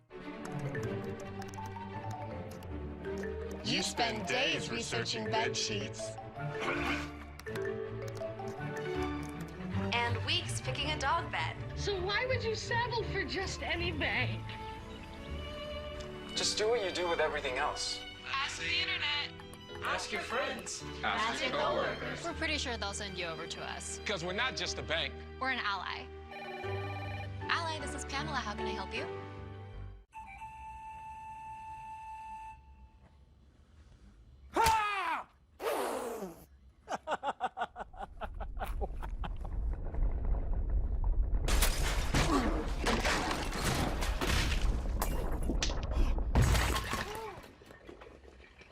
What got into you? At Sunoco, we know how to fuel peak performance. We've been doing it for American racing for over 50 years. Fuel your best. Juju, what do you guys do on a bye week? Buy some stuff from Pizza Hut. Oh, this stuff. Oh. Call Pizza Hut now. Get 2 or more of your favorites from the 5 and Up lineup, starting at just $5 each. You can't have football without the Hut. Transformation, a thorough or dramatic change in appearance. Sure, that's the textbook definition, but it really means we're getting you in the locker room on game day with the new Talladega Garage experience. Come see it for yourself this October. To the fans who've been here from the beginning and the new ones along the way, to those who've witnessed history and those who've made their own, you've made the last 50 years go by fast, and we're not slowing down. This is Talladega. The St. Louis Blues are the Stanley Cup champions.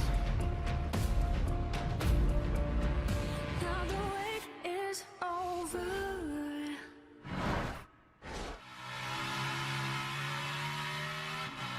We saw Chase Elliott come to pit road and do his service. Let's take a look now at Ram trucks built to serve, guys.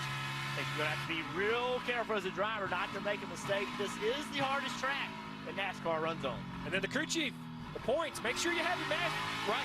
Whatever information you're giving your driver, double check it. Make sure he has the right information. And we're getting more restarts. That restart down into turn 1 is going to be a lot of fun for all of us to watch. It has definitely been entertaining up to this point. Hemrick now trying to stay in front of the 4 of Kevin Harvick. That's the race lead. Daniel Hemrick came to pit road on lap 62. So he'll have to be back on pit road at some point in time. Harvick's going to get frustrated here because as he battles Daniel Hemrick, that's going to allow the 19 of Mark Truex Jr., who lost a little time on the pit sequence. They kind of came back on the racetrack on two different sides of lap traffic. Now Harvick's catching lap traffic. Truex is trying to run him down. This is when he needs to make it work right here. Yep, that was the place. I think he just was really patient through that infield section of the racetrack, knowing the opportunity was coming.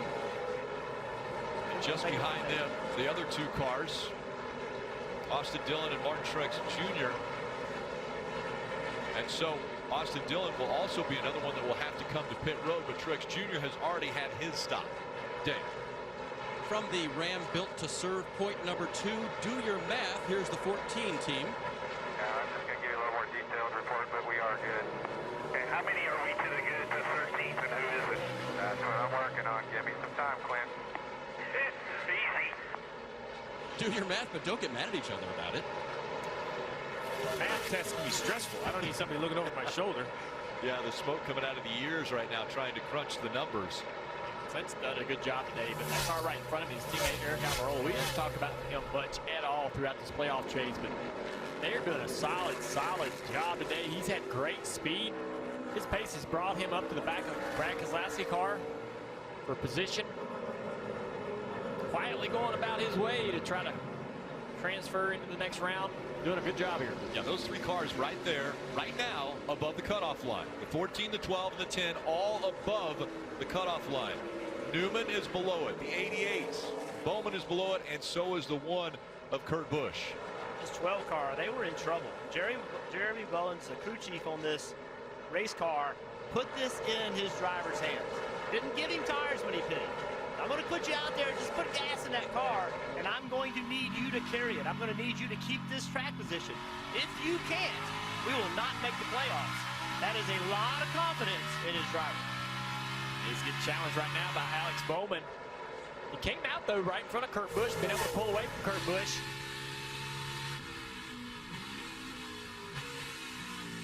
Bowman doesn't challenge in the braking zone there. Going to be able to have a little bit of a run here and see what he does with it. Not a real good shift there. Lost that momentum. The trail was going to go high here and let him go by. Blaney knows he's faster. Knows he's in pretty good shape in the points right now. Give the spot up. Don't put Alex in a position where he overdrives and gets you in trouble. Dave. And Jeff, part of that discussion on leaving the 12 out there on old tires is you have a good race car. If you don't do it if your race car is horrible, it needs something. Well, they've been very good with this car all weekend. In fact, Jeremy Bullins told me it has not been a real challenge getting that car where Ryan needed it to be. And remember, he's last year's winner right here.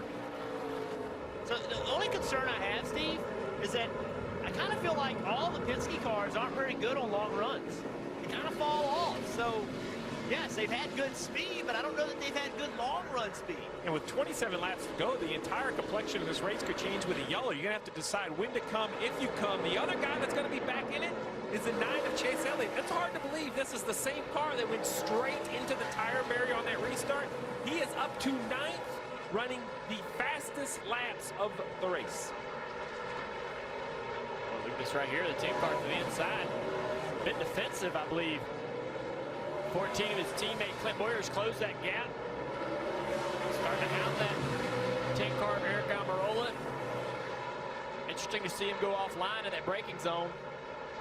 Kind of a tough spot for both of them. They're both solidly in the points, but you never know what's going to happen. And I know Clint. He does it again. I wonder if he's trying to get some air to the brakes, or is he trying to throw off the 2 car? Look at this now. Look how close this battle is. 14 trying Boyer's to going to get them both. Boyer to the inside of 2. Brad battles back on the outside. Almirola trying to make it 3 wide. Wow. All 3 Fords fighting for position. And Clint Boyer right in the middle right now. So now Clint Boyer needs to back up just a little bit.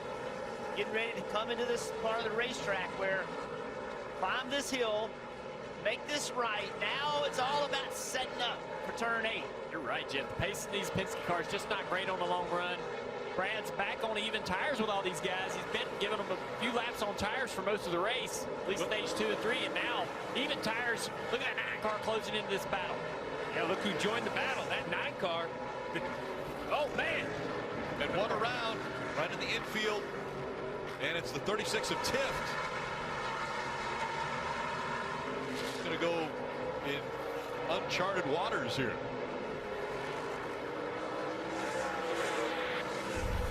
Coming back out onto the track, here's what happened. Right in front of Ryan Newman. Take a basic maneuver. You guys are showing that battle with Clint Boyer and Eric Almirola. Well, it's this guy, Ryan Newman, that I think cares the most about that battle. He avoids the 36, but does he avoid the grass?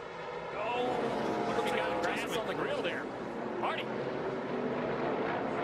They are worried about the grass on the grill for Ryan Newman. The other thing that we can't lose sight of, guys, Newman, before that round of stops, was easily in. I just checked in with Scott Graves. I said, how did you lose so many spots? He said, I honestly don't know. We're checking the SMT data to see if Ryan lost it coming to pit road. The pit stop wasn't bad, but a number of cars in front of them, Steve, went fuel only, and that's really put Ryan Newman in a spot where all of a sudden, a moment ago he was above, now all of a sudden he's below the cut line by 8. Well, you mentioned it. Is it positions of the racetrack or just points? We know the 12 gamble. Jeff documented it. So a couple guys gambling, getting conservative, 25 to go. Not time to be conservative.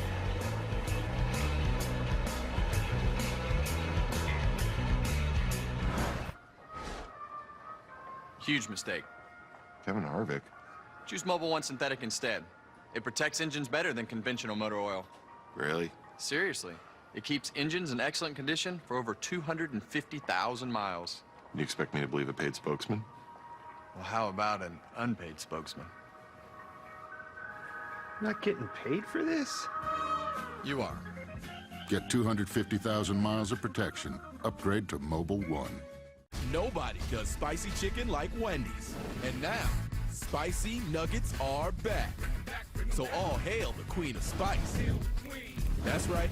And get a free 6-piece when you mobile order through the app. Power is the biggest touchscreen a truck's ever seen.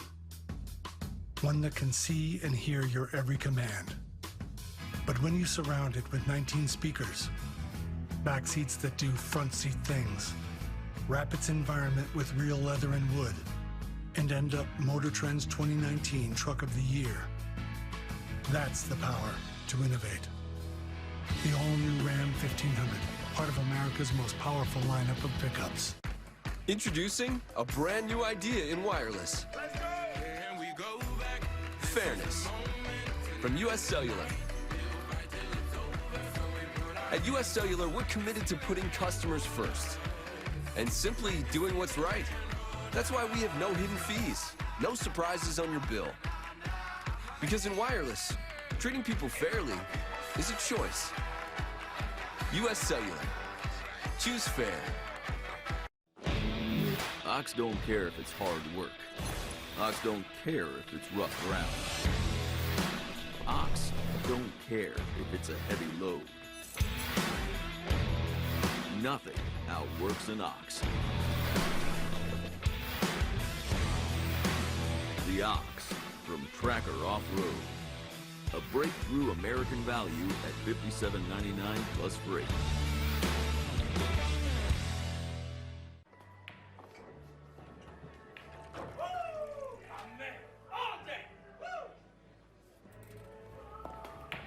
Hold my beer. Actually.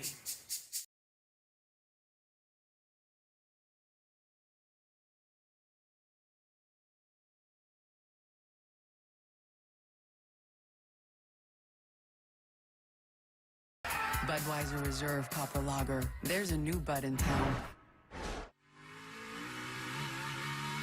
Next Sunday on NBCSN, round 2 in the NASCAR Monster Energy Cup Series playoff starts for Dover International Speedway. That race coverage for Monster Mile will begin at 2:30. So make sure to join us. Again, that's the start of round 2. 12 drivers will be fighting to keep their playoff hopes alive. Kevin Harvick still leading and now has a 7-second lead over Martin Truex Jr. He's put quite a bit of distance between himself and that 19 car. Yeah, gained a couple seconds on the pit cycle, but since they've rejoined the racetrack, he's just done it all on the racetrack with great lap times. You see Clint Boyer here trying to get by the 3 of Dillon. That is for position. Dillon is currently in 5th. Clint Boyer 6th. Chase Elliott in 7th. Yeah, Clint's going to try to gain that spot, but he knows he's going to lose one to this 9 car very quickly. there you go. Wise decision by Austin Dillon to move out of the way for both those guys. And I think it's a wise decision for... Building is see you, one back, still one back, still one back. All clear, all clear, all clear. Be a man here. I'd like to see that out of that 14, right? Just don't, because Chase doesn't want to hit you, but if you force him to drive in next to you, what if he makes a mistake, right? At the end, it's going to cost you points. It's teamwork. That's your spotter, understanding the situation. He got that information from the crew chief, just relayed it to Clint. Right now, it's about calmness. It's just you're doing everything you need to do. And that lap out of Chase Elliott, the fastest one on the racetrack. Currently see the playoff leaderboard on the left side. William Byron quietly running in the third position at plus 19. Boyer 18. The 12, you said that gamble kind of working, right, Jeff? I mean, the 12 looking decent. Yeah, and while this is going on, Kevin Harvick has yarded Truex. He's 7 seconds in the lead. I'm impressed by that. Kevin Harvick and that team, they came over here last year. They ran bad. They did not run well at all. That shocked me. I thought this would suit this team, and they just ran poorly. And I talked to Roddy Childress, 17 around as a caution. Caution has come out now with under 21 laps to go, which means another restart, and those have been heartburn for a lot of drivers. So let's see what happened here. Gets into there, locks up the rear tires, spins out harmlessly here, gasses it up, gets going.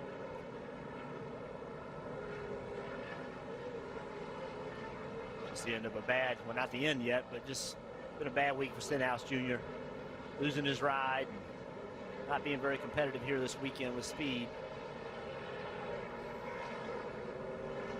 Stenhouse Jr. falls out of the top 25 right now in the running order. They will line back up for another restart. So do we see Ryan Blaney on pit road here, Steve? So the decision really starts in front of Ryan Blaney. I go all the way up to the 8th place car of Eric Almirola.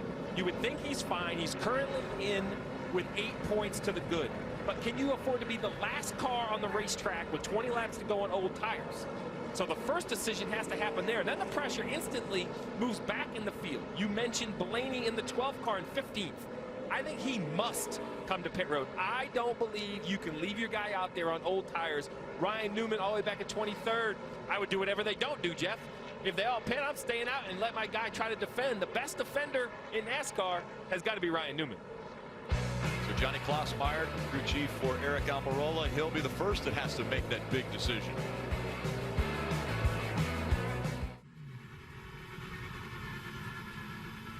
Bert mentioned just moments ago that Harvick had yarded Martin Truex Jr. after those green flag runs. Well, that all disappeared when the caution came out. And so now Kevin Harvick and Martin Truex Jr. will be side by side for the next restart. The question will be, who will come to pit road? How far down this list will we see someone come to pit road to get fresh tires? Still 19 laps to go when they come back around. I assume the 4th place running driver of Daniel Hemrick was last on pit road at lap 62. I don't believe there's any way that he can make it on fuel. I think the strategy was to do exactly this, run very long, put fresh tires on, and then have the best tires to come through the field, because to his defense, I expect 10th, 12th, 14th on back to come to pit road. Take a look at the temps. This is Matt DiBenedetto's car, 127, over 127 degrees. Remember, this race started about 3 hours ago. So they have been in that temperature for 3 hours now. And then add on top of that, you get a little upset with somebody. that definitely can't be a good recipe. So you see, and so a lot of things here. First, the crew chief has to decide you have to come to pit road or not. And then the pressure is squarely on the pit crew guys. They have to execute whatever that strategy, that plan may be. I'd be shocked if we see Harvick, Truex come. I expect to see William Byron and Chase Elliott stay on the racetrack. I think Clint Boyer in 6th has to stay on the racetrack. I think the pressure really picks up around Almirola in 8th. What will he do? Does he think he needs tires? As we mentioned, there's Hemrick, there's Dillon. We knew they were going to come. Brad Keselowski comes. We see the 88 come to pit road. Blaney comes to pit road, and he drags everyone behind him to pit road. Kelly. And you mentioned the 88 of Alex Bowman as he works his way down. Remember, he also came to pit road on lap 75, so just 15 laps on these tires. But I guess they feel like their best bet at this point is to get him some fresh Goodyear rubber and see what he can do with it, Dave. Same thing for Ryan Blaney. He gave up 15th position to come down and put on 4 Goodyear tires and Philip Sunoco fuel. He had to be freed up just a little bit as well. Marty. When the caution came out, Ryan Newman said, "Thank you, Ricky," to his teammate Ricky Newman, who brought Ricky Stenhouse, who brought out the caution. Newman saying, "I just have nothing left at the end of these runs," and they stall it here on pit road. They'll have to push Newman's cars. Look at all that track position. Ryan Newman is losing. A moment ago, they were in the playoffs, Rick, and all of a sudden, all going wrong for the 16. And right there, driver mistakes. I think, Bert, you brought it up earlier. Sorry about that. That's all me. And it shows you the importance of pit stops and how important and what a big role they play in this sport. And it's not just the guys changing the tires and jacking the car up, putting fuel in it. It's also the driver. Now we're going to have a restart with Ryan Newman desperate at the very back of that field. It'll be fun to watch what he's going to try to do. Most tracks, I would say, his goose is cooked. But with the restarts today, I might say, you know what? Maybe that's better than 5 or 6 spots up. Maybe he'll be the only one that gets through. Yeah, I might be holding that. Well, let's dig into the restarts here. I'd be selling right now. Yeah. Well, why, Ryan Newman, do you have a shot? Well, we just saw Chase Elliott run off the end of the racetrack, and we talked about he's going faster at any point than he is on a regular lap. Here he is. On one side of the screen, he's in the restart zone, already 70 miles per hour. On the other side, 65 miles an hour on a normal lap. Well, look at what they are at the start-finish line. Here they are, start-finish line. Chase Elliott, 109 on a restart and 91 on a normal lap. So that is a huge difference in speed, and as they move into the corner, you can see 124, 113. It's about, on average, 15 mile an hour faster going into turn 1, and that's why you misjudge this corner, and not just for the leader, but the braking zone in the 5th row, in the 6th row, in the 7th row. It's so easy to misjudge it and get into the back of the guy in front of you. Oh, Rick, 19 to go. It's going to be exciting, Kelly. Quick update on the #1 car of Kurt Busch. They had another lengthy pit stop as they worked to fix some of the damage on the right front, so they took their time working on that and also set Kurt up with some 4 fresh Goodyear tires.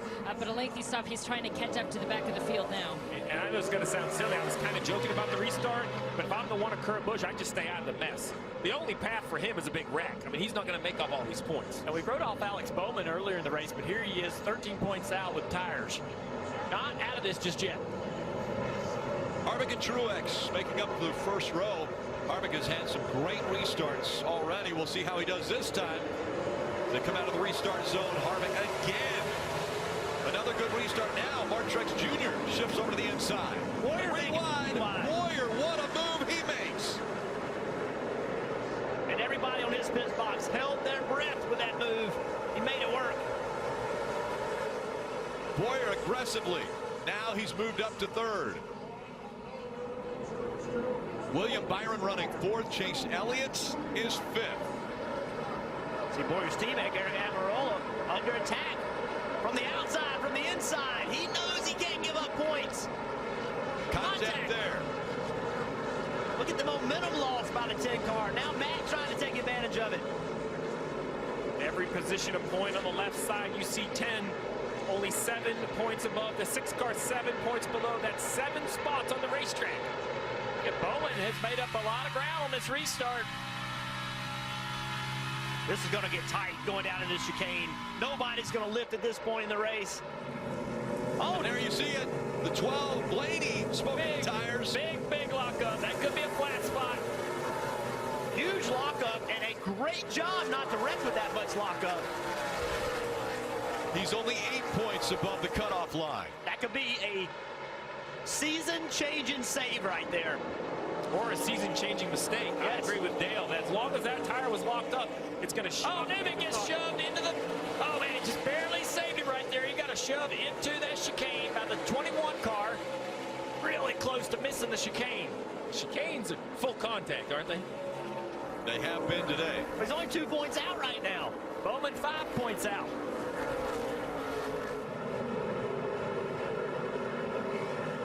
All right, we see right here Ryan Blaney exiting the banking of turn 2 on the oval down the straightaway. Larson takes him 3 wide, and then right here, look how long that tire is locked up.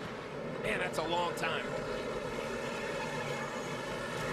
Oh, the 11 spun out. We got the track spot. Newman's in it. Big problem over here in the infield. Newman is backwards. Trying to come out of 6, and the caution comes out again. Ryan Preece in the 47 also involved. Not a damage to the 6 of Newman. That right rear quarter panel bent in. And look at how aggressive now Newman is coming back up. Is there frustration here? Denny was turned around and Newman checked up.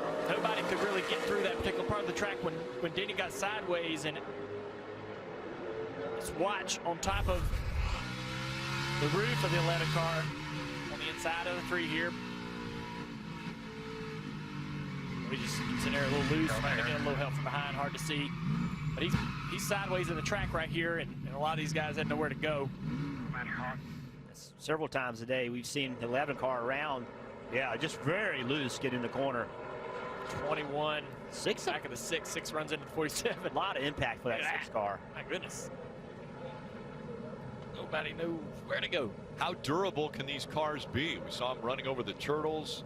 We've seen parts break. Ryan Blaney had a piece break on his car. They fixed it. He's now currently above that playoff cut line.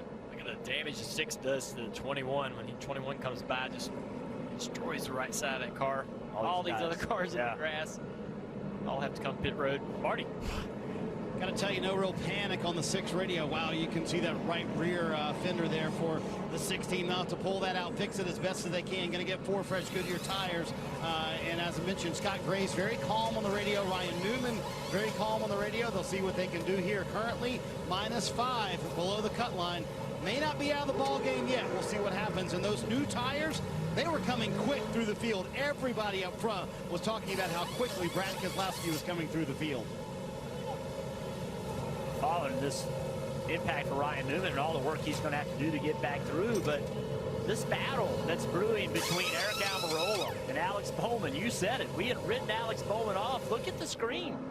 2 points, right? Almirola, he's sitting there. He did not pit. Almirola back in 13th. Every car but one behind him has fresher tires, and he has been under attack, Kelly. And Alex Bowman knows the situation. The team has told him. They told him who he is racing with for that final playoff spot. Remember, qualified on the front row, had to start from the rear after he crashed with a minute to go in final practice in a backup car, and he just might make it in, Marty.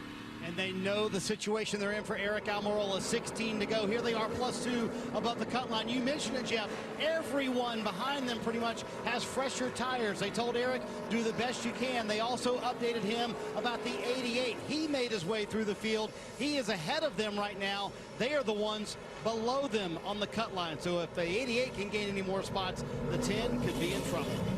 And again, if it's a tie, the advancement goes to the one with the better finish in the round. Right now, Alex Bowman has a 6th place finish. That was the Las Vegas finish, so he is better than the 10. The best finish for Eric Almirola was 13th or 16th. Let's take a look at today's lap leaders, brought to you by Simbacort. You see Chase Elliott, 29 laps led. Harvick, 24 laps led. William Byron, 23 laps led already. So that 88 that needs to gain a couple points, not only is in the 8th position, but look at this. Last on pit road, lap 90, fresher tires than Suarez, fresher tires than Elliott, Byron, Boyer, not to mention a couple teammates up there with Elliott and Byron that I don't think would hold him up if he could advance versus Almirola. You drop all the way down in 13th. He has last time at lap 76. Well, how about behind him? Buescher, Dylan Logano, they're going to be coming on fresh tires. We'll try it again. Harvick on the inside, Martin Truex Jr. on the outside, Boyer and Byron behind them.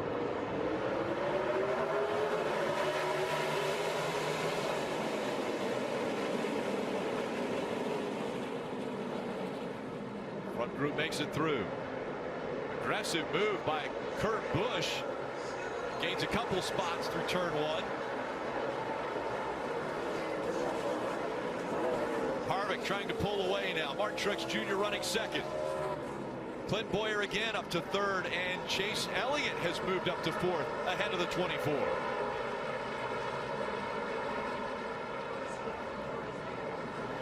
See, Alex Bowman's done a nice job on this restart. Almirola, not quite as good of a job. Right now, I think they are essentially tied. I think Eric Almirola's lost a few spots, and Bowman's done a really nice job and in good position down here in this rear chicane. Yeah, the tiebreaker right now would go to Alex Bowman. You see that they are tied right at the cut line. Oh, this is going to get tight. Somebody's got to lift right here. William Byron, young driver, decided to lift. Well, wisely, William Byron is 14 points to the good. He needs that information, right? With 15 laps to go, 14 points. Just if you got to give a spot up here or there, kind of protect, stay going in the right direction. The 88, he's going to have to push the issue a little bit more. Let him go by. And they work through the front stretch chicane.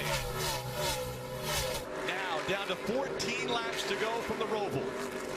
I think it's the same information I would be giving the 14 of Clint Moore, and the 9 of Chase Elliott is on his rear bumper. He has more to gain. You have more to lose. Let him go for the 3rd position. And nowhere in the shot is the 10 car of Eric Almirola. He has fallen all the way back to 17th. Joey Logano just got by. Kurt Busch got by. Buescher got by. Marty. Just so helpless for this 10 team sitting there. They now know they are -4, and actually Ryan Newman, you see there, just moves ahead of them by 1 spot. Steve, what a helpless feeling that must be, not only for the driver but for Johnny Klossmeyer on top of the box. They couldn't have pitted their spin on the racetrack. 41 around. Looks somewhere over in the infield. I think somewhere around turn 6 he slid all the way over to the area of the track that's not used. And you mentioned, or you heard Marty mention the 6 of Ryan Newman. Well, look at the chaos in front of him. He's got to drive it. He has no choice. He has to drive off in here, and he does into the chicane. They're 2 wide, 3 wide. Dillon's coming across. Somehow doesn't get run over from behind. Caution has come out now. Oh. And the 41 could not get that car refired. He's still sitting over in this section of the racetrack. And I think if you're Almirola, you got to come down the road to get tires. You're bleeding. I don't know why you didn't do that the time before. You would only get up about 8 or 10 spots. You're bleeding points at this point. The only chance the 10 has is to come get some tires and put your driver back on offense. With 14 points to go, he could have what? 14 more wrecks. Pretty easy. He's 3 points below right now. At least 14 more attempts, or 13 more attempts now in turn 1. So the caution has come out. It's the 9th caution already here at the Roval.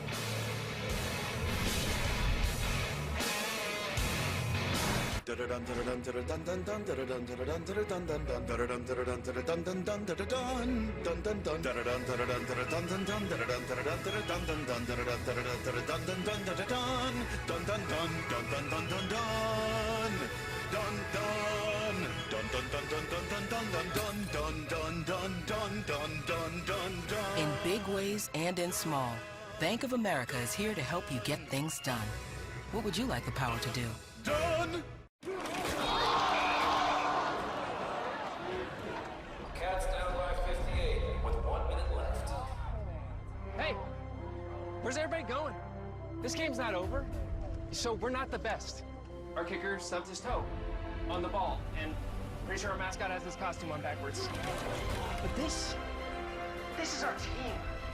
No matter what. WeatherTech is known for providing the ultimate protection for your vehicle with laser-measured floor liners and cargo trunk liner, along with seat protectors and seat back protectors. And now the WeatherTech Cup Phone. With removable cups, fits virtually any size cup holder and adjusts to fit virtually any size phone. Even allows easy access while charging. Whatever you drive, whatever phone you have, Cup Phone is the perfect fit. Order yours today at WeatherTech.com. Listen to the urgency in Eric Almirola's voice. I don't have as much grip as all these guys. Oh, we're going to put 4 tires on here, bud. 4 tires. Getting eaten alive by everybody I beat all day. Yeah, bud, calm down. We're going to put tires on here. We are going to have 13 laps to go. There's plenty of time. So, fair assessment that he doesn't have the grip because he does have the oldest tires of the cars around him. The concern is just what you said, Dale Jr. They needed to do it a caution before. I love the idea of pitting. It's their only option. but there are 34 cars on the lead lap. Almirola running 16th. I don't think everyone behind him is going to pit. He's going to give up 10 or 15 spots. It's their only choice, but it is going to be a tough road on these restarts on fresh tires trying to make up those spots. Of course, he might pit. He'd be behind the wrecks. Yeah, that's another, you didn't want to do it now, but maybe this puts you behind the incidents. So here's the thing. He's going to take the left-hand turn onto pit road. A couple takers behind him, but look at all the cars staying on the racetrack. That's going to bury him deep, deep in the field. Marty. Well, Steve, to your point, the only card that Johnny Klossmeyer really had to play, Eric Almirola, you heard the desperation on the radio. They need to do something here. So they're going to put 4 fresh Goodyear tires on. And with all the cars that did not come down, they're going to be, you're right, back in the 30s on this restart. We'll see what he can gain for track condition. For what it's worth, Ryan Newman, the guy he's fighting for that last spot in the playoffs, Newman gained 6 spots in 1 lap when he put on fresh Goodyear. So we'll see what happens here. Going to be a restart with about 10 or 11 to go, Rick. And the 88 and the 6 separated by 1 point for the final transfer spot. We'll be back to the restart.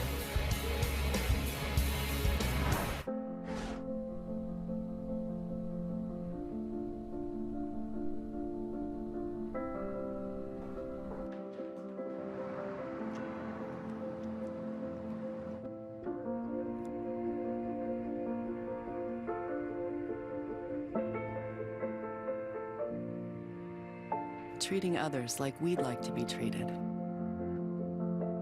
has always been our guiding principle.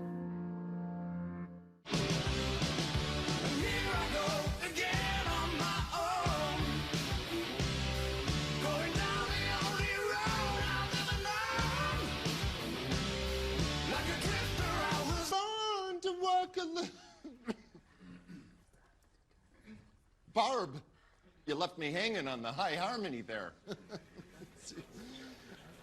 If you ride, you get it. Geico Motorcycle. 15 minutes could save you 15% or more. Nobody does spicy chicken like Wendy's. And now the Queen of Spice is back at it. Taking the original spicy chicken sandwich up a notch with the new Bacon Jalapeno Spicy Chicken Sandwich. And now in our app, get free fries and a drink with the mobile order purchase of any spicy sandwich. Kevin Harvick leading NASCAR Monster Energy Cup Series Bank of America Roval 400 as we're getting ready for a restart, and now the focus goes to that cut line. Who's going to advance in the playoffs? It starts with the 88 of Alex Bowman, currently in the 6th position. Good news, a point above. Bad news, already running 6th. Not sure how much better he can improve, Jeff. And then we go down to the 6th of Ryan Newman. Ryan Newman, although normally running back where he's running at 21st would be a bad thing, but that means he has a lot of opportunity to pass cars. Alex Bowman, it's going to be much tougher to pass the quality cars at the front of the field. Then you have Eric Almirola in 29th place. He's 16 points out. He just needs to pass cars and pass them as fast as he can with those new tires. Watch those points. They're going to change quick, Rick. They are, and keep your eye on turn 1. It's been tricky. Come back to the restart. 11 laps to go. Harvick, Truex, back into the gas. Contact made as they go into 1. See Ryan Newman at the back of the screen. He drove it in 3 wide. That yellow and black car. That's 4 spots right there. Now it's back even. That's how it's going to be for the next 11 laps. Bowman trying not to give up the spot to the 24 of William Byron as they run up there almost side by side. Here comes Byron. Now Bowman stays up, almost gets into the back of the 2. Yeah, that was tough right there. Back up to the high bank. 1 spins to 37 off turn 8. Smoke everywhere. Does everyone get through? The 13, there's Newman. Caution again. Through. Wow. And we mentioned it at the beginning of the show. Anywhere on the racetrack was a difficult part of the racetrack. 14 wrecks and 14 laps. Now we only need 13. My to get the goodness. Someone's talking about no water pressure there. is okay. Damage to the front of the 6. More damage? Twice now, Rick. They had it on the restart earlier. He said, I hit the nose again. He said, I still have water pressure. I mean, this literally is a race of survival, Steve, for the 6. Right now, they're -4, but he is gaining spots on almost every restart. This is crazy. He's gaining spots, but he better understand that the front bumper doesn't have really any more impacts in it. He's going to have to protect it for the last 11 laps. He may still have water pressure, but it doesn't look like he would take too much of a hit to knock the radiator out. If there's one positive for the 6 of Ryan Newman, his car looks better than what Kyle Larson's car looked like last year, trying to stay alive. As we see the 37 go around of Buescher, but you see it back in the smoke. The one of Kurt Busch was there. Yeah, just some contact there or something coming on that transition up onto NASCAR 1. Here's a 6 trying to avoid all this. He's going to get in the back at 47. Pretty hard. You can't see those cars in front of him at all. Has no idea where they are. You see the 11 and the 10 got together as well. Further back in the... So much smoke. Drivers have no idea what's going on around them. Good job by Buescher to do a little spin. Keep digging. Didn't lose too many spots. Now that, all that damage, 2 cars, that was an advantage to Eric Almirola, because some of those cars got to come down pit road, and that will be cars that he can pass. Marty.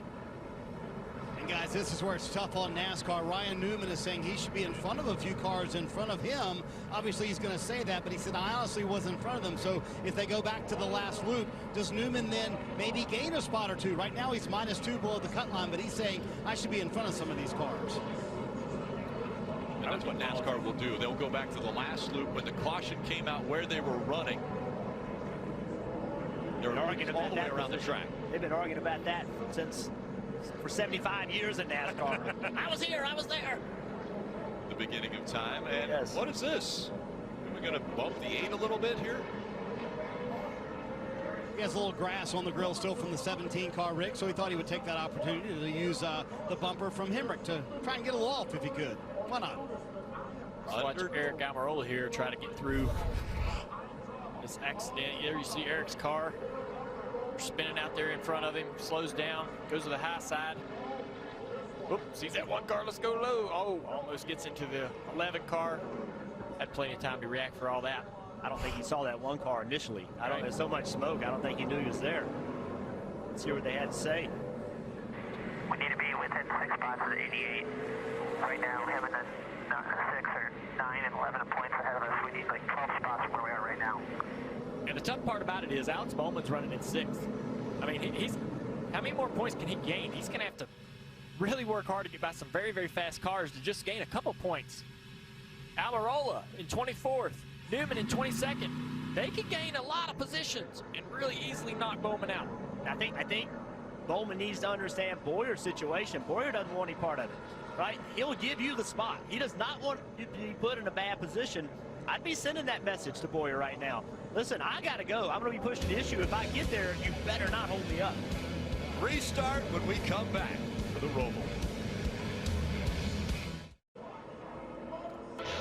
It's been a very busy pit road here at the Mobil 1 Peacock pit box today. Coming up right after the race will be local news except on the West Coast. Of course, you will hear the race winners interview here. And then for more post-race coverage, move over to NBCSN. We'll find out the playoff information, the 12 drivers that are going to be fighting for that championship that's out in front of them. Victory lap also on NBCSN still later tonight. Adding a lap sounds like trying to make sure that everyone is in their proper positions. We're coming up on 8 to go. One big concern for all of these drivers all the way up to Clint Bowyer, who's 16 above, is the number of the cars on the lead lap. The reason I mention that, with over 30 cars on the lead lap, you take the white flag. I mean, the white flag, think you're home free.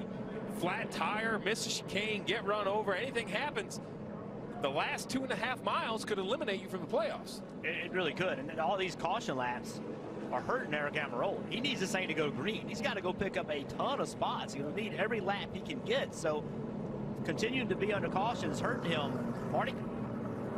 Hey, Jeff, when we went to commercial break, you noticed Ryan Newman was below the cut line. He is all of a sudden above the cut line. They won their protest. They actually gained 4 spots in that when NASCAR reordered the field. They moved from 21st to 17th and went from 1 below the cut line to +3. So they were correct. He was not in the right spot. And also look on this restart. Who's right in front of him? His teammate Ricky Stenhouse Jr. I'm quite sure he'll play nice to his teammate and maybe help him get another point as well. And I think Newman has a great shot at, if not holding that position, gaining a few spots. And Bowman, I'm not as confident that he can gain the positions he needs. And how critical now is that mistake in practice, spinning out late, going to a backup car, losing that front row spot, not gaining any stage points. Even if he has a great finish, he's not going to be able to move forward if Newman can maintain this track position here at 17. You mentioned great finish. In lap 65, Chase Elliott had the lead, took the restart, and went straight into the barriers in the old Tums heartburn corner of turn 1. Well, he has driven completely back to the field. No strategy call here, just a fast race car all the way to the 3rd position. He's gaining on every restart, and now he will have that preferred inside lane into turn 1. I know we're talking a lot about playoffs. I think Chase Elliott's thinking victory lane, some playoff points and some momentum into the round of 12. And Clint Boyer's worst nightmare right now is Alex Bowman, and here's why. Clint Boyer has done his job today. He's gotten stage points. He's the highest on stage points. He's done everything he needs to do. Very, very calm. But he's got a guy behind him that's desperate. He knows, Alex Bowman knows that he's got to go find spots. He knows the 6 is in position to go get more spots. And the 10 car back there is in position to get more spots. So Alex Bowman has a completely different mindset than Clint Boyer. Clint Boyer wants calm, easy, let's get this thing done. Alex Bowman needs about 4 spots if he's going to transfer. Yeah, I mean, sitting there in 6th place, and I think he needs more than 4. I think he needs to win this race because these spots that the 10 of Almirola and Newman are going to gain, I believe, are going to be too much. We're hearing that there is some fluid on the backstretch, and so this definitely not good for Eric Almirola. It's another lap at least that he won't be able to fight for more positions, more points. He's furious. Yeah, I would advise Eric to be calm on the radio. That sounded like a guy from experience. Yeah, I've gotten loud over the radio over these long cautions late in the race, and they'll drag you in the trailer for that. There they are. There it is, putting the speedy dry down in NASCAR turn 1. So they will put the speedy dry down, then they'll blow that off, and we'll have another race start.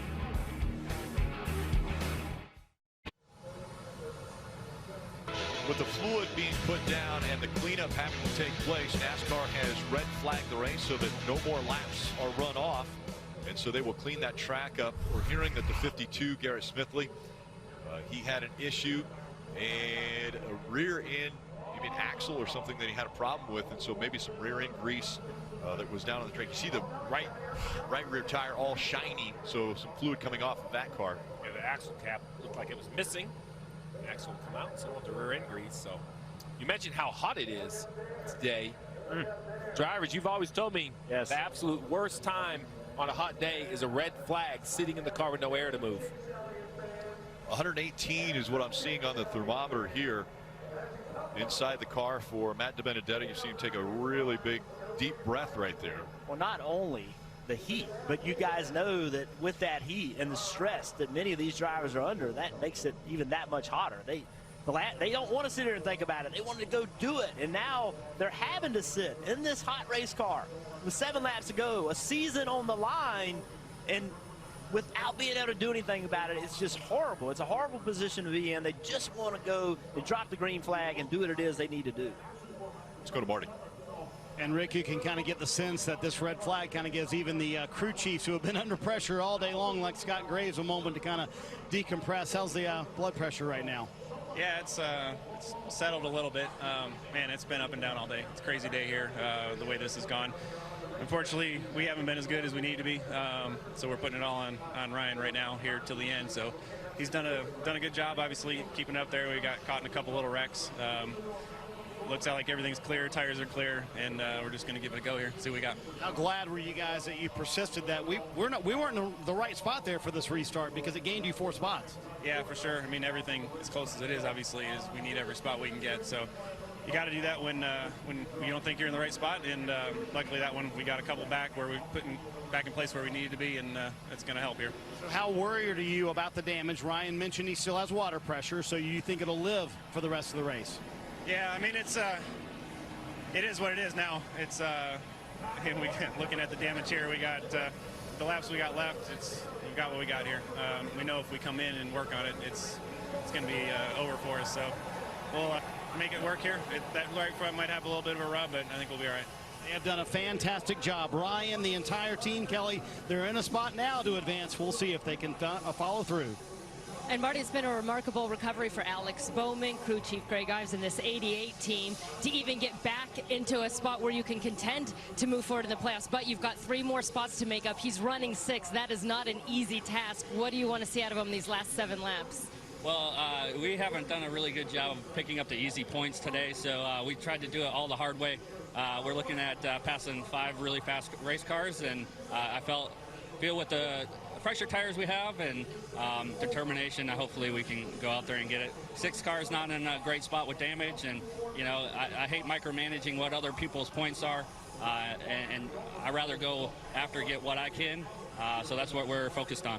How have you guys been able to maintain your composure so well? Because at times it looked like you guys were really out of this. I think that's one of my my key traits as a crew chief is just trying to stay calm, and when emotions start to get high, and you know it's just it's tough racing in this sport already.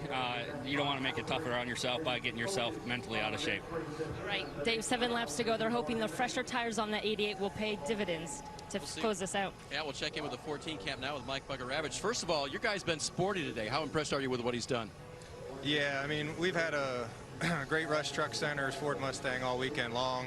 You know, it started all with a good qualifying effort. The boys have put in a lot of effort on the car, and Clint's done a great job all day. Stuck to our plan, got the 2 stages, got a bunch of points, so kind of kept us sitting pretty here, and things have worked out for us in the end here. We're up front, so we just want to play it smart and finish it out here. We're plenty to the good right now, so as long as we can finish it out here, we should be in good shape. You got the very hungry 88 restarting behind you. What does he do with him? You just got to be smart with him there. You know, if he's hungry and going for it, you just let him go. Giving up that 1 spot isn't going to take us out of it, and he obviously knows he needs a couple points to get in. So just got to race him smart here and take care of the car. All right, thanks, Mike Bugger-Ravage. Restart coming up. Rick? Well, thank you, Dave. Interesting turn of events. Under the red flag, the 18 of Kyle Busch, he decided that he wasn't going to sit there on the track anymore. He was 3 laps down, and he decided, I'll just bring it into the garage. So he turned around and went backwards down pit road, pulled it into the garage, and now he's out of the car, and he'll be watching the end of this race. He can't gain or lose, so get out of town.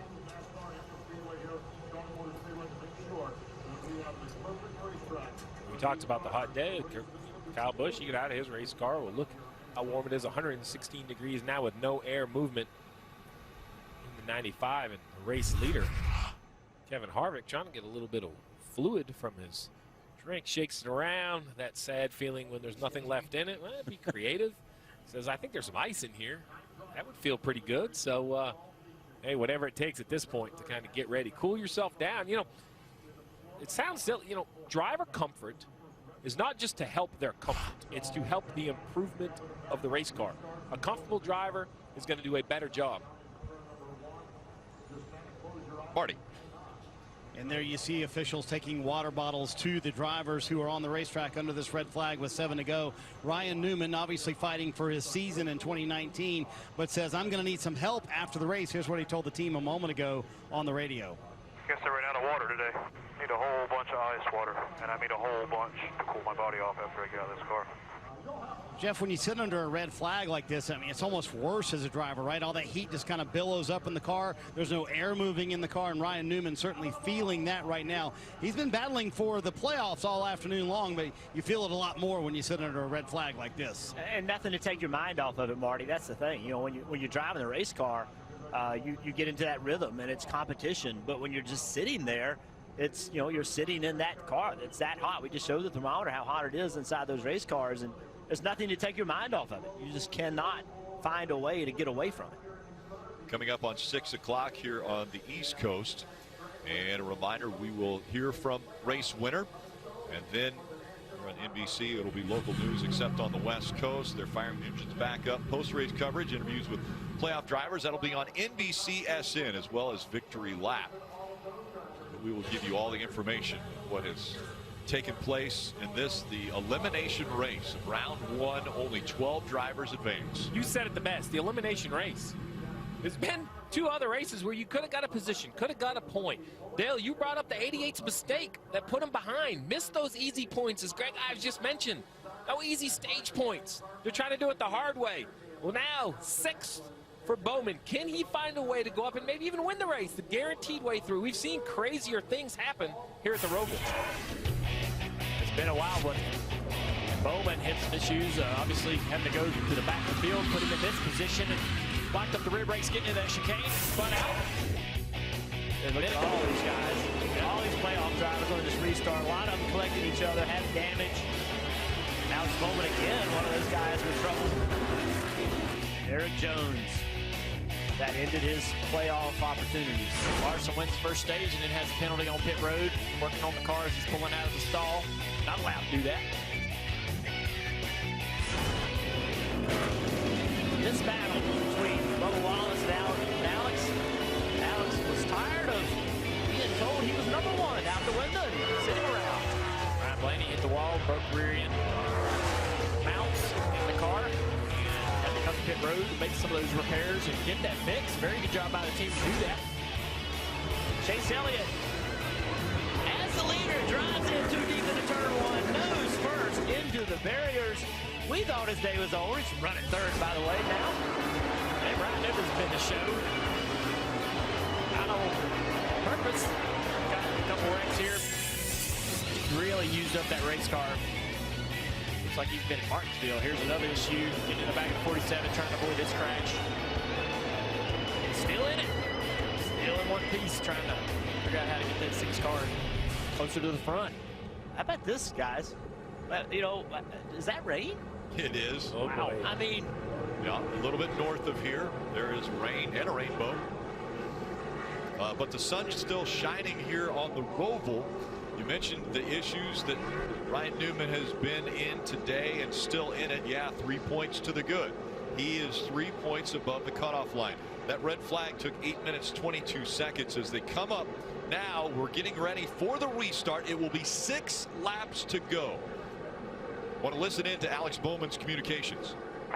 Everybody's aware of our situation, so we just got to go get as many spots as we possibly can. That's all we can do.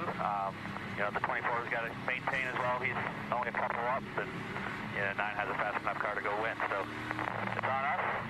That's how we always want it, right? So not only is it on you, what happens when rain gets in the area, and you got to make something happen right now? You know, rain's right there off of turn 3 and 4. We don't know if it's coming, but it's really, really close. I just looked at one weather report. It said 5 minutes away. So you have to relay that information to your driver and say, hey, we might have rain. You're going to have to push the issue here. I think if I'm the crew chief for the 88, I'm telling Alex Bowman it's time to put all your chips in. Second ain't going to do it. Yep. And these last few restarts, he's not been able to really gain any positions. Restart 6th again. He's got to make something happen if he wants to go into the next round of the playoffs. When something happens, it means win the race. You got to win the race. We're about to see how aggressive Alex Bowman will get. What will Clint Boyer do? He's running up here as well. Harvick, Martin Truex Jr. Green flag back in the air. 6 laps to go. Ryan Newman up through the middle on this restart, trying to gain as many positions as he can. 3 wide. I'm coming through, boys. Racing his teammate. And now a little bit slower as Ricky Stenhouse Jr. able to surge ahead of Newman. Yeah, Newman missed that corner a little bit. Gathered it back up. Now back behind Stenhouse. 88 takes a spot here from the 2. Brad Keselowski. Now Clint Boyer needs to recognize what the 88's about right now. 2 back to the outside. Just not aggressive enough on the 88. I don't know if the tires are sort of neutralizing a little bit. The battle for the lead is heated up. Chase Elliott in the 9 has got to the rear bumper of Harvick. He is here. Can he recover from the earlier mistake? That is amazing. We have seen Chase Elliott be very aggressive in these chicanes. He has outbroken numerous drivers today. Let's see what he does here on the backstretch chicane. Nine puts the pressure on that 4. Well, then look who's in 4th, the 88 of Alex Bowman. No one can use the win more. The 9's all over the 4. Chase Elliott to the outside. To the outside. This will be the inside of the chicane coming up. What a move by the 9 car. He's going to take the lead. For the race lead, Chase Elliott. Does he get it? Through the chicane he goes. Chase Elliott's up front. 5 laps to go. That is amazing. Chase Elliott in the wall on a restart. Now driven back to the lead. Here comes Truex fighting for second. Bowman's going to make it 3 wide. Gotta do it. Gotta make it work. Alex Bowman showing right there. That pass got him 2 points behind. Bowman running in the 3rd position. Yeah, Bowman's got to get aggressive. He's got to run here. Oh, he's got to dive down in there. You got to take it. You can't worry about the forced feelings here. You know you're going to upset him, but you've got to race for the win. Can he beat him off the corner? Should have a lot of momentum on the corner exit. There you go. Got that spot. That's a position and a point. 1 point now separating for that playoff position. Like I said, he has to win this race. Now, can he catch the 9 car that's been the fastest car on the racetrack? And that's how far it is in front for Alex Bowman as he dives into that backstretch chicane. Closing the gap on the 9 of Chase Elliott. Well, look at the bottom of your screen. Ryan Newman, he's trying to pass positions, but the 10 of Eric Almirola has got to his rear bumper. Now he's to his outside. Ryan Newman trying to manage both positions. Newman runs him up the racetrack side by side. They'll go into the front stretch chicane.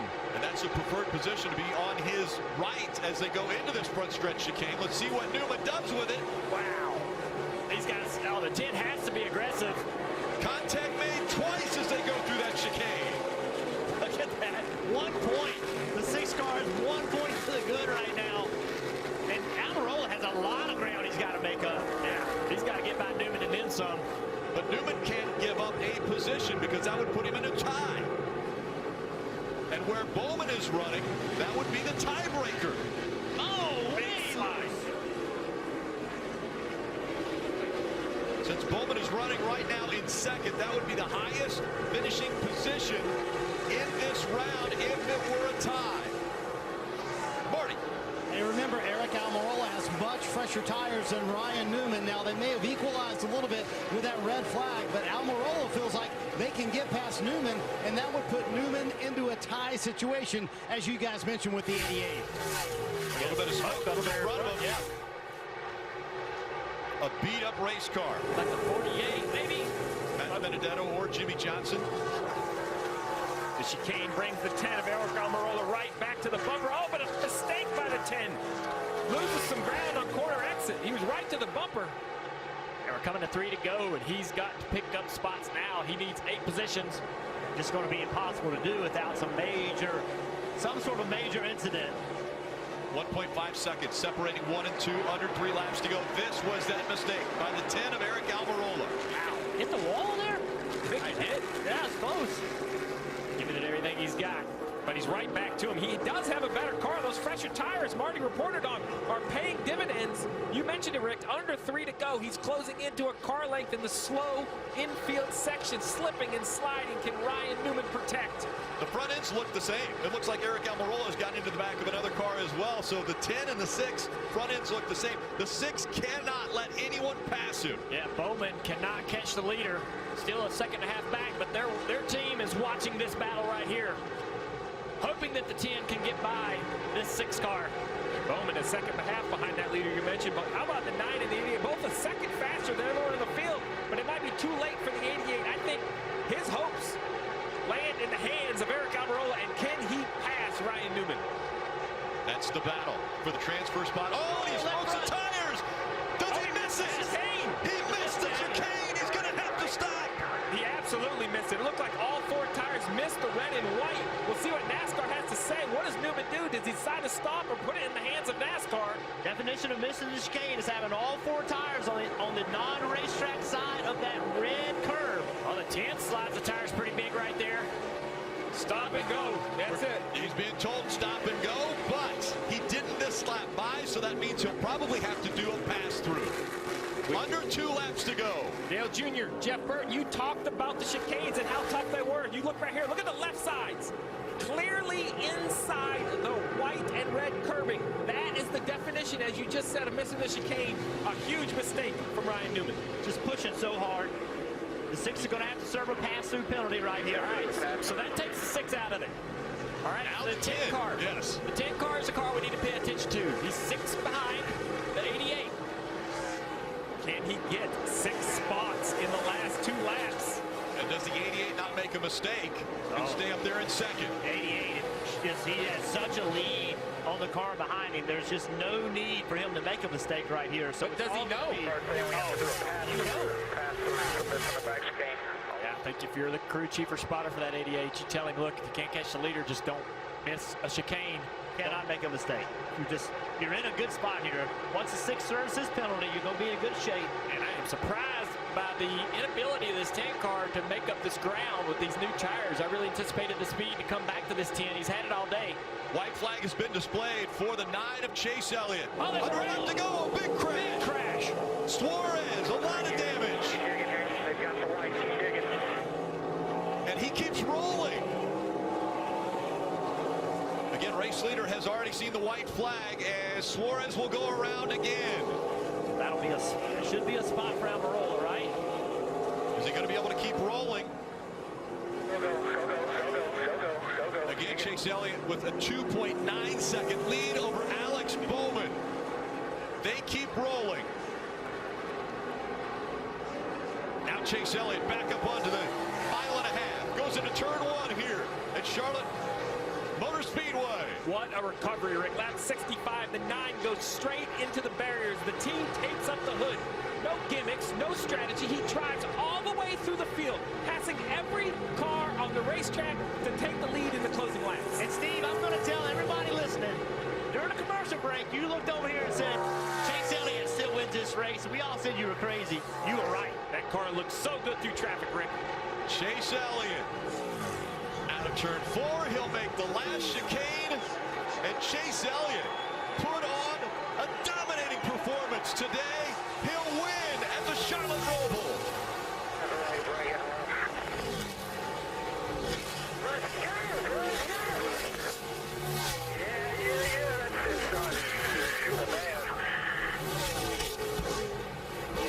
And that fight for the last position is looking like it's going to go to Alex Bowman. Bowman with his 2nd place finish looks as though he'll have enough points to advance to the round of 12. Chase Elliott wins in the Monster Energy Cup Series playoffs. It's his 3rd win of 2019. 2 road course wins for Chase Elliott. Watkins Glen and now the Roval.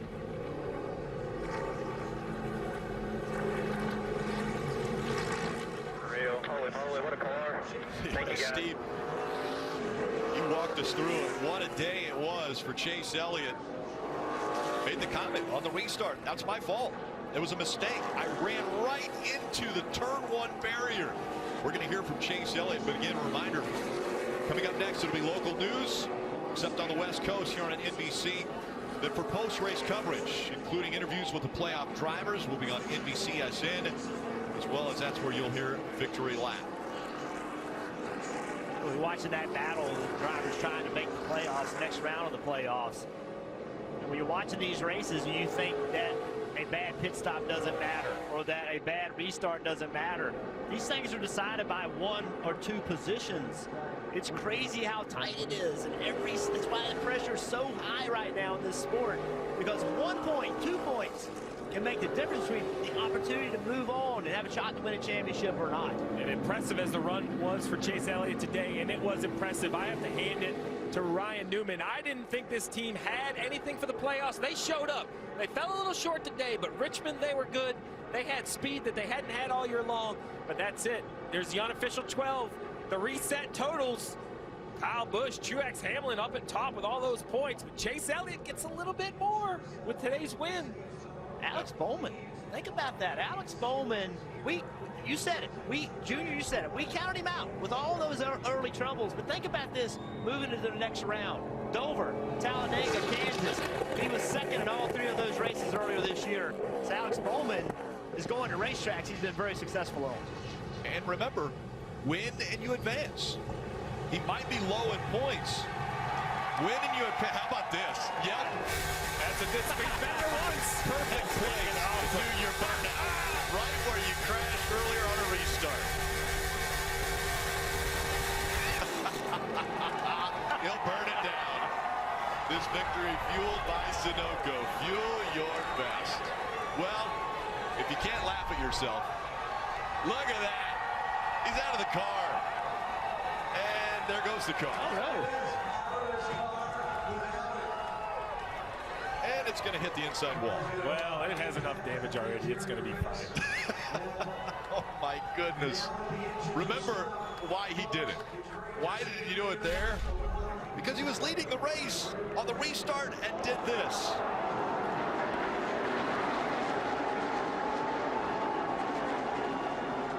And so, how about the tire barriers? Yeah. Like, any other wall, he's done. Day over. The tire barrier, let him continue on. Let's hear from him, right? Guys, he's got a dented-in roof, a massive burnout from the tire wall that got him. And the fans have gone crazy, proving why this guy keeps getting voted the most popular driver in the sport. Chase, that restart, the tires got up on you. You never checked up. Congratulations. How did you do that? Holy moly. Y'all like that? Oh my gosh. What a mistake. Holy moly, you talk about messing something up right here. Don't do that. What a day. Such a fast Napa Camaro ZL1, and honestly, that was the only reason we were able to get back in it. I pretty well blew it and got the cautions at the right time and brought it home. Thank you, guys. Y'all made a hell of a lot of noise right there. Chase Elliott, your winner here at Charlotte. Congratulations. What a performance. Remember, continued post-race coverage from Charlotte is next on NBCSN. Coming up on NBC Local News, except on the West Coast. And later, Sunday Night Football. Get Cowboys and the Saints coverage, starting with Football Night in America at 7 p.m. Eastern. Chase Elliott, third win of the season, wins here at the Roval.